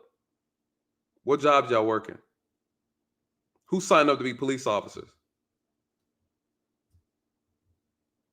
I'm just saying. Some of y'all are too sensitive and can't handle the conversation. Bless your hearts. Bless your hearts. Some of y'all are just as racist as that KKK member I brought up on the screen earlier. That's a fact. That's a fact.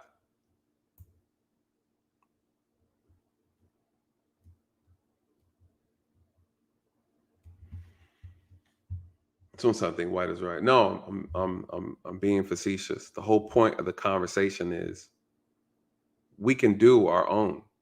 We can have our own. Stop complaining and let's do our own. The whole point is let's do our own. If it's that bad, then let's do our own. Right? All this talk about Pearly this, Pearly that, come up off of YouTube. Start your own, start Black YouTube. With just all the Black folks who want to be pro-Black and do our own thing, we could do our own thing, you guys. Let's do our own thing. I'm going to be there. I'm going to join you. Like, come on, let's do it. Let's do it. Let's be on code. You can't be on code sometimes. You can't be on code with some things and with certain people. If you're going to be on code, be on code. Y'all code switching. No, y'all are talking foolishness. Because I know what happens when the camera cuts off and you get away from the computer. It's business as usual. Business as usual. See, I know the truth. You want someone to lie to you. Be on code. Okay. Whenever y'all ready to be on code for real, holla at me, let me know. Holla, let me please let me know. Because there's been a whole lot of attempts to be on code and it's failed miserably. I'm starting to think y'all don't know what the code is. Who got the code? Who got the code? Show me the code, because the code changes. You had a lady earlier saying, I can't rock with you. Why are you talking about black issues? You came out of a white vagina. That's what she said. Is that part of the code? You're not black enough because your husband's white. Ma'am, she fights for reparation. What's the code, you guys? Someone tell me the code. You sound like hypocrites. Who got the code? Someone holler at Pocket Watcher with JT. He got the code. Call that brother up. That brother got the code. He can crack the code. He got it. JT got it. Where's the code, you guys? The only black code I know was some harsh laws against black people. That's the only thing. And here we go. We got a code. What's the code? Where's the code? Who got it? Who's following it? Where's it at? Let me see it. Show me. Show me the code. You guys are hypocrites. And the sooner we admit that, we can grow and move forward. But if you don't admit that our hypocrisy is holding us back, you guys, we will forever be in this position. As we speak, this world will create a permanent underclass of Black Americans because we're so busy worrying about race that we're not paying attention to money. Some of you guys don't invest a damn thing in anything. As the US dollar is in the process of going away, you guys are worrying about what Pearly Things is doing. We've had opportunities to have these panels. You guys talk about we need an opportunity to have these platforms. And you guys trick the platforms away on foolishness trying to make money.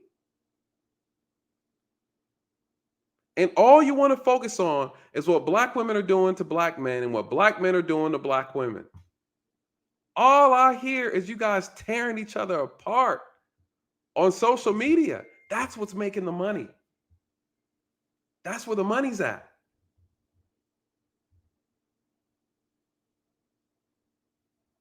That's where the money's at.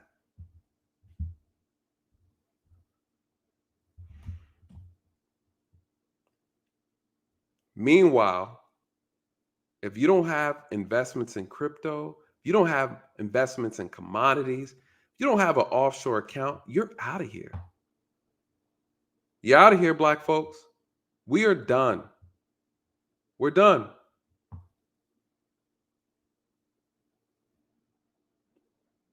All we want to talk about is racism, relationships, drama.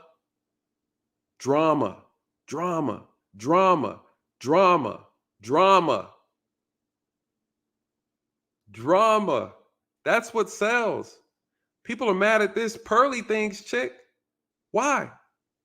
Because she's showing the drama? You mad she's making money off of drama? Actually, she has a very great production value over there. Like, it's actually, the production is very squared away.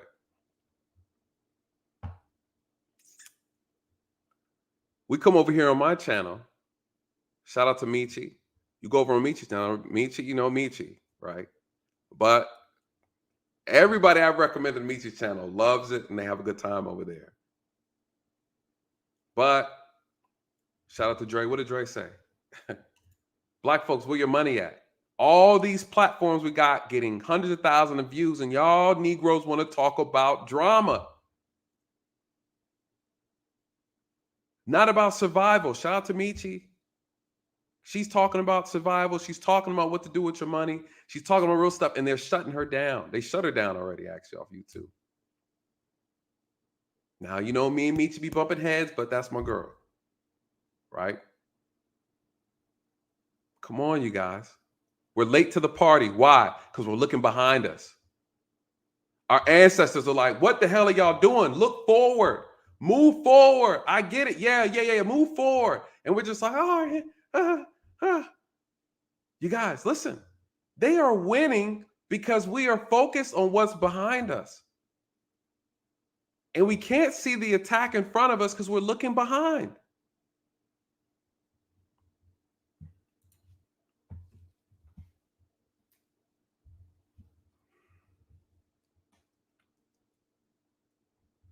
Come on.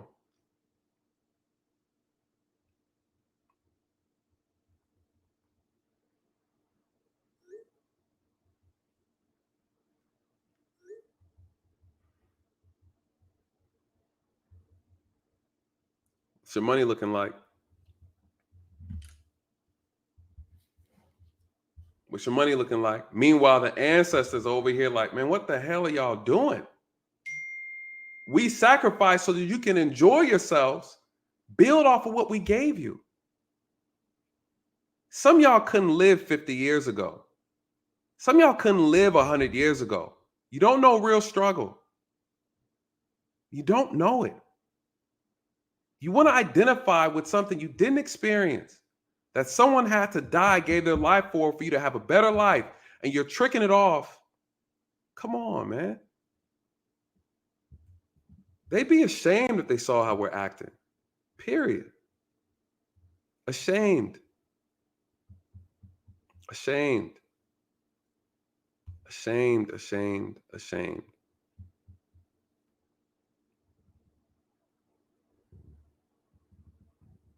Ashamed. Guess what, though? I will be here talking about it. April 22nd, 23rd, we will be talking about this Black Agenda movement, you guys. We'll be having these type of conversations. I'll be speaking on police issues and solutions. It is going to be an amazing, amazing event. This is put on by the great and one and only Michi, you guys. And I will be dropping and posting the live stream. Well, it's going to be a live. You can actually stream it live online if you cannot make it to the event. Talking about solutions. Now, listen, say what you want to say about Michi. I say what I want to say about Michi. All good things. Michi's good to me. Even when we disagree, we still have respect for each other. She'll lash me, though. But we come to a conversation. We can have a conversation. Yelling and screaming. We'll be like, all right, cool. What do we know at the end of the day? At the end of the day, we both know we want what's best for melanated people, Black Americans, however you want to label it. It's regardless, people here in America. Right? At the end of the day, we want what's best for us. It doesn't matter what our particular views are. We know the end goal. We want the end goal to be the same. One side wants to throw rocks. The other one wants to talk about it. I think these conversations are difficult. I tell you what, though, if we don't have them, we're going to be left behind. We're going to be left behind. We're already left behind. And we wasted so much time. We're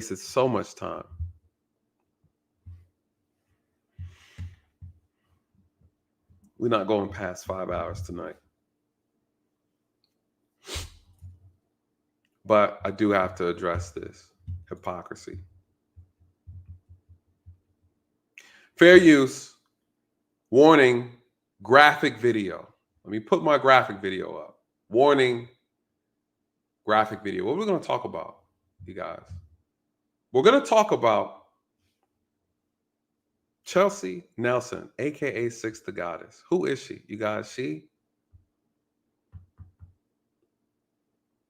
A reformed stripper trying to teach Black women how to be feminine. You guys, it's not the case.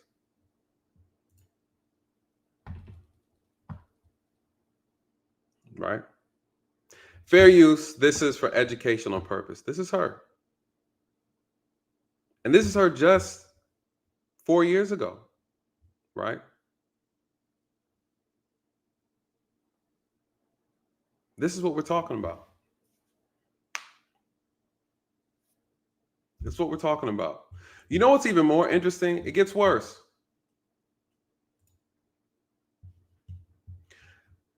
When you have a person who feels comfortable selling their body for attention, selling their body for validation, needing the money of men,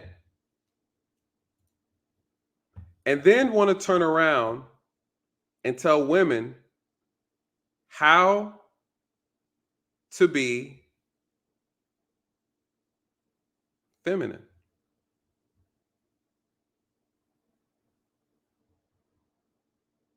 This is your queen. Would you let a stripper teach your daughter, Black women, how to be feminine, how to be respectful? You guys, there's nothing feminine about her. What does she do? She sells her image. She sells her activities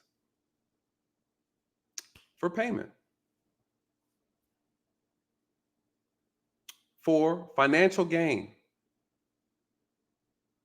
And this is our Black representation of femininity. No, you guys, this is performative femininity. This is a business. This is a business. This is a business. This is the new trend. Using and selling sex. Sex sells, right? You're selling sexuality. You're turning yourself to a sexual symbol to make money. You guys, this is no disrespect to her. That's what she wants to participate in. I'm simply just highlighting the hypocrisy. The hypocrisy. She prides herself in being this elegant woman of femininity, teaching other Black women how to get husbands, what they need to do, how to conduct themselves, how to talk to men.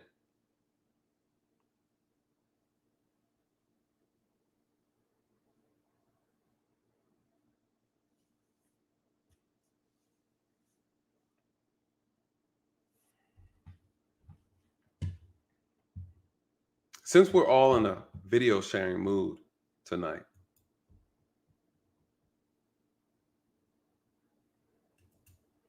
we're going to share a perfect example of hypocrisy and what is not appropriate and what it is we do not want or what we do not support.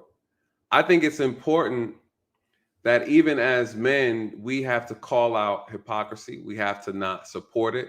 And then we have to also ask, well, what does that actually look like?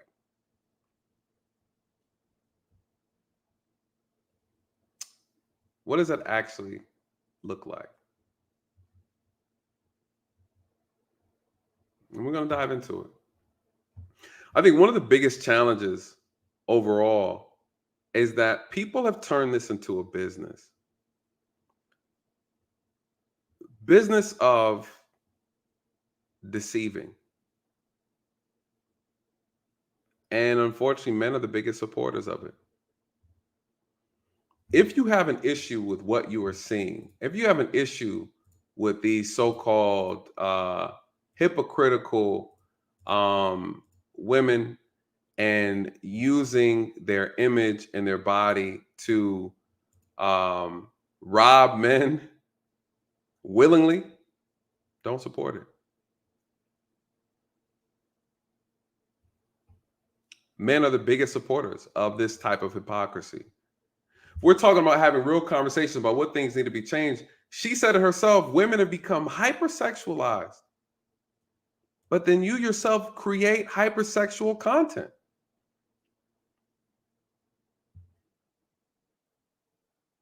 Make it make sense.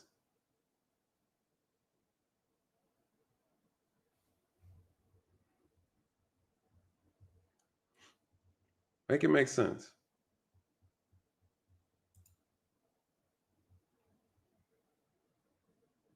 I think one of the things that I find most interesting is that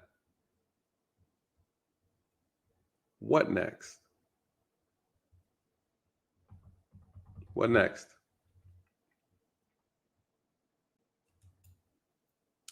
What next, you guys? Who has the answers? Who has the answers? Can you be a person? Can you be a person supporting this type of content and you not call it out? Should she be allowed to be a feminine coach? Should she be teaching Black women on what it means to be feminine? She herself is not feminine, right?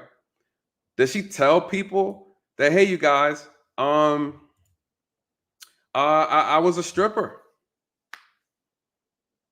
Hey, you guys, I don't really believe in any things that I'm saying. I'm actually doing it to make money. Hey, you guys, guess what? I don't really believe in any of that stuff. Hey, I'm really not pro-Black. It just sounds good. I just want to be a part of this thing because I see it's garnering me money. You guys, I said it earlier, you cannot trust a harlot. Why? Because they care about money. Do you know the psychosis of a person?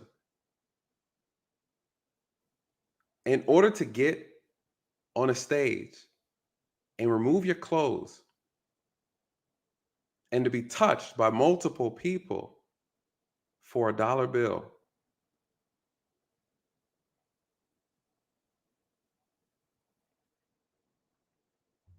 You guys, what we're going to watch right here is a performance from Six the Goddess.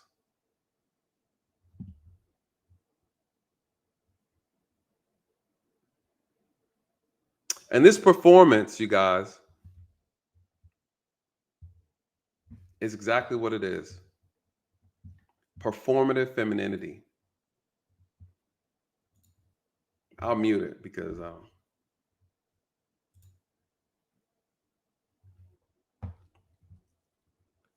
you guys, these are strippers.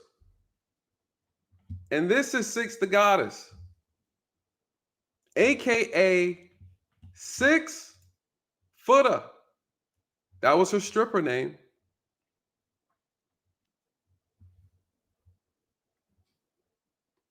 That was her stripper name. 6 Footer. You guys, this is just a couple years ago. You guys, she came on YouTube just 2 years ago. So you done switched it up that quick, huh? She's so proud of that height. Yeah, she is. 6 Footer. This is your queen. This is your feminine coach. A woman who dances for dollars. Who sells her body for money. Going online, teaching or telling Black women how to be a lady. A lady. Well, let's watch it. Because she herself just said that this was crazy, right? Where did all this come from? You guys, she is who she talks about. And what are the men doing? They're running right behind her. Who are they? Harlot heroes. You're going to hear them come for me. Bless their hearts. Let them come. They don't want to know the truth. That you've been finessed, sir. And ladies, congratulations, you played yourself. You are funding her lifestyle. She cares nothing about her message. She doesn't care about Black people. She doesn't even care about the people who might have a difference of opinion who are Black. She doesn't care, you guys. You know what she cares about? She doesn't care about white supremacy. She cares about green supremacy.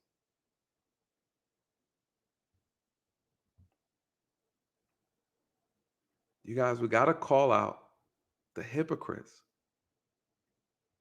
We have to call them out.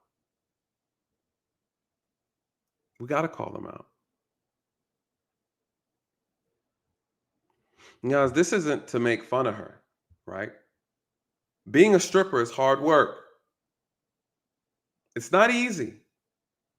And you imagine every night you go to work, you have to degrade yourself. You have to take your clothes off in front of strangers. You have to let them touch you. You have to let them put money between your legs in private places and inappropriate places. You have to open your legs up. You have to seduce people to survive. This is who we're talking about. The stripper turned streamer, author, feminine coach. Oh, she's feminine, all right. Master of seduction.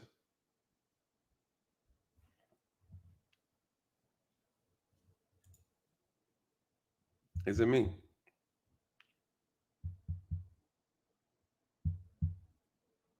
Six-footer. Now coming to stage, you guys. Oh, there she goes. There she goes. Listen. My contact who was able to pull this video, right?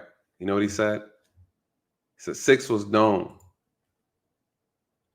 for being one of the wildest ones in the bunch.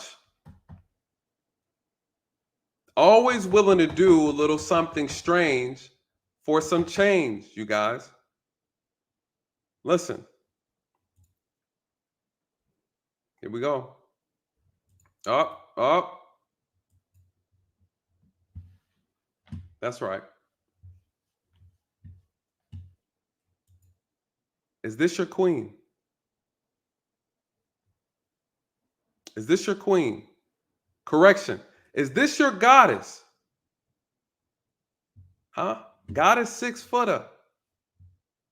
Goddess, run me my dollars. Goddess, where my money at? Is this?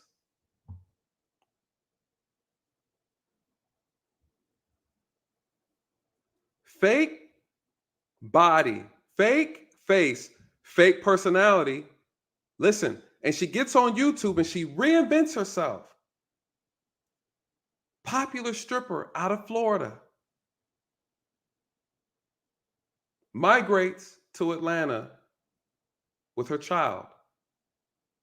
God forbid, could you imagine if her son, 15-year-old, finds out that his mother took her clothes off for money? Could you imagine, God forbid, if his friends saw videos of his mother? How disgraceful.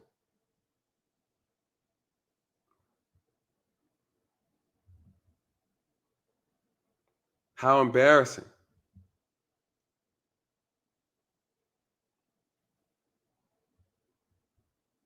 Is this your God? This is who you guys are worshiping?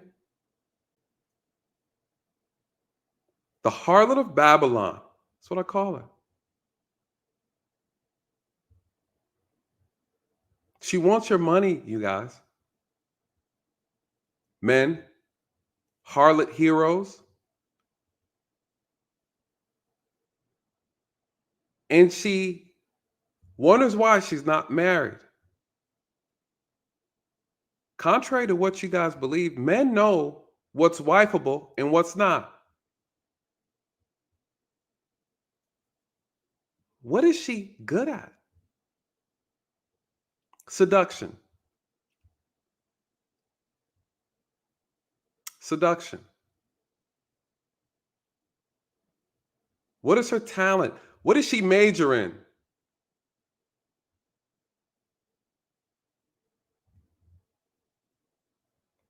Colonoscopy.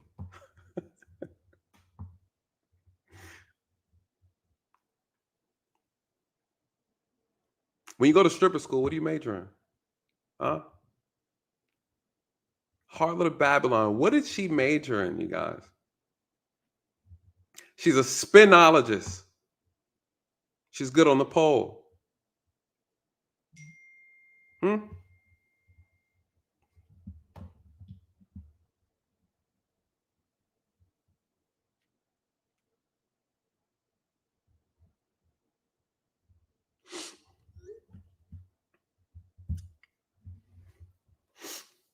What did she major in?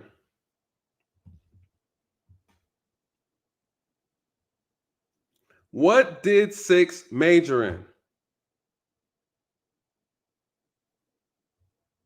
Someone said gyration gymnastics.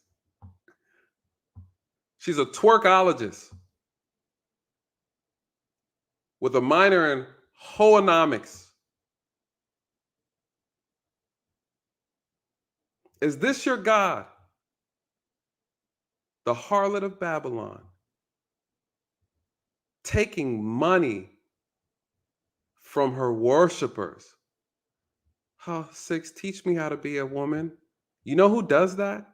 Young girls without mothers. Young girls who want to be like her, emulate her.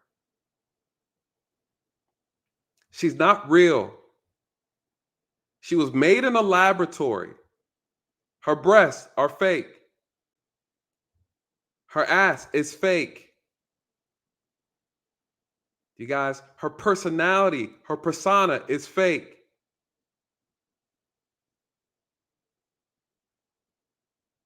And she goes on YouTube and tells you that she's a feminine coach, and you believed it. And you listened to her. Why? Because she talks pro-black. She's ignorant, you guys, and she's an imbecile who knows the art of seduction. Her breasts aren't real, yet she shows them in all of her videos.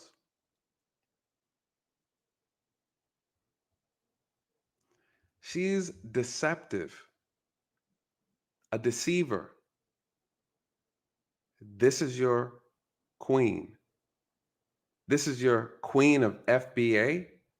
This is supposed to be a representation of a black woman that we're supposed to love and appreciate and want and desire. No, ma'am, you are a pincushion. No man wants to build with you. They want to play with you. How can you help women? 6, the goddess. Ladies, do the opposite that you see her doing. Do not speak like her. Do not dress like her. And do not act like her.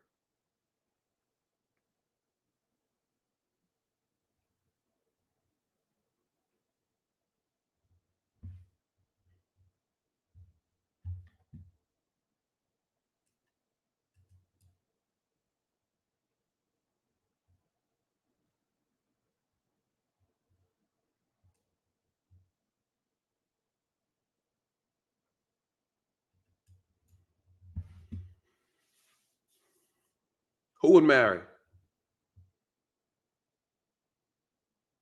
Who would marry? She gives attention to men who give her money. She gives attention to men who give her money. Who would marry her?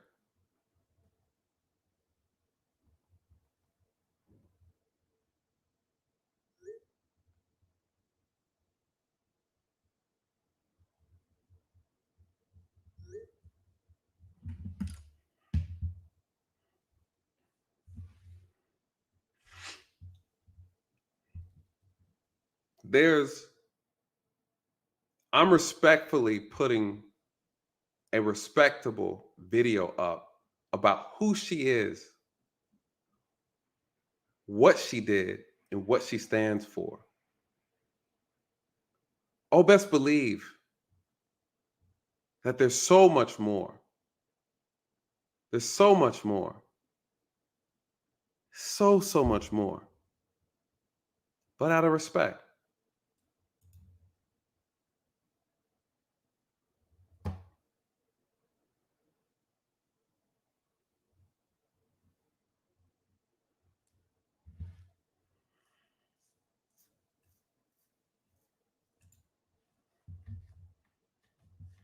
Out of respect.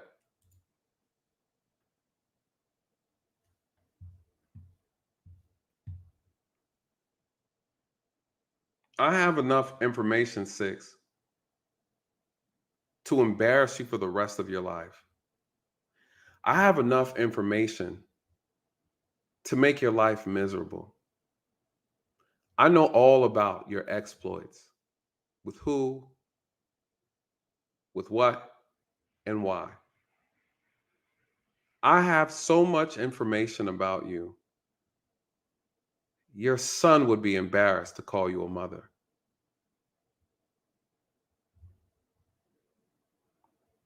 I could be petty beyond belief. But I'm not built that way. I'm not.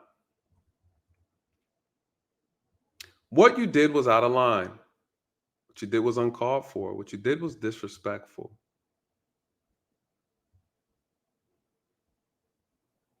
I have stuff on you that would follow you to your grave.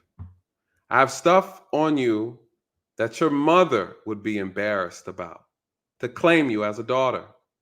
I have stuff on you that would make your channel disown you. Don't do it, 6. Know who it is that you're disrespecting before you disrespect them. My reach is far and wide. My influence goes beyond your understanding. I am not some regular Negro that you're accustomed to talking to. Contrary to your belief, I'm actually very important.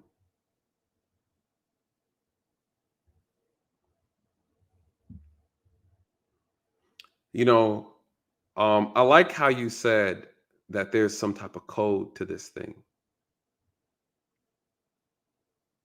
And I agree. I agree.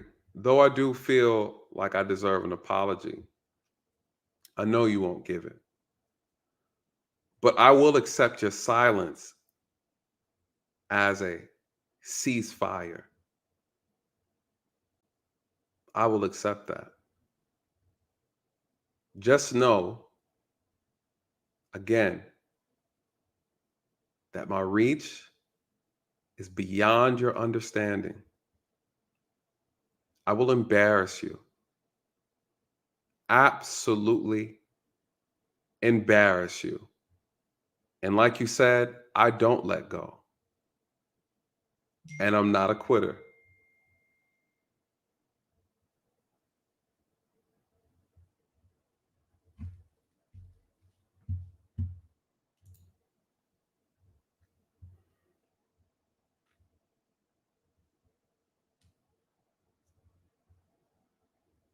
So I respect the response video.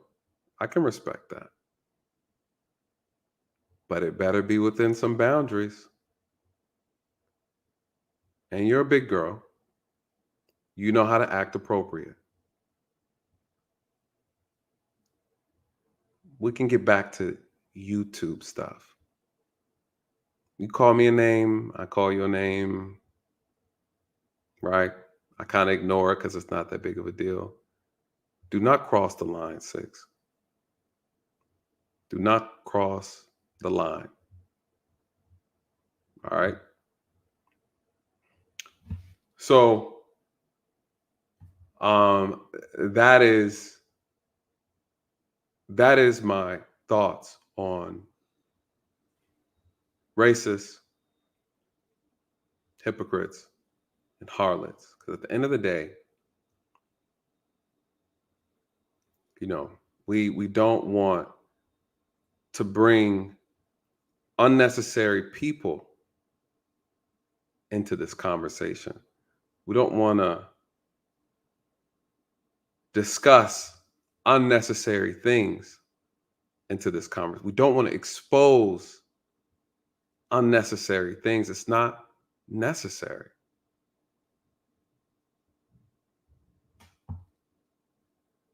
It's not necessary.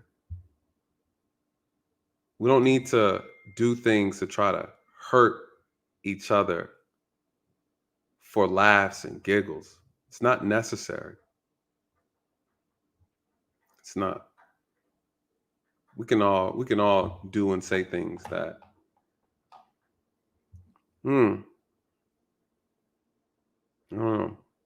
Don't want to ruin the legacy of the people around you view you as, right? Your family, your child, your future boyfriend, your current boyfriend, the guy you're talking to now, right? I don't want to just overcomplicate things when things can just be YouTube professionals, right? I want us to stick to that. We could always turn this thing into something more, and it's just not necessary. I think you're out of line, and that's really the moral of the story. So, and I think, I didn't play the videos. I didn't play the video with what you said to that woman's husband and all that. And I was just like, you know what?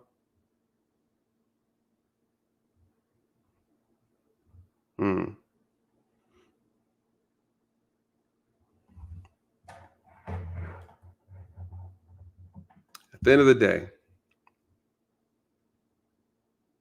nah, she doesn't have to apologize. She don't have to apologize. At the end of the day, God rest your mother's soul, 6. I think we all eventually will lose our parents. Just certain things you don't play with. And I just think that, but this. I just hate at the end of it all, your mother passed away and will never, ever be able to see the woman that you have the potential of becoming. But then the reality is she died knowing that even she couldn't turn a hoe into a housewife.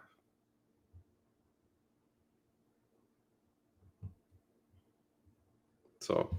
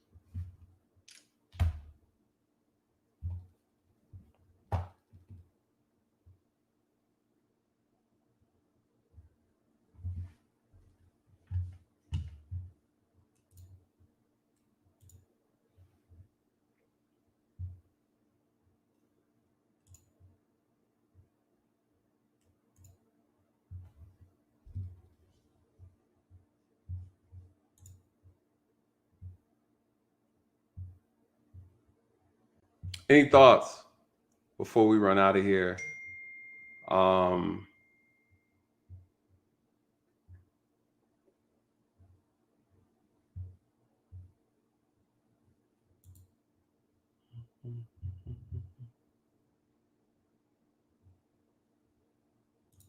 Any thoughts? Any thoughts? Any thoughts?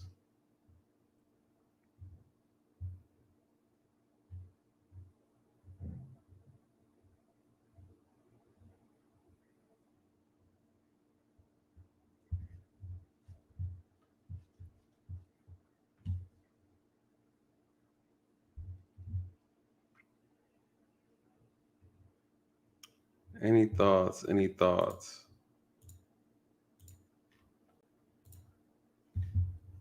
Thank you so much. Thank you so much. Thank you so much.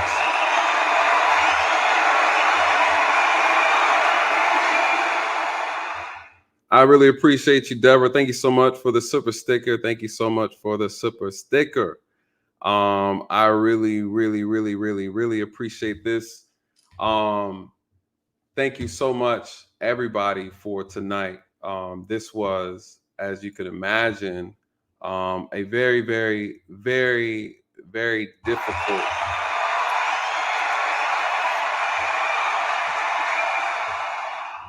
stream to actually, touch on, because there's so much. It's such a sensitive subject. A lot to go over and to kind of cover. Not bring anybody up tonight simply because of the time. As you can see, we're at 5 hours. My goal was to be 4.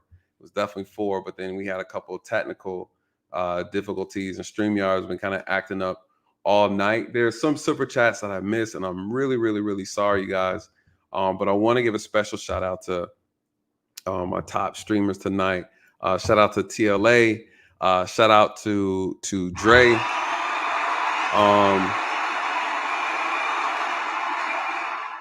Amazing donations from everybody, even you, Melanie. I appreciate you guys so much. I can't stress it enough. Everybody who has donated tonight, I really appreciate it. Thank you so much for being patient with me through this whole process and the kind of the little hiccups here and there. Again, I know we covered a lot, and at the end of the day, again, this is, everyone has their own view of this thing. Shout out to Pearly Things, on behalf of all of the just the disgusting rants and insults. I apologize on behalf of that. A lot of people were very tacky, very unprofessional, very disrespectful and classless. Hopefully that actually means something. That's not to take away from, the accountability that she needs to, or that she has tried to uphold herself against, whatever that looks like for her moving forward. But, some of the behavior displayed for us was just very embarrassing and really not a good look. To each his own. Everybody feels their own way about it. That's my personal take on it. I can stand on my own too behind that. Thank you again so much, everybody, for tonight. For standing by as we address some of these things and really just kind of clearing the air. So with that being said, you guys, I hope you had a great time tonight. And let's stay tuned and see what the follow-up's gonna be, right? Anyways, you guys, any questions, any of your thoughts of the stream and so forth, this one, please put your comments in the comment section. Please share the video, you guys. And thank you and shout out to all the new members, those who joined tonight. That means a lot. Welcome to the channel. I really appreciate that as well. And then, that's it. That is it. Listen, you guys, let the truth find you where the lies have left you. Good night and God bless.